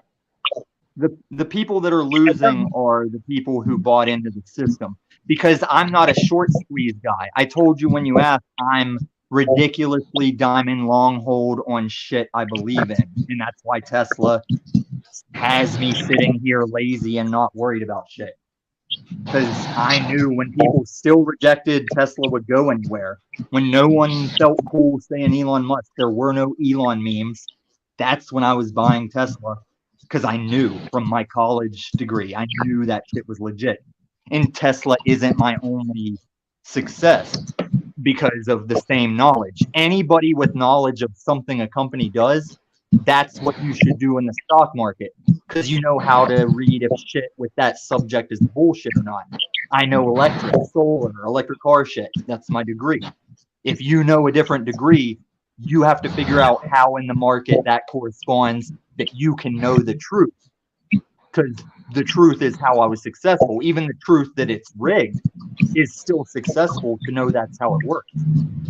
Because I'm not one of these people losing right now when you're watching people losing. I agree there's people losing, but there's always someone losing in the market because you have free will. The most successful is the Zen Buddhist mind state, but that mind state doesn't need a lot of money. That's the irony of it all. The money you put into stocks, how did you get that money? Just from hard work? No, hard work is how I came up, and getting away from that is how I got into stocks and shit. The money you're buying, where'd that money come from? The money I started with? The money you were buying Tesla stocks with, buying these stocks with, that was just from working. There was money I had to put in that was from the motorcycle accident. But when I was homeless buying those stocks, I still had a shit job when I was homeless. Like some people just take homeless and ride it, I was washing dishes for Elon Musk's brother who had a line of restaurants called Kitchen Next Door. I was a fucking dishwasher there, living out of an RV, still sitting back $1,000 a month because I didn't have rent to pay or phone. I only had phone bill, food, and gas, and dog food.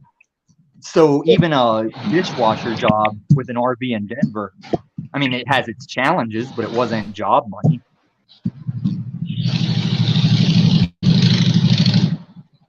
See, money was easy then. I had to trade it off for extreme cold is something hard to battle in an RV. Extreme hot is something hard to battle in an RV. And you all, people listening to that, they don't think twice about those situations right now. If you're in any kind of constructed domicile with central atmosphere controls, you don't think twice about that shit. I had to think about, do cops care if I park here? Does anybody care if I park here, you know? But it still wasn't full-on street people.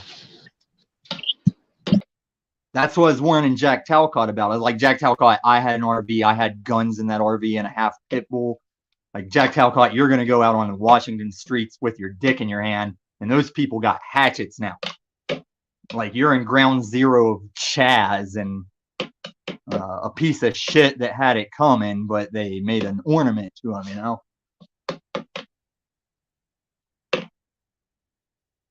See, there's the trade-off. I'm draining. Bring somebody around that wouldn't be able to hear that. I'll say it. Like, if I made a mural to George Floyd, I would commemorate the time he pistol whipped a woman in front of her daughter as he robbed them.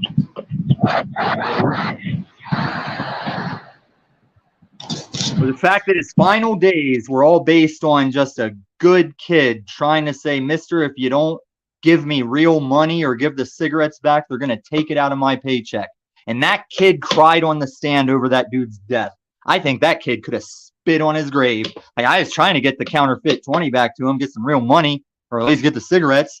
Told him that I had to pay for it out of my check. He still went out and got fucking I Can't Breathe by a bunch of probably racist cops.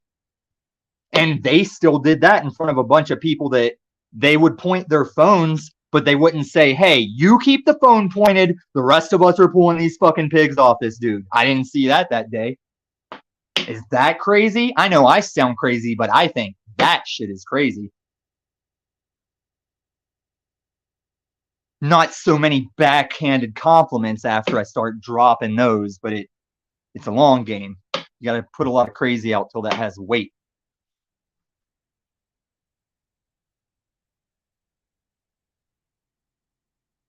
No, you're gonna. I just now read that, man. You're gonna finish the stream up. See, Benton is not doing his responsibility to his job in his stream. He needs to shut me the fuck up. Tell everybody good night. See you next time. Say, Tom, you're still welcome here. Just cutting the stream off, and that's it. I'm like, yeah, it's all cool, Benton. We've been using half the stream talking about how I'm doing on the stream. You need to go to sleep. I lied to you, Benton. I said I'd make it until tonight to sleep last night. No, I had a nap. I went ahead and had a nap. Now I was fresh to come at people again. Because I'm not really coming up at you. I'm just being tweaky. Well rested and tweaky.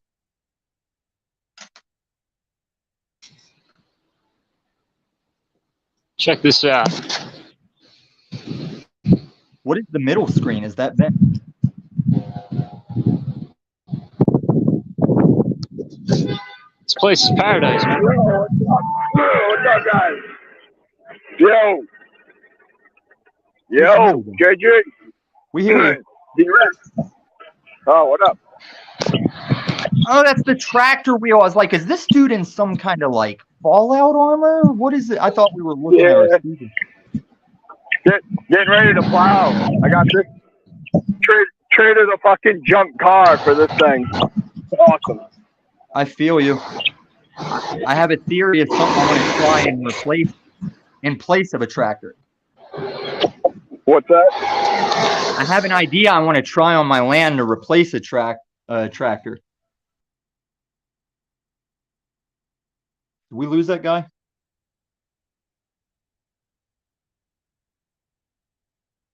Okay, if that was Drex, I'm not sure who Drex is. Does EBT also do some kind of tractor John Deere shit, or did he just do videos about the right to repair? Yeah, he's a John Deere diesel mechanic. EBT is? Yeah, and that was D-Rex. I think he's back. That's fucking awesome. Yeah, listen, he knows everybody he knows in this circle, everyone in these circles that I'm encountering, you guys are good and legit. Like, me and EBT started out beefing, and he said why he was over it that I respected, and then I started seeing he does like tractor or farmer shit. I'm like, I'm glad we worked our shit out and didn't just pass it off like shallow people. Look at this thing, right? I bought a 4-wheeler I fucking broke it. So I took the back of a dirt bike, put it on the 4-wheeler, made it and I don't know, inverted 3-wheeler, put a backpack on it, put a tow hitch. I got a tractor seat, a Volkswagen steering wheel, and I got fucking a tractor front end from like a lawn tractor, a John Deere. Yep. Because I wanted to make it so tough because there's a lot of rocks around here. But yeah, I fucking rigged that all up. It was fun. That's pretty much who I am without any Breaking Bad. And then when I got Breaking Bad in my life, I doubled down on what you're describing. I do that with all objects in my life that can be modified. Dude, yeah, definitely. I break everything. I should probably have been a tool tester because I just break shit like that can't be broken. It's fucking funny. So I learned how to fix everything. Point being. But, you're going to be gods among men whenever the power comes back on. If you survive whatever's coming, you will be like gods among men. Yeah, it's crazy nowadays how little interest any male has in even getting their fucking license. That and they don't want to do anything. They don't know how to do anything. They don't have any common sense. I mean, it's crazy. It's crazy. I can't imagine where it's going to be in 10 years. You sound like an optimist, because when I did apartment maintenance coming out of homelessness, I had to explain to men that this toilet hole is not a magic portal to nowhere, that you can just send anything you want through the toilet hole, or even the garbage disposal. That actually is a passageway to a place on this planet that you have to worry about. And then you'd fix it and it'd happen again. Yep. Totally. I mean, it's nuts. And I think the main, I think the main problem with a lot of people nowadays, especially, is nobody has a passion or time to find a passion. And when you don't have a passion, you really have nothing to live for. I mean, other than what? What are you living for? You gotta have some kind of passion. There's no fire. When you have a passion, it just opens you up to be in front of YouTube crowds, and they think you look crazy and sound crazy, and they tell you to do drugs. That's all a passion gets you. Yeah, totally, dude. Totally. Believe me, I've been accused of that my whole life just because of my passion. And it's people mistake it for anger when it's really not at all. What's your passion? My passion? What's that? Where's that background noise? Passion? My main passion is probably drumming. Kind of just started jamming with my friend. He plays guitar, I drum, I kind of self-taught. And I ended up getting the set and just playing when I feel like I want to play. What kind of toaster? Songs that you like to sing. What kind of toaster are you using right now to speak to us? Are you talking to me? Yeah, what kind of toaster are you using to speak to us right now? I think Dude, I see what you're doing. I know. I just bought this fucking phone, right? I don't know. It's junk. Is that what you're saying? I hope that's not his context, because when you're not here, that's his phone. Lighthearted. Dude, what's that? No, I was just breaking your balls. Lighthearted. You got big connection. No, that's fine. No, I understand, but that's not me making that noise. I don't know what the fuck that is, dude. That might be me then. Let me lose my Bluetooth. In my level of autism, I was also proposing that he was going in a spiritual passion direction with what toaster are you using. I thought I saw another angle he was playing instead of the disruption. Fuck, I can't hear you guys. What the fuck? Oh, that's crisp now. Yo. Yeah, we hear you now. 5x5.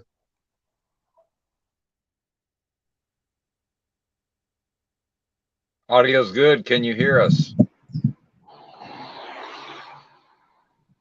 Trex, you still hear us? I think he said he turned off his Bluetooth. You gotta go speakerphone on the phone, man. All right, here I am. And you hear us? No. Yeah. Not on my headphones, though. I don't know what the fuck is going on. This is retarded. No, it's Sorry, StreamYard. dude. You gotta manually change with headphones sometimes. Yeah, and I'm a fucking retard when it comes to any kind of technology, really. I mean, I don't know. I grew up without technology and phones. Oh, what's that? I worked with retards for like 7 years. It's not really a thing to feel bad about. No, it's not. You're right. But, I know what's going on here. It's not on fucking speakerphone. And before the chat gets into it, I can call them retards. I worked with them for 7 years. It is like something about Mary. It's okay. I can call them retards. Yeah, I don't know what the hell. It's playing audio through my... You got punched in the face in public by humans because of those retards sometimes. So you can call them retards. Oh, no, you can call them that was... I don't know. I don't take the good word. Yes, dude, you're right. It was the good word when we called them buffoons. We switched it to retards for the doctor word until kids worked that out. It's just like calling somebody gay. Like, you're being gay, stop being gay. If you're being retarded, you're being fucking retarded. I mean, someone said... If you're being gay, give out your number. I want it too. Yeah, I guess. All right. You could take it. Right? Yeah, totally. Yo, the gay word is powerful, man. The gay word can destroy your life. I know. I'm probably gonna get in trouble just for saying it. And that's what's happening right now, man. Or you could end up doing meth for the first time because your gay word friend is sneaking it to you, not as maliciously, but because all the straight guys that ever do meth with him start fucking around with him. And he doesn't think that maybe that's shady to just put it on people without saying what you're putting on people. And I wouldn't change a thing because then he didn't rape me and I still got rich in the market off of illegal Adderall. Everything is good. You see how I Jen Stockied everybody back to 7 hours ago? We Jen Stockied back to everything is good. He still got stabbed up by a guy that isn't me. Check this out, Yo. No. I'm listening. I think he's showing us audio, like visual. No, I'm here. You there? Fucking hate the snow. Are you showing us what you were pointing the camera at? No, I'm just trying to figure out why the fuck my speaker's not working, and I don't know. Whatever. What's going on? Never mind. No, I'm listening. I said, yo, what up? No, I was trying to show you guys. I was trying to show you something, but yo, don't fucking hit me, car. Fucking crackhead. Hey, chat. I'm not a genius. I just see in my life how everything's good. There was a time I was like, am I going to be the one that goes and stabs that motherfucker? Until I saw in the paper that somebody already did. And I was like, I was stupid. Like, I'm sorry, Sky Daddy, that I ever thought about stabbing a man who never officially penetrated me in the first place. But I have to see that. Your life has your own gay man trying to fucking drug you, like, to get something. There was a time he gave me an Audi virtually for free just because my car broke down. That dude was a music teacher at a boarding school for rich kids. He just casually tossed me an Audi that he had sitting around when my car broke down. He was not trying to maliciously rape dudes. I'm making sure I don't slander the dude further than he requires slander. Because he was my friend. All my worst enemies were at one time my friend. Good. Just talking. Trying to figure out where Did we lose the tractor guy, or did he get it straight? He got it. All my friends were never really my friends. They're just my enemies, you know. From day one, That's I knew these guys were. I knew how fucked it was, but you just play the game, man. You just gotta bite the bullet and go on with the show. Friends, even with your friends that are there at your deathbed, right? Where do we meet that type of friends? It's usually in our childhood, right? Or like at least high school. And all of the times that we say we meet the best friends we'll ever have significantly seem to be at the time that you have no bills to pay, that you are the most ignorant about your fellow humans, that you are most interested in fun in the most sophomoric, juvenile ways. And while there is bonding made there, it's like a big surprise when you grow up and realize they're assholes and backstabbers and pieces of shit, you know? It shouldn't be a surprise. It's just you were wrong growing up. We all were. We were all wrong that we had great best friends. And I had like the 80s television show mob of friends where we were girls and boys that all the parents loved us and played jailbreak till all hours.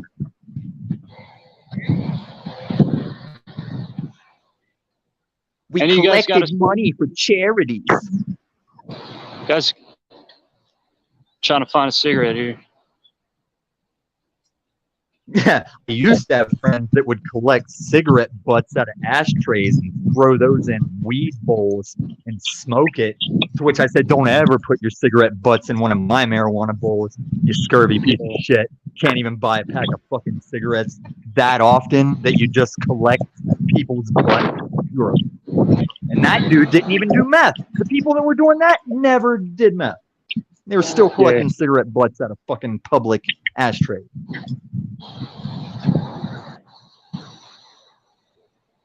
I'd rather sound like me than smoke ashtray butts any lifetime.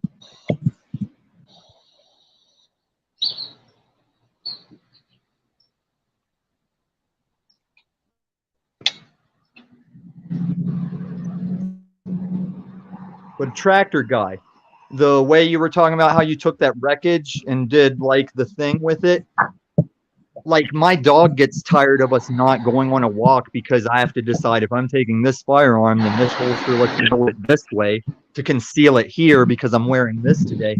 Like I will go fucking iceberg on concealed carry with no permit and still be response able to dangers.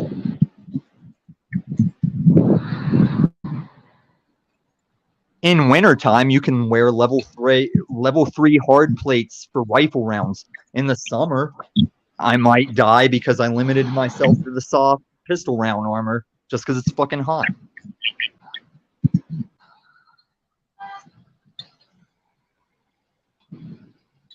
Is Tractor Dude talking? Did he lose his mic again? It looks like his name's talking. D-Reg.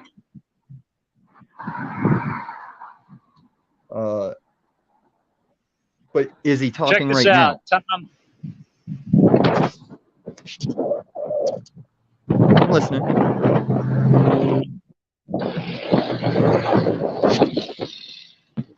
So you were trying to show us something earlier, yeah? What body of water is that?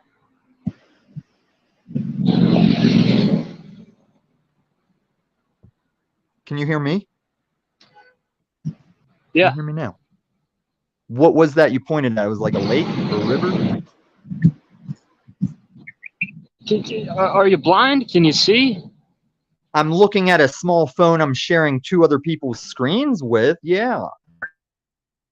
And I show stuff when I walk my dog. I know that frozen lake with the foxes on it. I know the foxes don't show up because it's a smartphone. I saw it was like a river or a lake, but what is it? What's the name? If it wasn't a river or lake, I couldn't see what it was.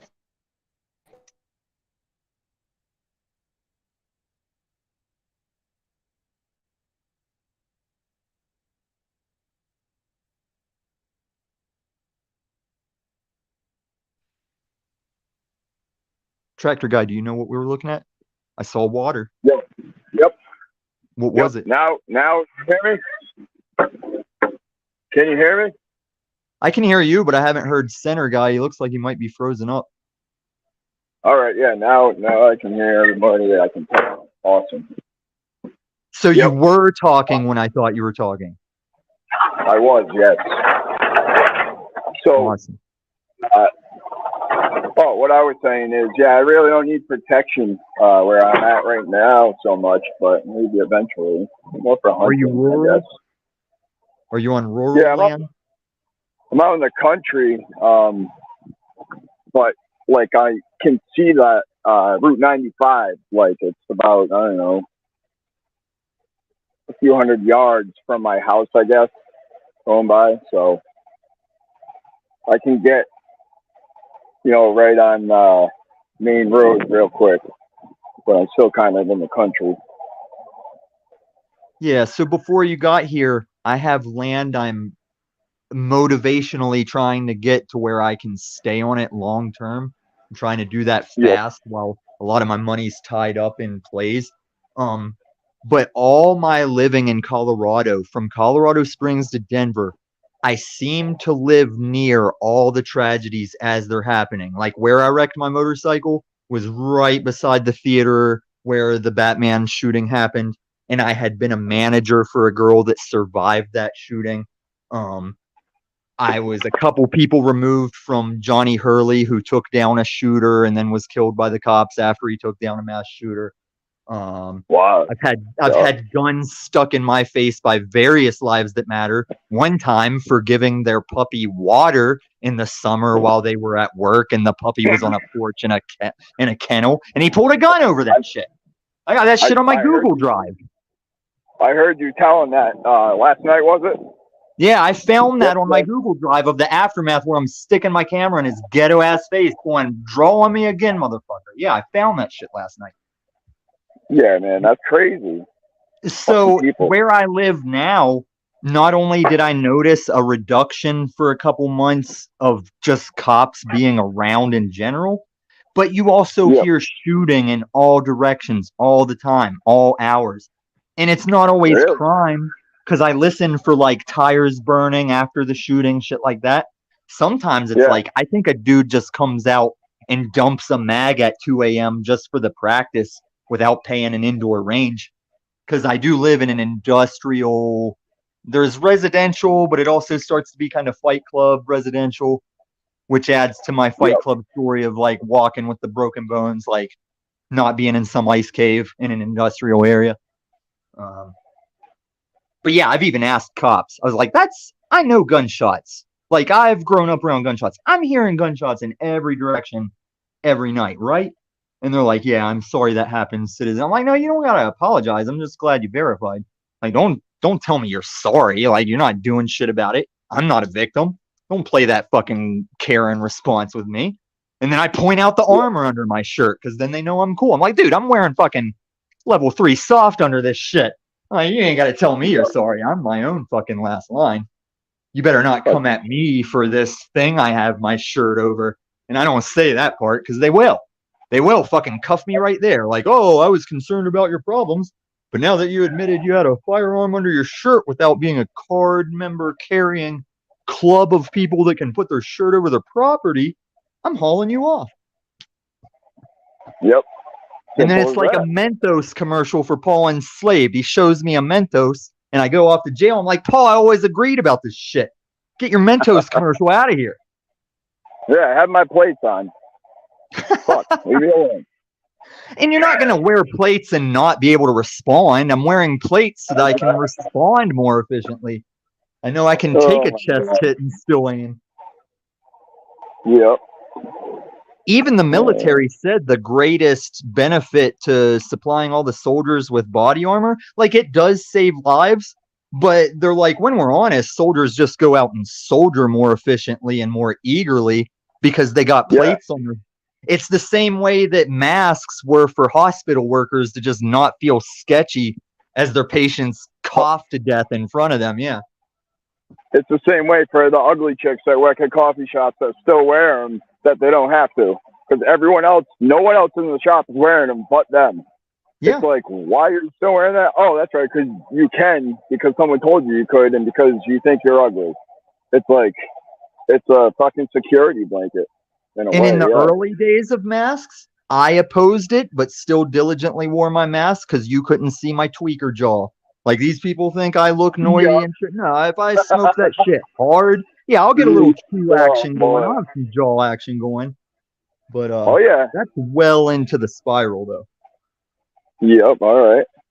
And if you got a mask on, you can work jobs and people don't know you're spiraling because you're still an inherently professional person that played the game, wore a lot of hats. Yep. Oh, that's great. Nobody That's would why even know. they keep the backhanded comments rolling, man. It just disrespects the person I'm talking to. Oh man. I remember when the backhanded compliments were about a guy with a beard living in rural land, working on his tractors himself. That used to get backhanded compliments. Yep, not anymore. Just some fucking weirdo. Well, everyone's being a hypocrite because as soon as the lockdowns popped off, the whole internet said, oh, the preppers were right. The preppers had been right all along. And then as soon as you got to go outside again, you reverted back to, yeah, crazy, tinfoil hat, preppers. Yeah. Yep. And I hate it when Discworlders rag on me for being a prepper. I'm like, dude, when you see yourself in this situation right now, how do you picture yourself when I can't have a couple extra fire extinguishers in my kitchen for other problems and you ain't got your planet shape? You don't know the shape of the thing your feet are on according to the things up in the sky you can look at as we all dance in the universe of chaos. Yeah. Yeah. Like a Catholic man lost his life for saying we were a round thing going around a sun. He was chastised out of the Catholicism. He died for it. 2 years later, Michelangelo invented a telescope and was like, hey, all that shit that guy said, he was right. He was fucking right. Like, now that we got the telescope, we can affirm, like, that motherfucker's right. It's just it's chicken feed. You know, gives everybody something to fucking bicker over. Well, nothing's getting accomplished and nobody's changing themselves, you know, as people, hoping for someone to come and change them for them. And right, that's the B system, right? Distractions so that you don't realize your mission of just knowing inward inherently what you are and what you do here. Like, everything is a distraction from that. But with Discworlders, they're still using terms that mean globe. Like north, south, east, west, that's a globe thing. Time zones, when they say when their stream is going to start and they work out everybody's time zones, that's a globe thing. Fucking when a Discworlder said he really wants the paid version of Google Earth Pro, that's a globe thing with satellites going around globe thing. Same with Elon Internet. It's going around globe thing. And when you trace it, even Elon Internet isn't allowed to go over the top of Antarctica. And I can't buy into your ice wall because all my crazy is when I say why we can't go to Antarctica and what's in there and why John Kerry gets pulled to see it whenever he's in the middle of an election. He's got to go down to Antarctica. Like, I can't do all that crazy / truther if we got to settle on an ice wall. It's not a fucking puck. Yeah. And they reversed it on us. I know what you know as a rural man that's probably Gen X or older. You know the line was always, I know it looks flat when you're standing here on this ball. It looks flat because it's so big and you're so small. But you got to know that it's round, and there's ways to see that it's round. The Discworlders flipped that in this era. And when the upside down, the down is up, as above, so below. Discworlders are telling me, look, I know as we stand here, this looks like it's round, but it's flat. You got to see why. And I nope. Sorry. I'll stand right here and agree with you. This looks flat. Do not tell me I think this looks round, because that is the deception that we can't get you past. It's why you have to reference these stars. Or maybe the time the History Channel set a boat out far enough with a big old board sticking up it so that the flat earther on the beach could shoot a high-powered laser pointer at it. And you know what? That fucking laser pointer started fucking changing its position the further that boat got. And they still use the boat. It was the singularity. It was the only time a Discworlder stood on TV and went, shoot, I guess I've been wrong. Like, now that I've done this and I see this, yeah, I guess I've been wrong. That's like a vegetarian being like, I guess I can go back to meat now. Like, that was historic when that guy said it. He got his honor Yeah, able I mean, in this thing. it never really got any. The debate never got anywhere, and it's not going anywhere. No.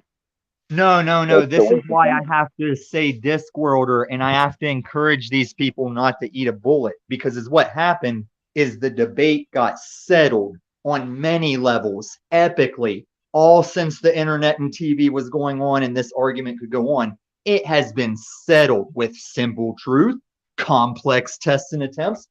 Even Lance Bass paying Russia to take him up to the fucking space station for a vacation.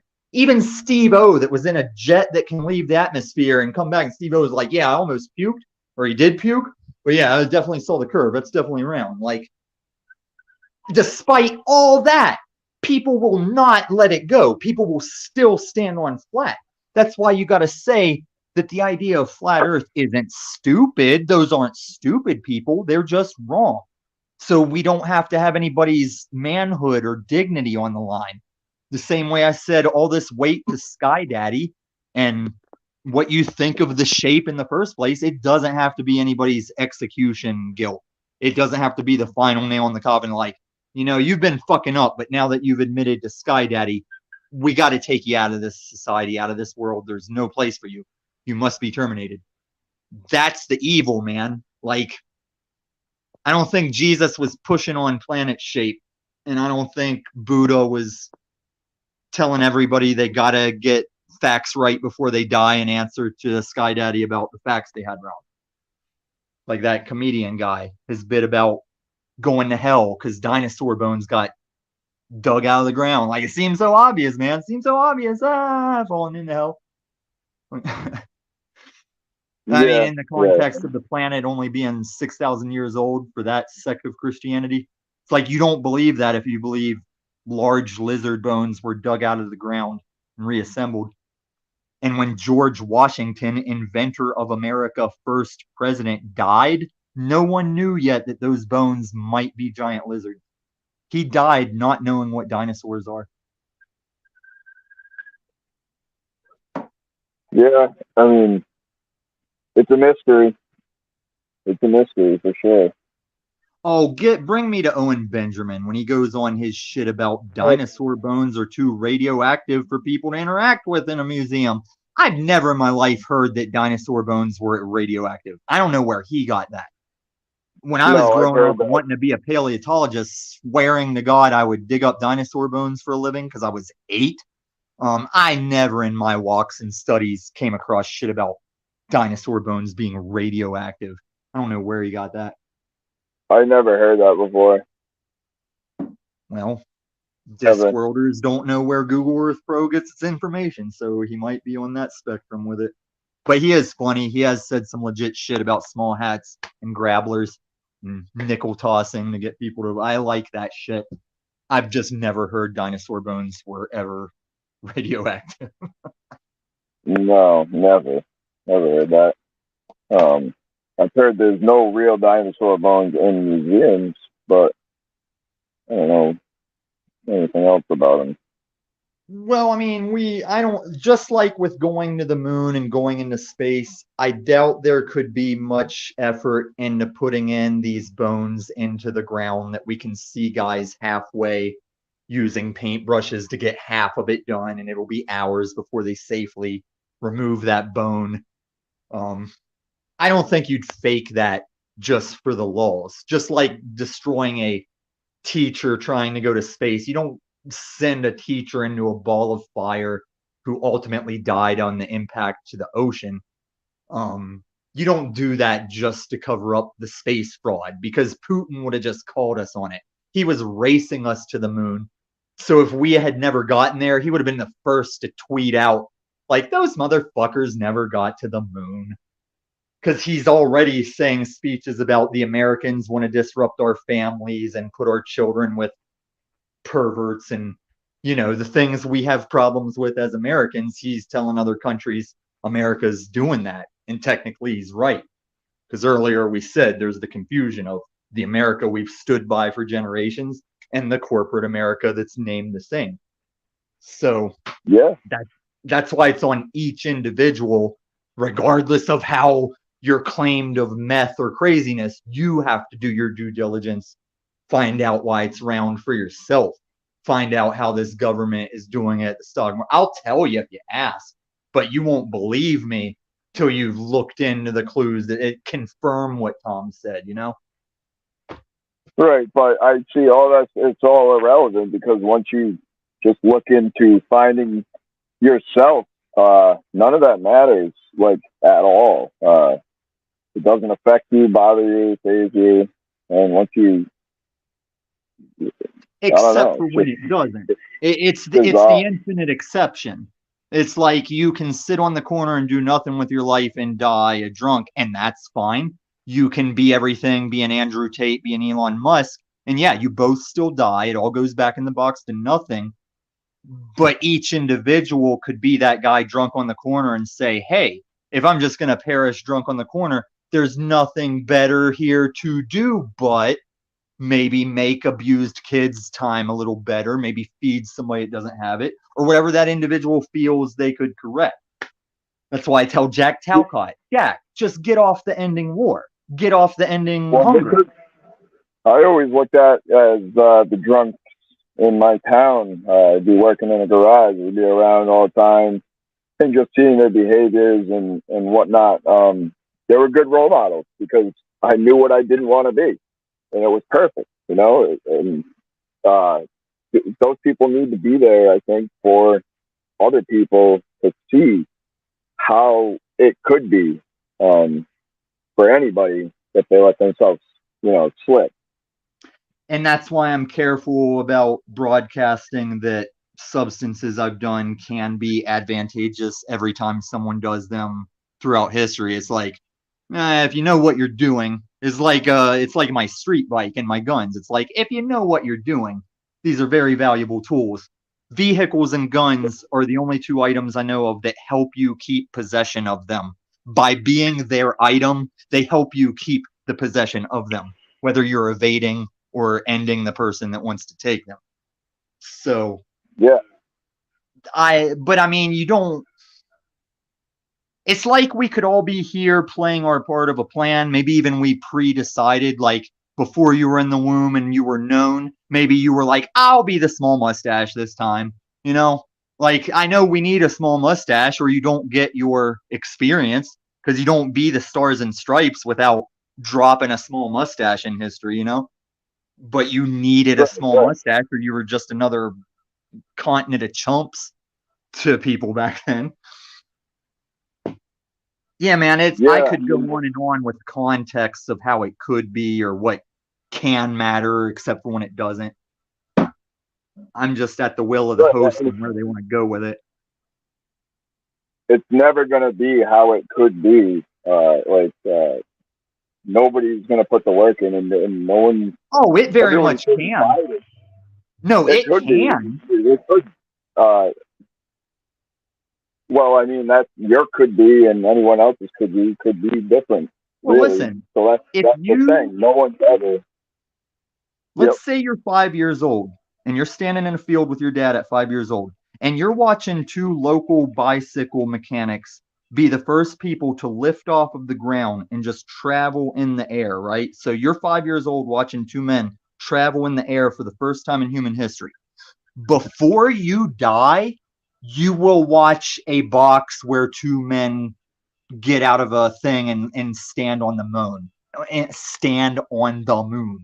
Like that was all within one man's lifetime. From learning that man can make a contraption to fly to landing on the moon, don't quote me, I think it was like 60, 65 years because technology is that exponential. Yeah, well, that's kind of sketchy because if they did all that from then to then, I mean, what about from then to now? It should have been double, triple that technology-wise. Well, in Elon's sense, it has been where you can take $1 million breakaway fuel pod that drops in the ocean and has to be retrieved. No, it all just lands itself now. Like that is a breakthrough, but the breakthrough you're talking about, you see a lack of. I agree, and it might be for reasons we don't know. because there is a grip on power and tyranny that goes on. I agree when the guy says, oh, we had the technology to get to the moon back then, but now we don't have it and we can't get to the moon. There might be reasons our asses should not go back to the moon. Maybe those guys were told. Maybe there was a very clear signal that your ass needs to stay off this block, you know? Because if you want my crazy about the moon landing, there is fake footage and there is real footage, discernible by whether the flag is flapping in wind or does the flag do the cardboard thing.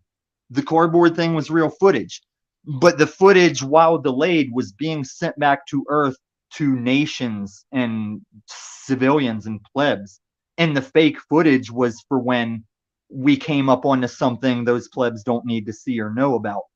And there was enough delay from it coming to the Earth and broadcasting to TVs that you could easily add in that footage for shit you don't want people seeing. Yeah, I mean, that's my take. I'm not saying that's it. I'm saying I buy into that more than a disk planet or not making it there. Like, I know there's space stations up there. I've talked directly to Air Force commanders that acknowledge, oh yeah, we've been doing that weather mod since, like America always does that shit ever since we started doing it in Vietnam. Like, shout out to EBT and Povo Kid. I love them both, but when they didn't know me and I couldn't get back on the panel, they sat there questioning what all that was about. And I'm like screaming at the TV because I had been military. And even when I wasn't military, I'd pulled military people over in Denver to question them on Joe Rogan shit because I knew they'd tell me and knew how to ask. Yeah, man, those trails you see are involved with weather modification.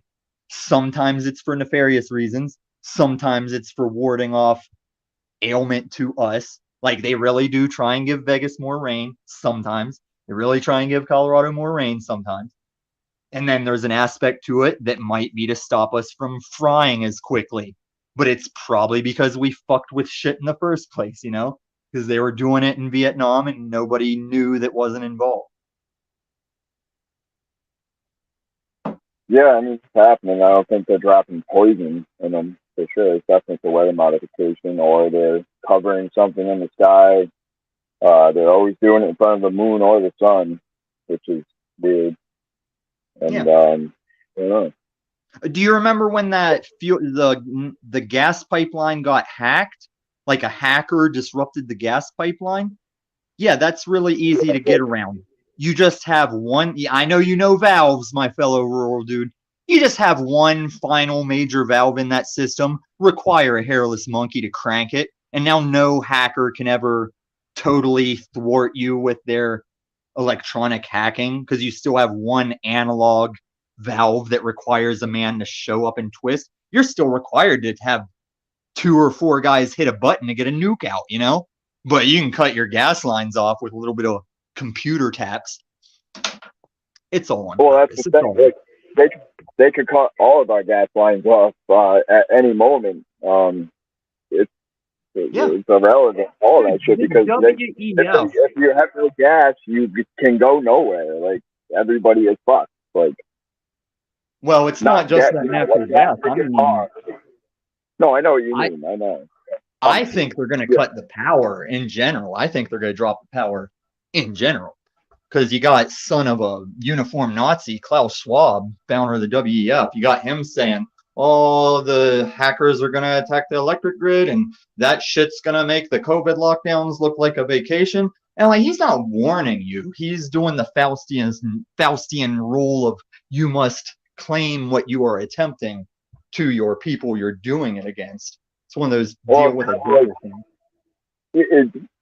It'll never. I don't think those 15-minute cities and all that. It's never going to happen. I don't think. Well, it's already established in the UK. They're like enacting it in the UK, and you've watched your headlines say dumb fucks aren't succeeding in attacking our power structure.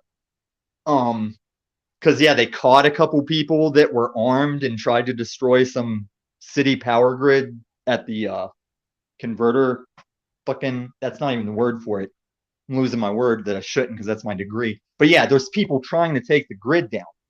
Now, those balloons we saw, the China balloons, that was kind of like a weird thing because America long ago did an experiment with nuclear weapons where they used balloons with nuclear bombs tied to them to figure out what altitude doesn't cause the harm and damage of a nuclear explosion, but still sends an EMP wave at the maximum radius of globy stuff, the same way this globe has electromagnetic poles with a globular shield around it. Sorry, all roads lead back to the truth, you know? I'm sorry to harp on the disc world, but it's just the truth. So yeah, man, like, it's always been like the technology we're aware of has to be 50 years behind what they're fucking with in secret, you know? Yeah, yeah. But when we're taking a long time to shoot down balloons, that it would take 3 of those to destroy America's power grid, because there's only 3 strategic places you have to hit with an EMP at the right size to drop America's entire grid. And when that kind of drop happens, that's like years, bro, because you literally have to go back and rerun all those wires. They are fried. They are over fucking juiced, you know? Like, the equipment they go to was fried. Your car probably doesn't work if you didn't have the devices to protect it connected. Some cars driving in the right direction might survive, but it's like a lottery chance. I have a device to keep my solar generator and my crypto wallet in just for any kind of EMP. And all crypto and solar generator people out there, or any valuable computer electrics, you better have a container for that as well. And a simple metal, old school metal trash can that's closed is good enough. But there's ways to construct it with, like, you know, like rabbit fencing, metal rabbit fencing and shit. It became so easy because everybody allowed and wanted all this technology to make their lives easier, while at the same time it's just enslaving them, obviously. But the people allow this you know. If the power goes out, you can't go get gas because the fucking register doesn't work. Because you don't have cash, or, you know, where back in the day before everything was on computers, you know, it wasn't such a big deal. But now everything's on computers, and flipping the switch and everything's fucked. That's the analog valve thing I was saying. Because everything is on electronic computers, that is why they're fucked. But then when people jump at me about my crypto decisions, I snap back with, oh, you mean my crypto that has a backup power source running it in a bunker, probably equivalent to NORAD, as that cryptocurrency? And don't ask me how this is true, but it's true. It works off fucking line somehow. You can transact with XRP offline. And maybe it's just remembering it, so the next time it goes online, it catches everything up. That's probably what goes on. But you still have your money. It's like Epic Cash, to where, like, you can transfer Epic Cash from me to you. Costs virtually nothing until you exchange it for something else. But as long as you have your 25 keywords or whatever, you can have, you know, anything can happen. As long as you have those keywords, you can access that wallet, and it doesn't have to be online. And that's true for recovering your money, but we're talking about if the grid went down and, like, destroyed cryptocurrency because nothing's left to hold that information, you know? Like, those passwords, there's nothing to put them into, but you are right about how they function. Couldn't it be destroyed at any time just because of the value that, I mean, where's the fucking value coming from, other than, I guess, if you put it into oil, then it's kind of like when you buy a house, the money doesn't appear until, you know. It never appears when you get a loan for a car or a house. You just get that item and then have to pay for it. You're right. But that gets into the Federal Reserve central banking Ponzi scheme. So here's where the crypto I'm buying gets its value. It is backed by gold, and its value is in the efficiency that it can move. And this is just the most recent event a company did with it. They moved $50 million overseas in less than a minute, and it cost them 30 cents in fees. And you can't go to Walmart and wire your friends some money for 30 cents, you know? And XRP will do it with the least electricity and a green movement. It'll do it for the cheapest fees, and it'll move the most money. And that's why it was chosen by the beast system. Not financial advice, just my due diligence and what I've derived from it. The reason I think Bitcoin has value is because so many motherfuckers put their money into it that now all that money is in it and held by those people. And its reason it'll be targeted is it's the slowest that uses the most electricity for each transaction. Because the security that keeps it safe and not scammed is involved with how much electricity it has to use, like the Griswold's fucking Christmas lights setting off the power company's fucking meters and shit. Like Bitcoin is the coin of that shit, basically.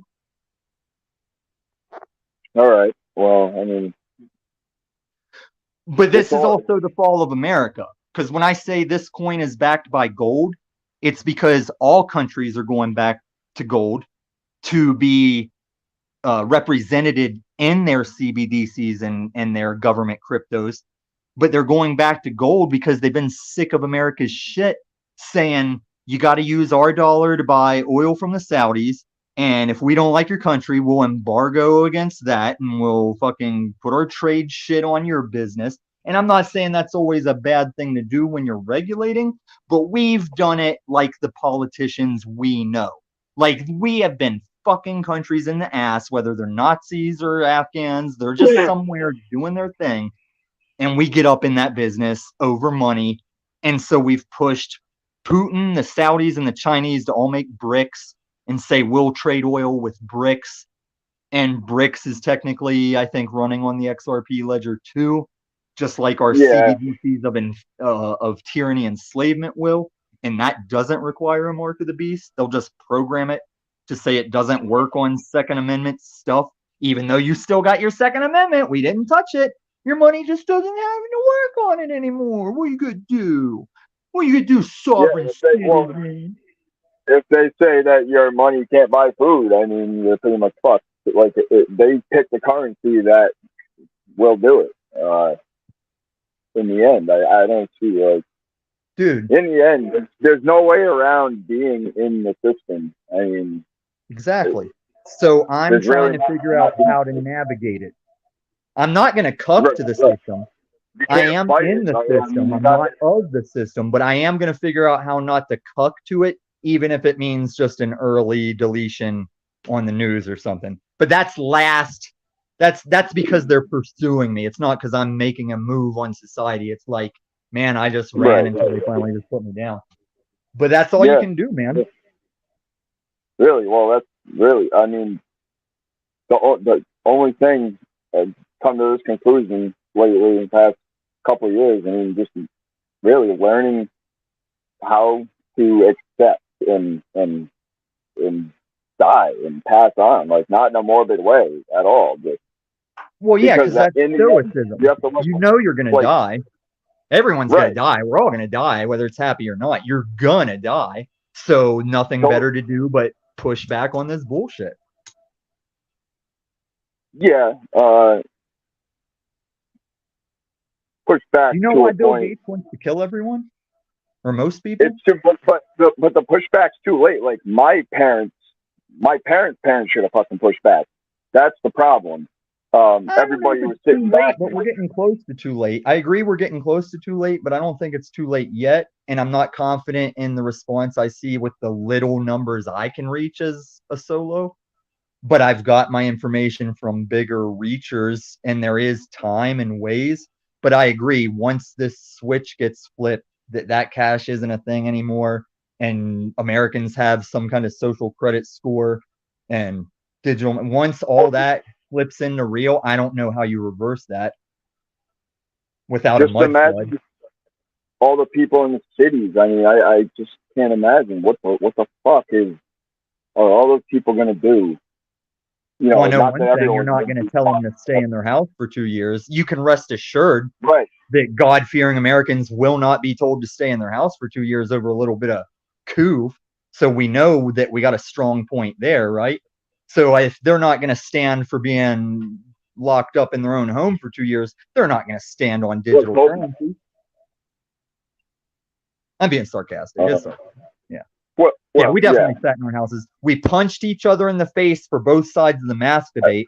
People punched in the face over no mask. People punched in the face over mask. But both of them stopped punching in the face when the CDC things were still applied and no one was listening to them anymore. It was still just as much an applied CDC regulation, which means nothing. But what those people punched in the face over, it was still that by the time they didn't care anymore. And if only they could see that for themselves. Yeah, I mean, trying to save or trying to show anybody is hopeless. I mean, if they don't want to see it, they're not going to see it.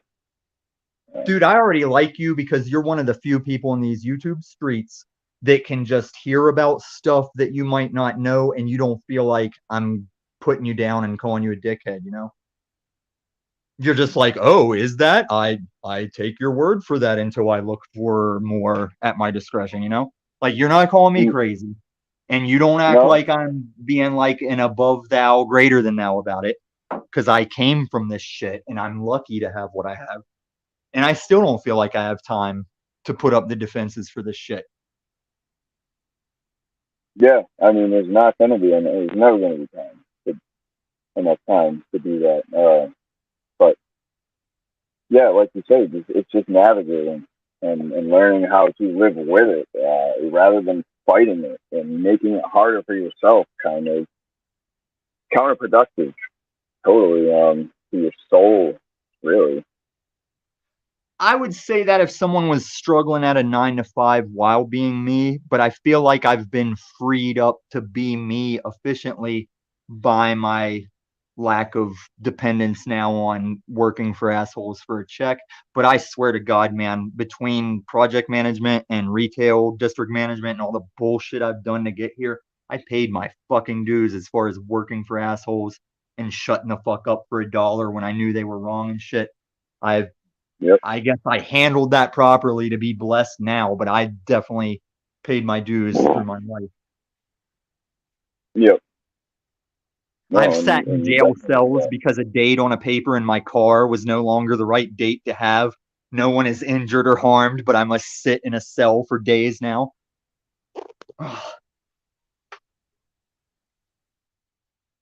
Yeah, I mean, I just people just need to be better people. And nothing's gonna get or change until people change. Really, it's just not gonna happen. Like everything is irrelevant in a sense of trying to change anybody's mind or any way of living to that extreme at this point. Like save yourself and who you can, close to you, but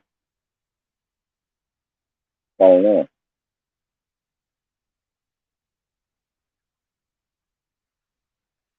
Hello.